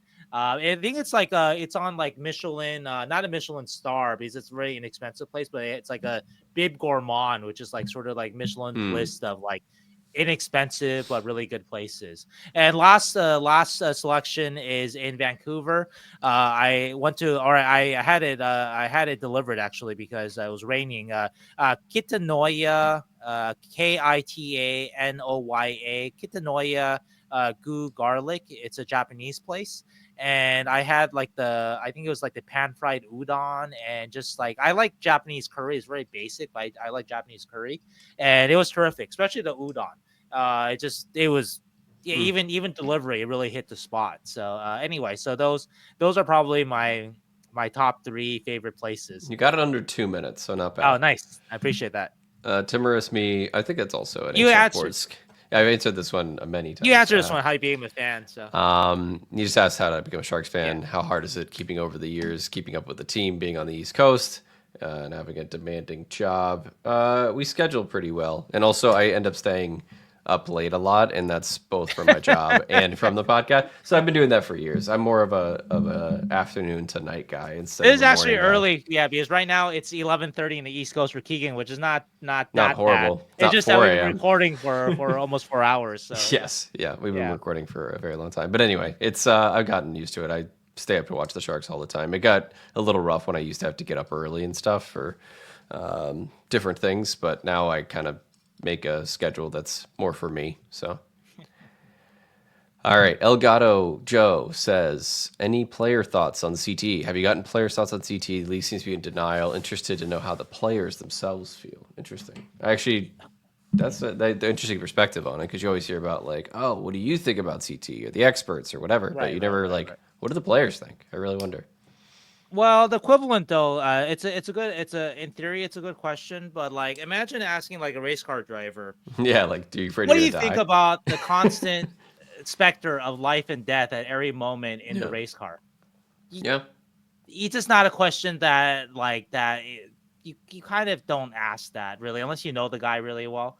yeah, Like if I knew a guy really well, I might ask that, right? And they'd probably give a real response. Like, yeah, of course I think about it, but like, look, I'm making millions of dollars. It's a risk, hmm, and if I get too many concussions, like now we know it's a deal. Like I'll get out of the game, yeah. right? Whereas it's not like it was like 30 or 40 years ago when it was just kind of like, well, I have a headache.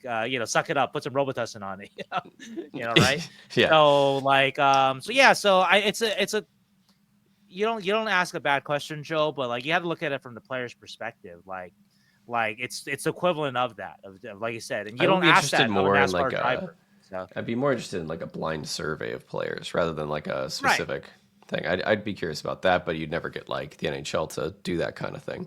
Right. And I think that like yeah, there is more of a concern about that, right? Because Hmm. players don't bitch about the concussion spotter or whatever very much, right? Yeah, Because I think that there is a high. I mean, it's heightened for sure. yeah, like the NHL denial of CTE, like you can answer that more as a doctor. Like I assume it's just for legal reasons because that Yes. seems really it does seem they're going to be on the wrong side of history on that. They may protect themselves legally, but they already look real stupid for it, and they're going to look even worse Hmm. over the years, right? But like so on that part of it, like yeah, But like they also the NHL did a like I know that everybody wants to blame every sports league for not taking it seriously, but the NHL around the 2010s when this stuff started to come out, they switched the rules, right? Like they changed it from that's what I was getting at. That you can get like hit in the head, you can get hit from behind, you can get hit and laid out and go right back on the ice. Those used to all be rules and now they're not. So the league is in denial for I would guess for legal reasons, but in terms of like what they've implemented on the ice, they they changed it. actually have done I'm not going to give them too much credit because like denying it to the face is still like just really bad Yeah. PR, just as a terrible look. Hmm. But like they've done an okay job of changing the game a bit that Yeah. it's not like it was. It's not like going back to Scott Stevens. Yeah, it's It's not not that. that day and age where you can lay out a guy like that and just like, yeah. And then that guy's going to come back in the game. Paul Correa come back in the game. Hmm. Or also too that a hit like that is that's punished these days. Yeah, I remember So they're watching all they're those trying. videos where it was like every year they'd be like, okay, you can't hit you can't hit in the head from behind or from the side. You can only hit the Right. head from front on. And now it's like, wait, we used to be able to just hit people in the head. It's like, yeah, they did actually, but no, you cannot hit people in the head anymore. So there's going to be many after effects of CTE, but I Yeah. think there was a huge problem, obviously, when we started to realize what was going on with professional And there's athletes. gonna be for players from the '90s, unfortunately, Yeah, that like are still like young, like it's gonna hit. So there's gonna probably be yeah, like you can answer this better, but probably in a decade or so, it's gonna be really, really bad, right? There's gonna yeah. be a lot of bad stories, unfortunately. And But then we know like more. as we cycle out the players of this generation that are recovering, guys like a Macklin or whatever, right? They're gonna be a little more protected, so shouldn't Hmm. be as bad. I think that's the hope, I guess. Yeah, so they're saying they're denying it with one hand or with one side of their mouth, and then they're like changing the rules over the past 2 decades to make it safer. So I do wonder if the players think that they're protected. They probably do, but I'd be interested. Cella Beauty asks, my question Yeah. is, what do you think went wrong for Sam Dickinson in the World Junior Championship this year? Any prospects in the tournament catch your eye for the 2025 draft? Okay. Take your time. I'm not gonna clock. I'm not Are you gonna time sure? you. Yeah, I'm it's fine. We're undecided. down to 2 questions, and the last one by. Oh no, we have more than 2 questions. We have three We more. have four, I think. Four total. Sam No, Dickinson. this I is think yeah. Go ahead. this one's important, I guess, because it Yeah, is kind of in it the is. news. Yeah. Canada had a horrible World Juniors. They got knocked out in the quarterfinals, didn't make it to the medal round for the second year in a row. And Matthew Schaefer, who was their presumed number one D for the rest of the tournament, only played 2 games after breaking his collarbone. So Dickinson had to get elevated in that role because of necessity and hope, really, that Dickinson could kind of take up those minutes that Matthew Schaefer was taking. And it turns out he couldn't. He was okay. I think there was points when you liked parts of Sam Dickinson's game, but again, the decision making kind of came to the forefront. And when the game is a little bit faster and the game is up to that standard of a World Junior team, it showed that Dickinson wasn't ready to be a top 4D on that team. So I had hopes for him, but it wasn't there for him. But it's not like it's the end of the world for Sam Dickinson. It's just his role shifted a bunch, and he wasn't ready for the elevated part of it. I think he would have been fine in like second power play, third pairing role kind of guy, but he was like, I'm going to play a ton of minutes because there's not a lot of other options. And that's also on Canada for not taking other defenders. But and he didn't do horrible. For an 18-year-old, he's also still going to play in it next year, and he still did fine. People are going to remember it because he basically batted in a goal for Canada. So that's why Sam Dickinson gets... he's kind of getting shelled in the media because he had like this awful... He tried to catch a puck with his hand near the net and just kind of batted it into the net, and it looked really bad. But it's not like he really did. That's just a bounce. Still some good things from Sam Dickinson. It just didn't come together for him. Not worried. Any prospects catch my eye? I really liked Matthew Schaefer's 2 games. I really liked Higgins. Do you mind if no, take your time, kid? I'm gonna go feed my dog. Sure, go feed the dog. So you won't see me in camera. Maybe you'll see Mushu. I'll flatten the camera out so you can see Mushu. I'm gonna talk about baby Eklund while you're gone. So, I really liked Victor Eklund's game. I think it's a shame that the Sharks are not going to have a pick in the range probably to get Eklund. Hopefully, because they should be picking like top 4, and Eklund's probably going to go between 5 and 12, 5 and 11 maybe.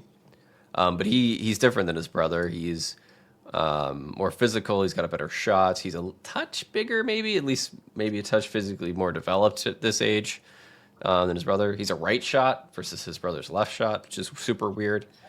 Kind of feels to be a more physical two-way forward than William, but I liked him a lot. He stood out in a really impressive way. Logan Hensler was there, I guess. I think he did fine. He's projected to go somewhere in the top 25.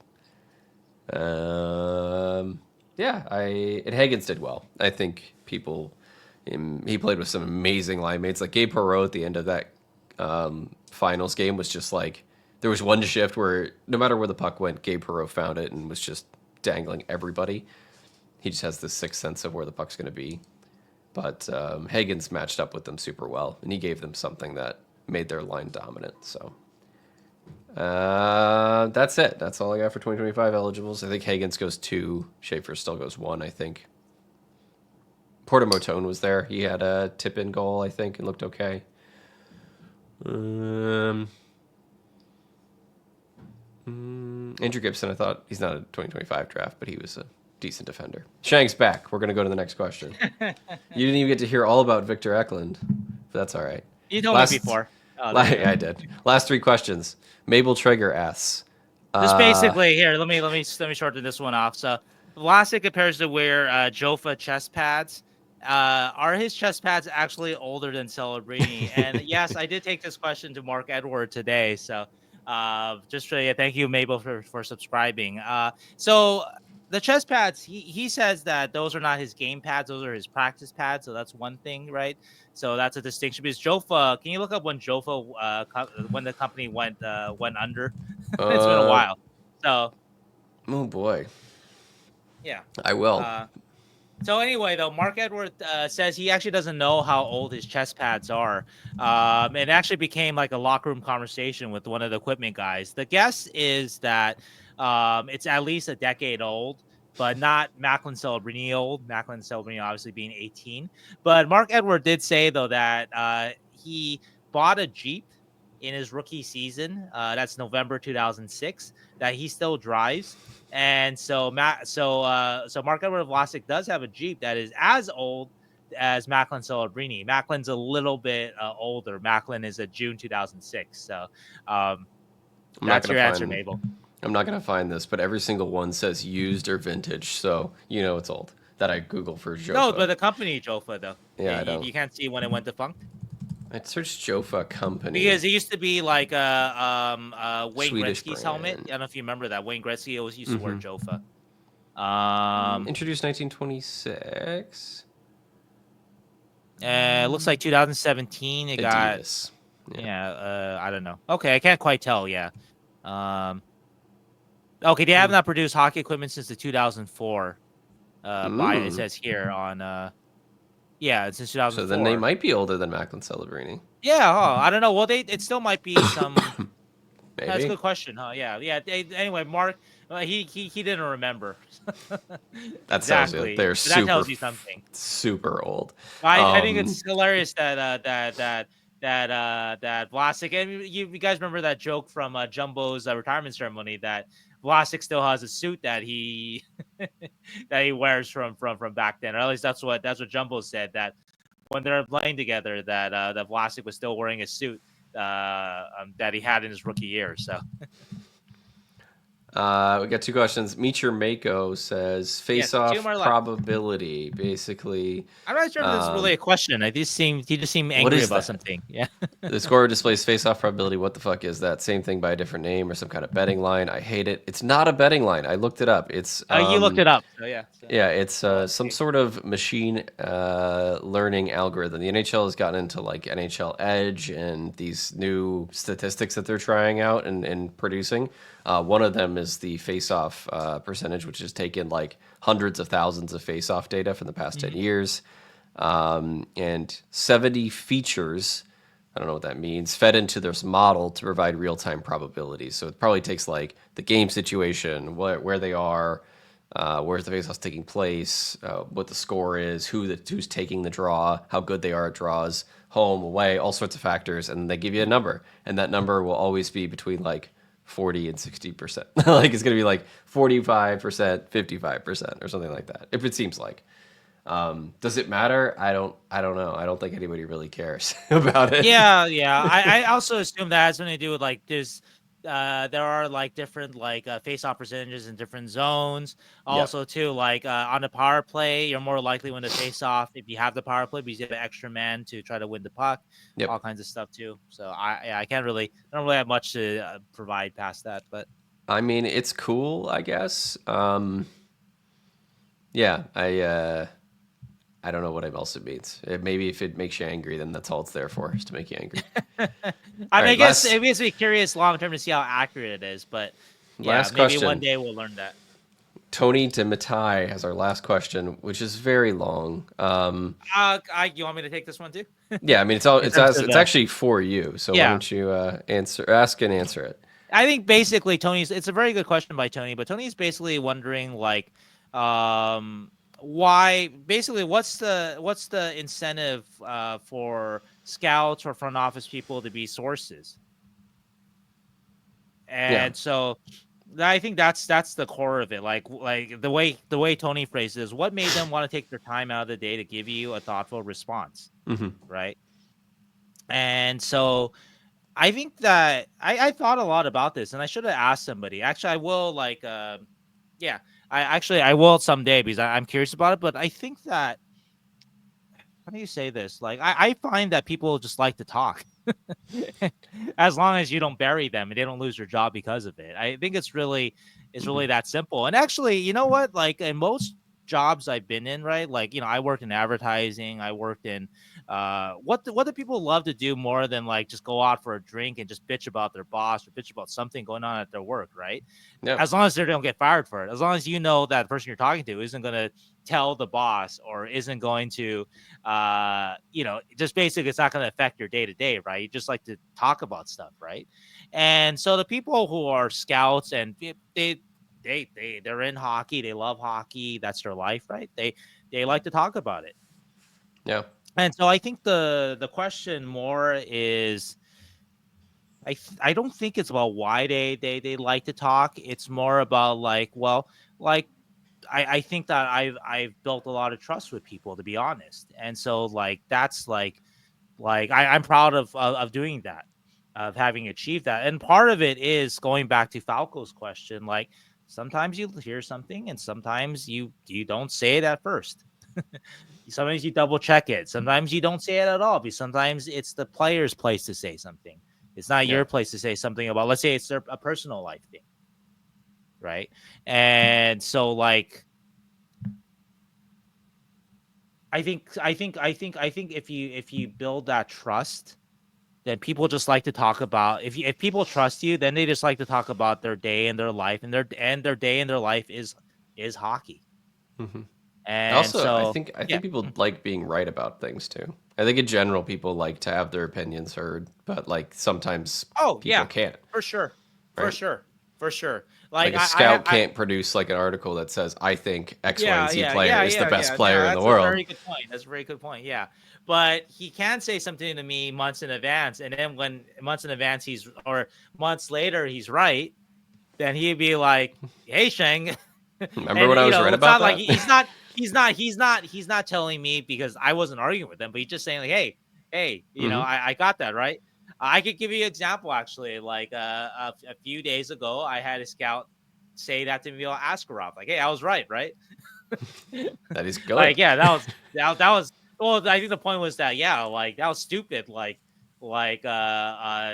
Predators, like they should have just stuck with him, Hmm. It's instead of Sorrows, like they should have just whatever, you know what I mean? So, and that he was just telling me that, and so it's like, yeah, I mean, can't argue with it so far. Yeah, obviously the Predators are in last place and they're paying a guy that much money for a lot. Not that Charles is the reason why they're not doing Sure, well, but sure. anyway, though, so yeah, so I think that I thought a lot about your question, and I don't have a good I actually will ask one of the guys I talked to at some point, because I am curious, but I think a lot of it is just that in any job you're in, that people like to talk about you know what they do. They just need to know they can trust you.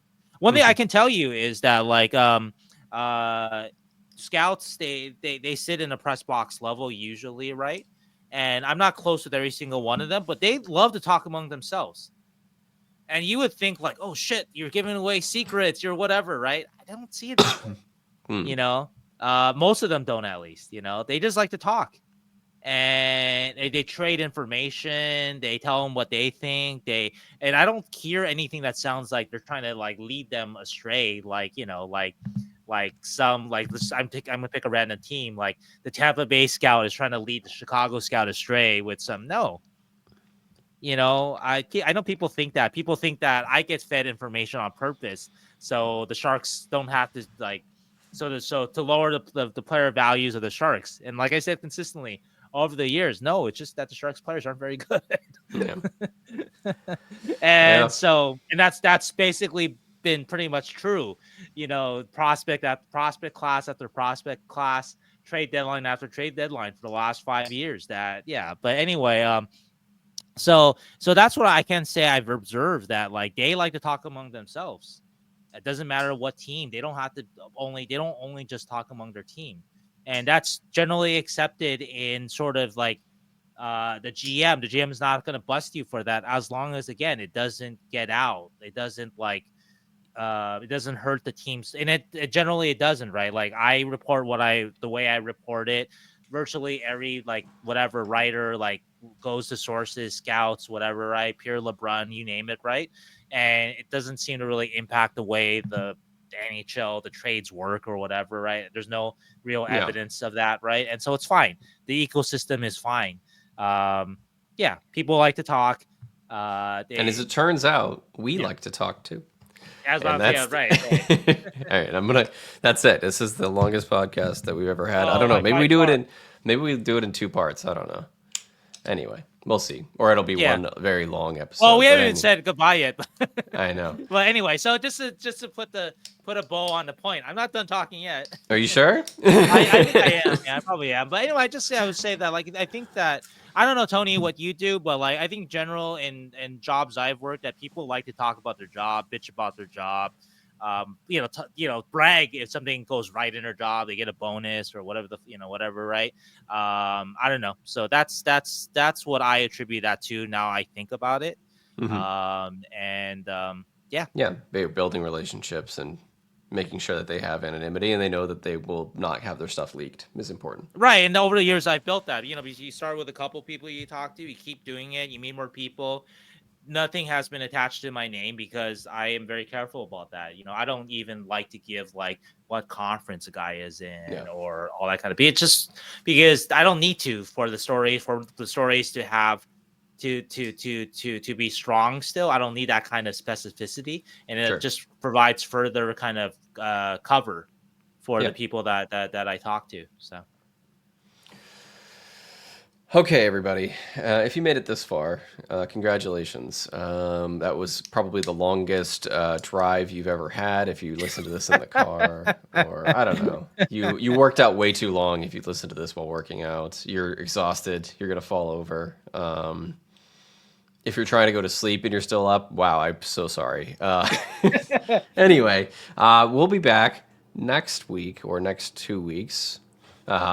With another episode. I do want to thank everybody who sent their questions in, though. Yes. I will say, though, Keegan, that as long as this episode was, I think it's a tribute that people like our podcast. They do. And people like the website, and I have seen my subscriber numbers. Thank you guys, especially in this case, new subscribers. Since the Macklin effect, that people are more interested in the Sharks too. That's another part of it too. Another part of it too, that people are more interested in the Sharks. So keep looking at the camera. I should be looking down. That people are more interested in the Sharks too.